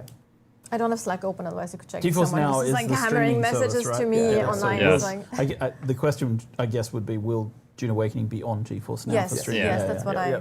GeForce Now is awesome. I've done sponsored stuff for them. I'm not sponsored by them right now, but it's really good, and it lets people with potato computers play games that are way too good for their computer. Also wins. If one side gets unique weapons, won't that side have a better chance to win the next vote down the line? Not necessarily, because the tasks for the Landsraad are pulled from, so there's 25 tasks per week, and there's a pool of like 400 tasks that can potentially show up. So you, first of all, don't necessarily know what's going to be there. Unique weapons doesn't actually influence everything. Some of the tasks are kill tasks. Like You you're don't know covering the which question. tasks are going to be revealed first. You also have to bribe Landsrad envoys with spice to reveal tasks. And if your faction does it before the other faction, you'll see. Well, now I'm too close to his we need leg. to do this, so you might just get ahead because you too have close more to her. spice or whatever. It's not. It's not going to come down to unique weapons. Absolutely not. That's not going to be the thing. I'll just hold on. Means that one side gets a sudden landslide kind of advantage. I'll just yeah. I'll sit up here on the shelf. I think that's Here we go. the best way to answer that. I Get think in his lap. No. I think that's a great answer too, and I think it just goes again into people are a little bit too afraid that everything is about PvP and fighting endgame, and that's absolutely not the case. Yeah. And hopefully we explained that a little bit Yeah, today I as mean- well for people to feel a bit more like relaxed about that, or disappointed depending. Dr. Evil Eye, is there any content or materials that are hidden behind PvP, meaning that the only way to obtain that item gear material is to risk losing to large guilds? I wouldn't Those say are hidden, but things. yeah. Like you can. The deep desert, which we just explained, is a place where tier 6 gear is, like items and materials for crafting those things. Now you can look You down on need to them. go there to get those things. You can buy them off the exchange. You can trade for them with other people. But yes, you have to go to that place in order to get those things. And there is a risk of people attacking you when you're in that place. We tried to explain that this is a very large place. It's not going to be possible for a guild to cover the entire space. It's just him? not going to be Members. possible. Yeah. I think guild limit's 32. The guild limit Yes. is 32 Yeah, people. Yeah. So 1 per kilometer, Yeah. maybe, if they stretch Yeah, across. they'd have Not to working. stretch all the Hang way on. across, and even then, I think there's all kinds of Yeah. tactics and ways to draw them off. And There you go. I don't think it's going to My be camera got locked. a problem. There are potentially hundreds and hundreds of people that can be in the deep desert, Yes. right? Yes. So one guild would be outnumbered by 100 people. Again, if you want to rat, you can rat. Yeah, Like there's it's- options, right? And also, like the tier 6 gear isn't required for the story or Yeah. for anything that's having to do with Yeah. like a basin, right? It's- It's sort of just the deep desert loop. But we part of it. can't tell people that they can't get to the top number go up because they really Sure, people sure. always want that. So Yeah. so it's There are even other though- ways to get it. Even done, though it's yeah. not required, I know people are going to want it. I feel like it makes sense though, because those people who really care about the highest level tier are probably the PvPers, and they want to be in the deep desert in the first place. So I feel like it's kind of a natural balance there too. Yeah. Hopefully, we also have I think there's this weird. I speak to a lot of people in our closed beta and our Discord, right? And I see that like there's people who kind of assume that everybody who is a guild in PvP is going to be this toxic, sweaty kind of. And I think it's going to be the opposite. I think we're going to have the good guy guilds who are out there actually protecting people and like helping people out. I've seen it in the beta already. People, I got lost in the desert, help, and people would come and help them, give them rides home, like give them more gear. I've seen people in the beta like just give other people an ornithopter when they lost one because of a bug that was in the game from our end. They're like, "Oh, do you want an ornithopter? I have a spare one." Right? It's great to see, and I think that people worry too much about toxicity. Hopefully, we'll keep track of it, of course, but it should be fine. And you have one player for the entire world, Yeah, right? yeah. So and you are your name, right? So you will have some sort of reputation. Yeah, exactly. There's that as well. Yeah, as a callback to more old school MMOs that I grew up with, like EverQuest and all those. But anyway. Yo, she played we have two more EverQuest. questions. Fort Team is asking, do you need a sync chart for each person in your guild? Yes. You need to create a sync chart for every person who's going to want to reveal those things that you've got in your sync chart. They're single-use items. Yeah, they're single-use items, consumables, once you've created them. And last questions. Neo Valkyrion, can transport ornithopters carry other ornithopters? Yes, they can. They can indeed. They can indeed. I was playing it earlier. I was flying around carrying a medium ornithopter with they my can transport. pick up pretty and much assault. anything. Yeah. Can a transport ornithopter And carry a then transport passengers. ornithopter Yes, that's you carrying a can. transport ornithopter, Can't pick though? up people. No. Unless they're... Inside. They're sitting inside a vehicle. All right. So that was it with the questions for today, and also for our last developer stream before Exciting. Head Start and the official release. I'm like still like how. Okay, so It's like 7 how days, do 8 days? how do you boys feel? Are you gonna play this? Gents? I want to try it. I want to. They've sold me on it. I want to try it How out. do you feel? Go, Scott. Oh, pretty good, right? Pretty So beta went. Okay, really I'm not well covering questions from anymore. our Hang on. Perspective. the tech was stable, you know, and that's what we're always worried about. Because we knew the game was pretty good, or we thought the game was really good, so, right? yeah. Peek your labs up. All the tests we had run showed that, but we were a little fearful, you know, that tech would hold, and it went really, really well with the closed-ish beta, right? The weekend, you know, the server crash rate was low, the client crash rate was within our acceptable tolerance, and we're fixing most of the issues that we found. So cautiously optimistic, right? Incredibly excited to show the entire game, and so yeah. But the last week is always yeah. It's 5 years of your life, right? And it's like, I think that's the thing that I think is like what I'm not sure people understand. It's like when you've been living and breathing this kind of thing for 5 years, and then like you see the game industry is volatile. Yeah. Things don't go well for people. We have a team of, you know, that I love to work with. We have a team of great people that we've built over the last years, and it's like it isn't about like success in the sense of like, you know, oh, I just want to say that like, it is a game that I think is great, right? And I've played it and I kind of know that it has a lot going on, right? And I think it works well. And from the beta, we got some confirmation of that. But I want my team to be together making games for a long time, right? So for me, this is like, I'm nervous about that, right? Like the gaming industry is not a safe place anymore, right? It's not easy to guess what's going to be successful. I mean, I'm watching things and like, you know, you see things that are fantastic from small teams going great, like, you know, and there's been some fantastic games this year and games that you wouldn't have predicted coming out of nowhere, like Schedule Expedition 33, is a great one, but also like Claire Obscura, I'd heard of it, there it I is. hadn't heard of it until really it blew up. And so you see these games, these huge successes. So I think it's like, you don't want to have the arrogance to think that you could be among that, but you hope. And that's kind of where I'm at least. I'm hoping. He sounds very genuine. I like it. I'm hoping that all the decisions that we made, and there's 10,000 decisions on a gaming project, right? There's 10,000 decisions, and every one of them is about moving towards a goal, right? Towards a vision, a creative vision, a vision of a universe, a vision that a guy created in 1963. People are genuine. Right? And that's, I don't know, like I'm extremely nervous, but that's what we're trying to get to, right? And that's, I hope what people feel when they play the game is, yeah, okay, you nailed it, right? Like that's what we want. And I feel like we've made an amazing Dune game, right? And it's the first where you're walking right on Arrakis. You're experiencing Paul's journey. We're skipping 2001's Frank Herbert's Dune, sure. But for me, right, in a modern sense anyway. So it's and we have a story we want to tell. People saw a really short glimpse of it in the beta, but there's so much more going through the rest of Act 1 and Act 2, right? Playing through that. And there's this long story that we want to tell over the, you know, like you said 10 years, right? On the thing, so I'm saying that. So we have a long story.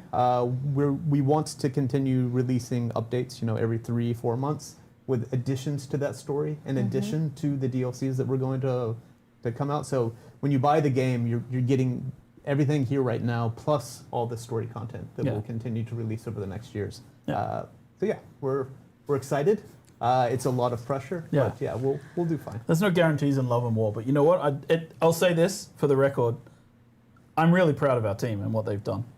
And like, no matter what happens, all of them can hold their heads up high because they have worked really hard to bring this to fruition. Absolutely. Shout out to our teams, the many teams that work on this game with all different departments. Every department. And absolutely, it's a beast of a game. I think we can say that. Yeah. And I'm actually getting goosebumps now. I'm sorry. I'm actually getting goosebumps. I'm sorry. Such a. Yeah, anyway. But I think that's a wonderful note to end this, again, last developer stream. Yeah. Yep.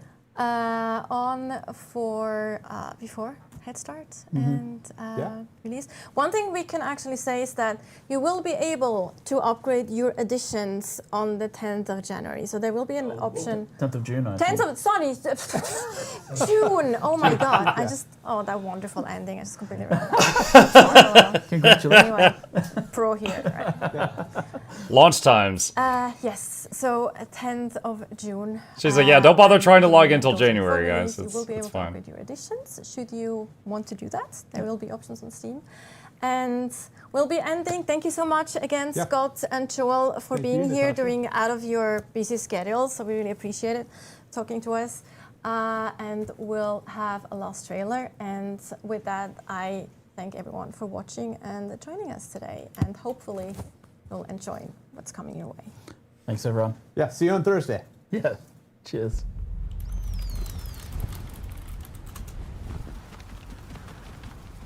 Oh, this is the one they accidentally started earlier. You're not quite dead. Great plots are afoot in the Imperium. What's that thing? Giant floating eclair. Currents of intrigue run deeply. You will go to Arrakis as our agent. You have one task. Find the Fremen. Wake the sleeper.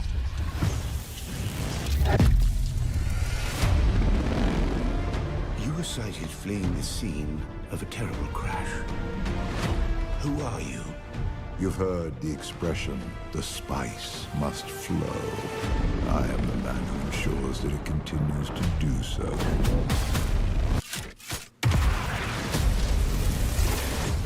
I dreamed of you. Burst in fire. Twin comets. I'm in a the rabbit. sky, the seer of lies. I am terrified of what happens when you awaken.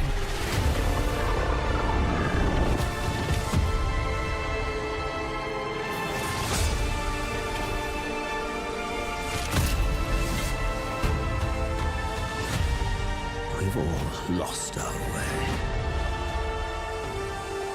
You can complete the mission.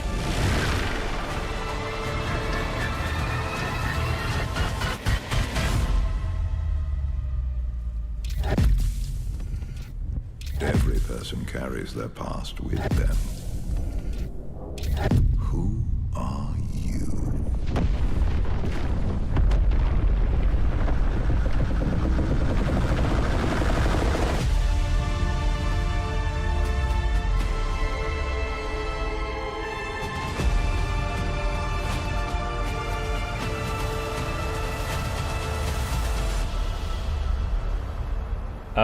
I think we're a bit late for that one. But can you pet the worms? You can easily come in contact with the worms, yes. This guy rockin' stone. Oh, wrong game, I think. All right. That looks pretty cool. Chat, I went into this nearly blind. I saw a couple trailers for the game before I agreed to do this, and I was like, that looks pretty cool. I'm interested to see more information. I'd be happy to, co-stream it with you guys. And that was, what I knew going into it. I'm new to the Dune universe. That looks fun to me. I would be happy to try this out. If I ended up liking it, maybe we could make a guild or something like that. It depends. But overall, like, as someone who has enjoyed half a dozen survival games in the past, I think this looks pretty good. There was a few features there that I really like. The fact that, if you don't want a PvP, there are ways to still contribute in a very helpful way. I think that's awesome. If you want to purely PvP, you can trade goods with the people that don't want to and still have like a functioning economy. The blueprint things for when you want to like go to a new area and slam down like a makeshift shelter, you can just do that. The two-person mining rig, dude, my kid would love playing that with me. Like, one of us was driving, the other was like mining with a laser. Dude, he would like. I'm playing Enshrouded with my kid right now. We've played Valheim together, V Rising together. He would love to play that. You could be a spy. Yeah, you be a spy. Your name's not over your head all the time, so you can like sneak into other people's guild halls if you can get a copy of their clothes. Like, some of that stuff looks really neat. So yeah, I am genuinely interested. However, that is the end of our sponsored segment. So one final time, one thing I want to say is at the top of the chat right now, actually better than that, I'm going to put the command in the chat. I am putting a link in the chat for the Dune Awakening game on Steam. If you are interested in the game, obviously they would love it if you would pre-order. However, if you're not sure yet, they would still love it if you would just wishlist the game. If you follow and wishlist the game, they'll let you know when it's out, they'll let you know when there is sales, things like that, so that you might be interested in getting it in the future. So I encourage you guys, if you saw anything that you thought was cool in that game, be sure to go ahead and wishlist it like I just did, so that you get updates and emails when there is stuff that is there. It's a free button. There's no downside. There's no downside. But if you already know that you love it, you know, there's the pre-order buttons down there. But yeah, that was Dune Awakening. All right. And with that, chat, I have got something for you guys. It's a bribe. For those that don't know, anytime that we have a sponsored event, I do what is called a pay it forward giveaway. I take a bit of what I'm earning today and I give it to you guys in the forms of a giveaway to thank you guys for showing up, because it wouldn't work without you guys here. So, without further ado, here's what we're gonna do. I am going to set up a giveaway right now. There will be 5 winners. Each of those winners will get to pick from one of the following 2 things. You can get a $20 Steam gift card, or I have a lot of people in my community that play Guild Wars 2. I can buy you giftable things equaling $20 from the Guild Wars 2 gem store. So putting $100 on the line right now, there'll be 5 winners of 20 each. If you would like to enter the giveaway, then right now you need to be a follower if you're on Twitch, or a subscriber if you're watching me on YouTube. And I need you to enter, one second, either your Steam friend code or your Guild Wars 2 account name in the chat one time right now. If you don't know where to find that information, it explains it right here to the side of me. Holy jabbers. Holy Thank jabbers. you, boss, for all the hours of entertainment. You're very welcome. Thank you for being here. So if you don't know where your Steam friend code is, right there. If you don't know where your Guild Wars 2 account name is, it's right there. Whichever one is relevant to the prize that you would pick if you win. Go ahead and do that. Just enter it in the chat one time on Twitch or YouTube chat. Go ahead and do that. Also, I think I see a bug with Mimuk here. I'm checking something. Yeah, that's not working. Give me a sec. Okay, there we go. Fixed it. I mentioned at the start of the stream, when I tried to start streaming, every time I opened up OBS, my streaming software, it wouldn't open. It would just say not responding. And I would end the task in the task manager and try again, and it wouldn't work. So I ended up rebooting my computer, which fixed the problem, but then it caused a few errors with the little guy down here, and I think I just fixed that. Okay, is there a way to open the gem store outside of the game? Not that I know of, no. However, if you win and you're a Guild Wars 2 player, you could pick something safe like Black Lion Keys. That's a common one. Bag slots is a common one. Things like that.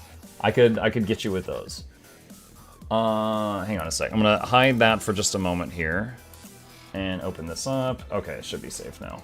I just needed a 2, 3, 4, 5 and Awakening.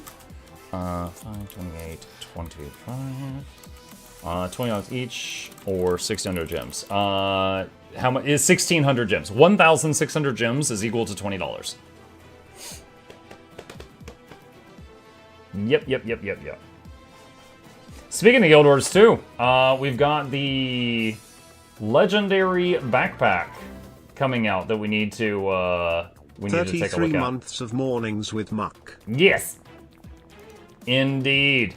While we wait, can you check the trailer? I want to do a separate thing for that Windshark, so I am going to, we'll do that in a little bit. 1,600 gems is a good mount skin. Yeah, most of the mount skins, like the really fancy ones, are 1,600 or less. Yeah, we'll check that out in a bit. We got 2.5 minutes remaining if any of you want to join this if you haven't already. Thank you from me for being here on a sponsored day. Helps pay the bills, so I'm paying it forward. Can you show us the gem store?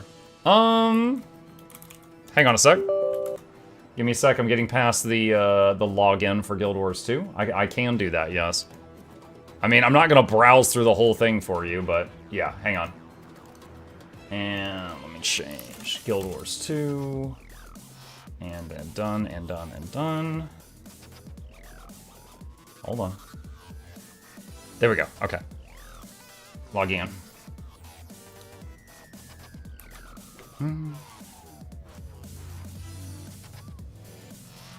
It's about a minute and a half now. Okay, so, gym store today. Let's see, they've got, I'll just go to promotions. They got the Rebel coat, the Rebel boots, all of the salvage-o-matics are on sale right now. That's pretty good. I think 1600 gems might be able to get you all 3 salvage-o-matics at the moment. Yeah, it would. We got some mount skins, some skiff skins that are less than 1600. It looks like there are some skins for mounts that are 2000, but they're currently on sale for 1600. So I guess there are some that go over 1600 from time to time that I didn't know about. There's a lot of stuff here. And then, of course, there's stackable things like blackline keys and things like that. Is the pack with the space theme still up? I don't know what you're talking about. If you have a name, I can search for it. With Steam regional pricing, I can have almost 2/3 of the money to buy the Dune game. Nice! Let's see, how are we doing? 30 seconds, chat. 30 seconds to get in on this if you want to.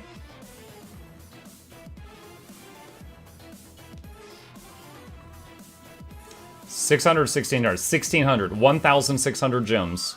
1600 is equal to 20 bucks. 20 US dollars. Panda with the bad back. Oh, the rolly boy. Chonky. Alright, and time is up. Alright, no more entry spam, please. It will not do anything after this moment. So once again, thank you all for being here on a sponsored day. It really helps me out, so I'm going to try to return the favor a little bit. Let's do this. So, winner number 1 of either $20 of Steam credit or 1600 Guild Wars 2 gems. Here we go. Pick a winner. Tonat. Tonat? Tonat. Are you here? Talk to me. Can we leave it up to the Mini-Muck to pick our prize? To Mini-Muck. It would just say bacon or something. Tonit says here, alright, Tonit, you have entered the giveaway using a Guild Wars 2 name. What do you want? What do you want from the gem store? Also, to all of you, please already know what you would pick if you would win. That would be incredibly helpful. What do you want, Tonit? Keys. My man. He's making it easy for me. You got it. Alright. Within 24 hours, I will have those keys for you, assuming you spelled your name right. TONAT.2059. I have written it down. Alright, congratulations, Tonit. Thank you for being here. Alright. Closing this chat window. That's $20 down. Let's make it 40. Winner number 2. Walking in your shoe. Dude, the first guy had toes in his name, and this guy has got shoes. What is it with feet people today? Walking in your shoes. Are you here? Talk to me. He says, yeah. All right, Walken. You also entered with a Guild Wars 2 name. What do you want from the gem store? What would you like?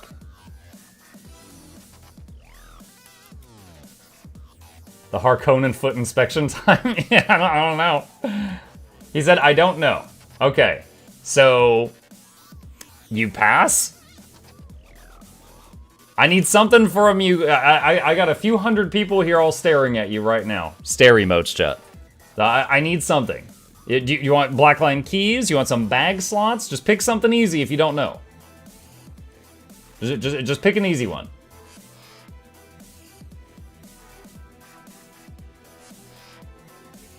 Keys, maybe. All right, that's it. You're getting $20 worth of keys then.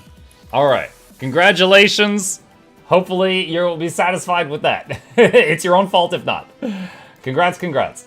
All right, I'm closing this chat window. Thank you, Mug. You are very welcome. All right. Look at that gratitude, chat. More than the Juggernaut guy. That freaking guy. All right. I wasn't ready. You weren't ready. It is true that you were not ready. All right. That's 40 down. Let's make it 60. Winner number 3. I don't know how to pronounce this. F-Al-Y? Is an F-Al-Y here? Never met this one in my life.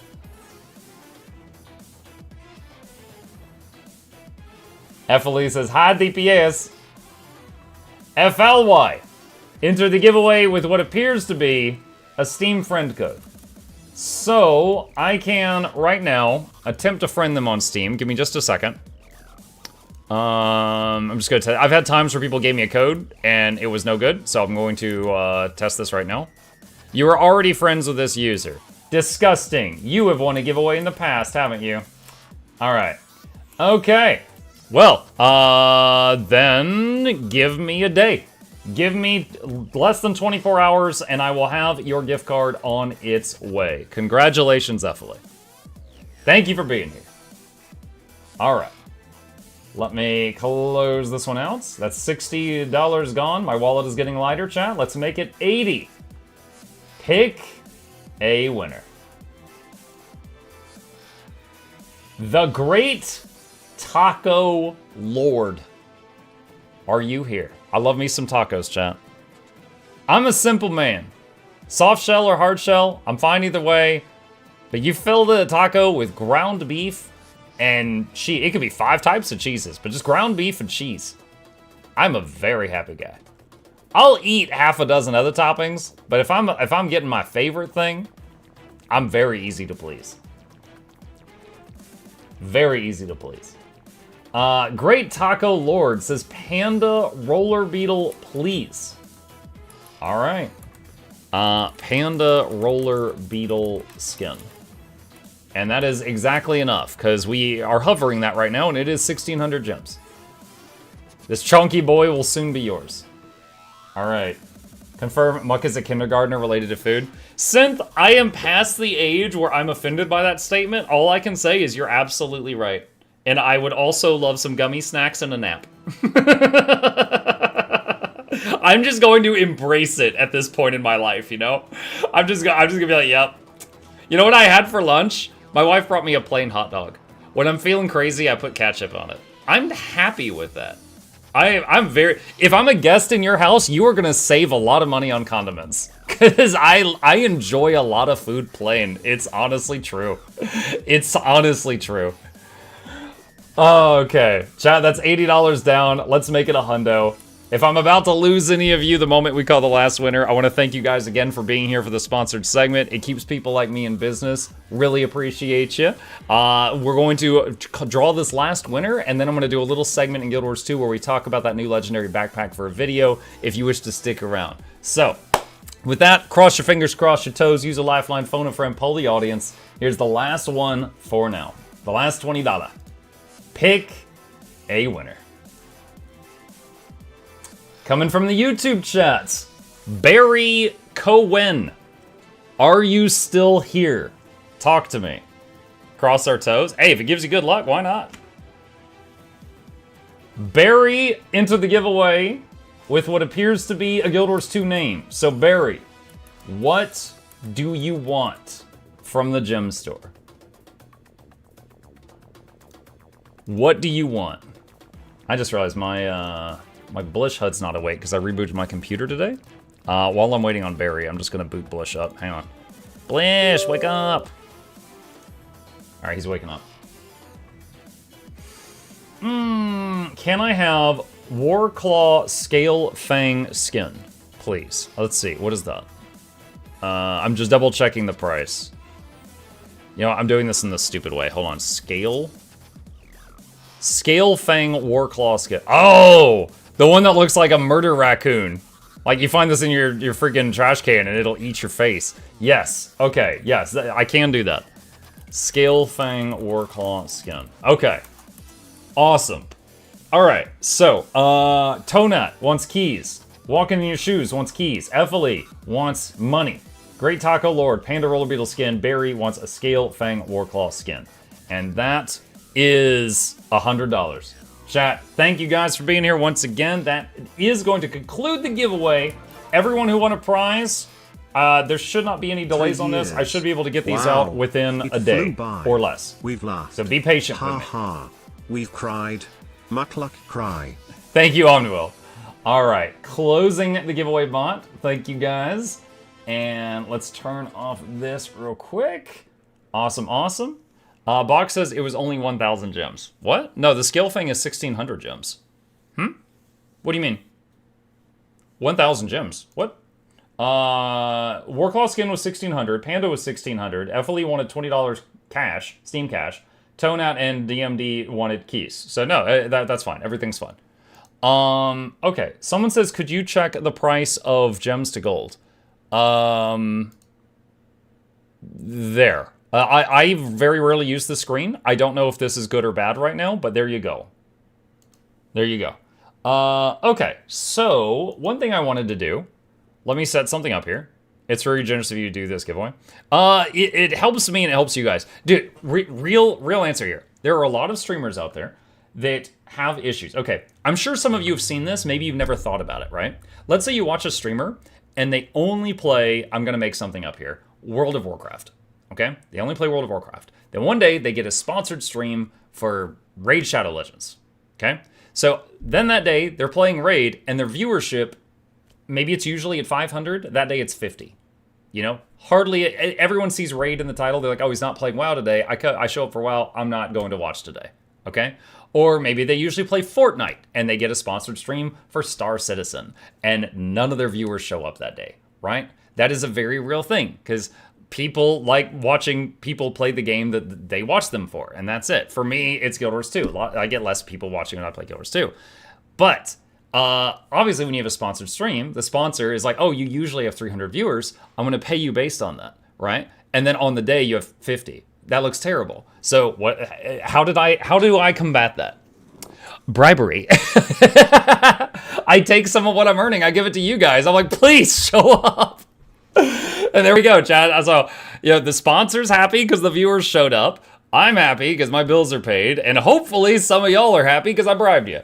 That is the full, open honesty.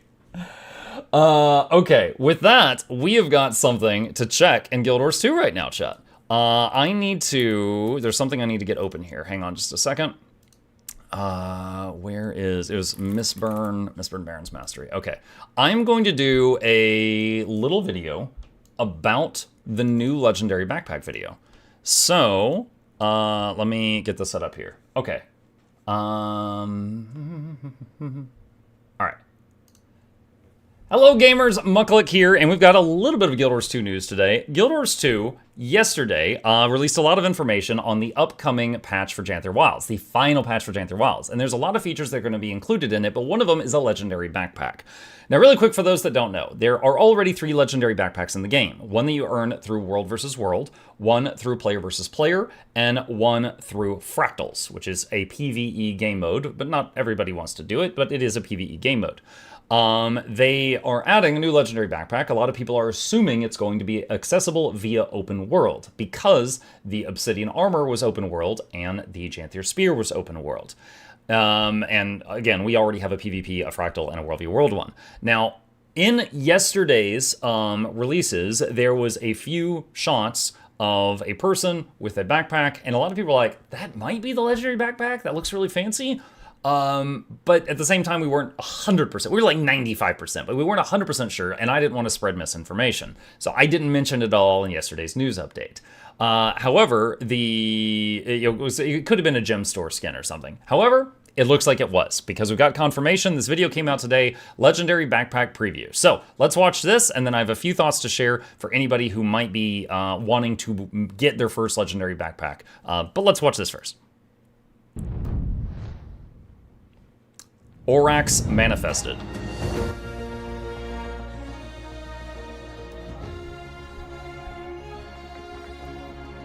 Kind of looks like Suwon's Void, and it gives you a tail.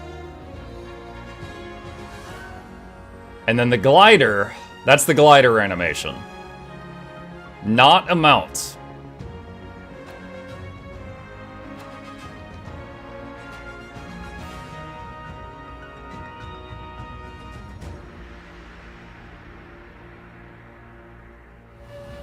Oh, what the heck? Was that like the precursor or something? Oh, what is that gemstone? Okay, hang on a second. So you can like see, I guess that's Orax. You can like see that thing in there. And we're probably gonna see this guy in the story. Orax is a demon and not void? Gotcha. Okay, so I'm new to the name Orax. I don't know anything about that. Alright, so that's what it looks like. And all of the legendary backpacks have a thing where they transform into a glider. The Ascension and Warbringer and Ad Infinitum, all of them have different ways that they transform into a glider mode. So this one, the thing comes off of your back and becomes a rideable Chinese dragon looking thing, and it looks like a mount, but it's basically your gliding animation. So if you are interested in this, now a couple things here. One, getting your first legendary for any slot is a huge, awesome thing, even if you don't like the look of it, okay? Because it has stat selection. It's basically, it'll have max infusion slots. It has stat selection. So, you know, you can use it in your Berserker set or in your healing set, your Condi set, your Viper set, whatever. So you can use it in every set. Plus, it's a back item. So you can use it on every single character, whether they're light, medium, or heavy armor, on every single one of their builds at the same time. So it's especially if you're an alt-aholic, very, very, you know, handy. The slots over on the right-hand side, such as the, let me see, where is it here? Such as the backpack and the amulet and the rings, like these are top tier because these affect every single one of your characters. So let's say you're interested in this. It comes out next Tuesday. Do we know the recipe to make this thing yet? No, not 100%, but we've got an idea. And we've got an idea based on the Legendary Spear, Klob Jarny, its recipe, as well as a thing that came out with Mistburned Barons. Mistburned Barons Mastery is a achievement, and it's just like, hey, do a bunch of stuff in Mistburned Barons. You don't even have to do all of it. You notice there's some things here that are not checked for me, but you get these rewards. All right, you get a stack of each of these things, and Salmon of Knowledge backpiece. And it says, this back item is used for crafting Janthier Wild's legendaries. Further copies can be purchased in the near future. So, there are only two legendaries in Janthier Wilds, the unreleased backpack and the spear. This is not used for the spear. So, you will 99% certain need one of these to make the new backpack. So, a thing that you could go ahead and get started on, if you're interested in this topic, is getting Mistburned Baron's Mastery done. Again, you don't have to do 100% of these. You can find 5 that you don't want to do and ignore them. And get this backpack. Now, this backpack, it's got fish on it. I don't know why, but it's got fish. So you're going to need this thing. There will probably be another exotic rarity item from the mastery for the new zone that's about to come out that we're going to need. We're probably going to need both. And you're going to need these currencies. And the reason I say that, this right here is let's see if it's going to work. All right, so this is the recipe for Klob Jarny gear. And I know I'm saying it wrong, I'm just having fun. So these are all stuff you need. And you need shards of Lowland Shore, shards of Janthier Sentry, you need Mursat Runestones, so we might need Mursat Runestones again, those are tradable though. And you're gonna, you might need some of the stuff from the Homestead, not sure if you will or not. But you're also going to need like Titan Alloy and Sweet Treated Pine Planks. Those are made from currencies unique to Lowland Shore and Janthier Sentry. What is unique to Mistburned Barons?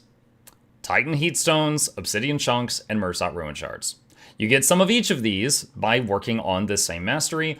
I expect you're going to need between 100 and 250 of each of these. I could be wrong. I'm completely open about that. These are my expectations. So, if you're interested in getting a head start on the new Legendary Backpack that comes out on Tuesday, my recommendation is get the Mistburned Baron's Mastery done, get this salmon thing, throw it in your bank until you need it, get like, run Mistburned Barons, any events that you want, and pick up these things that when you see them on the ground, because there's nodes for these all over the place.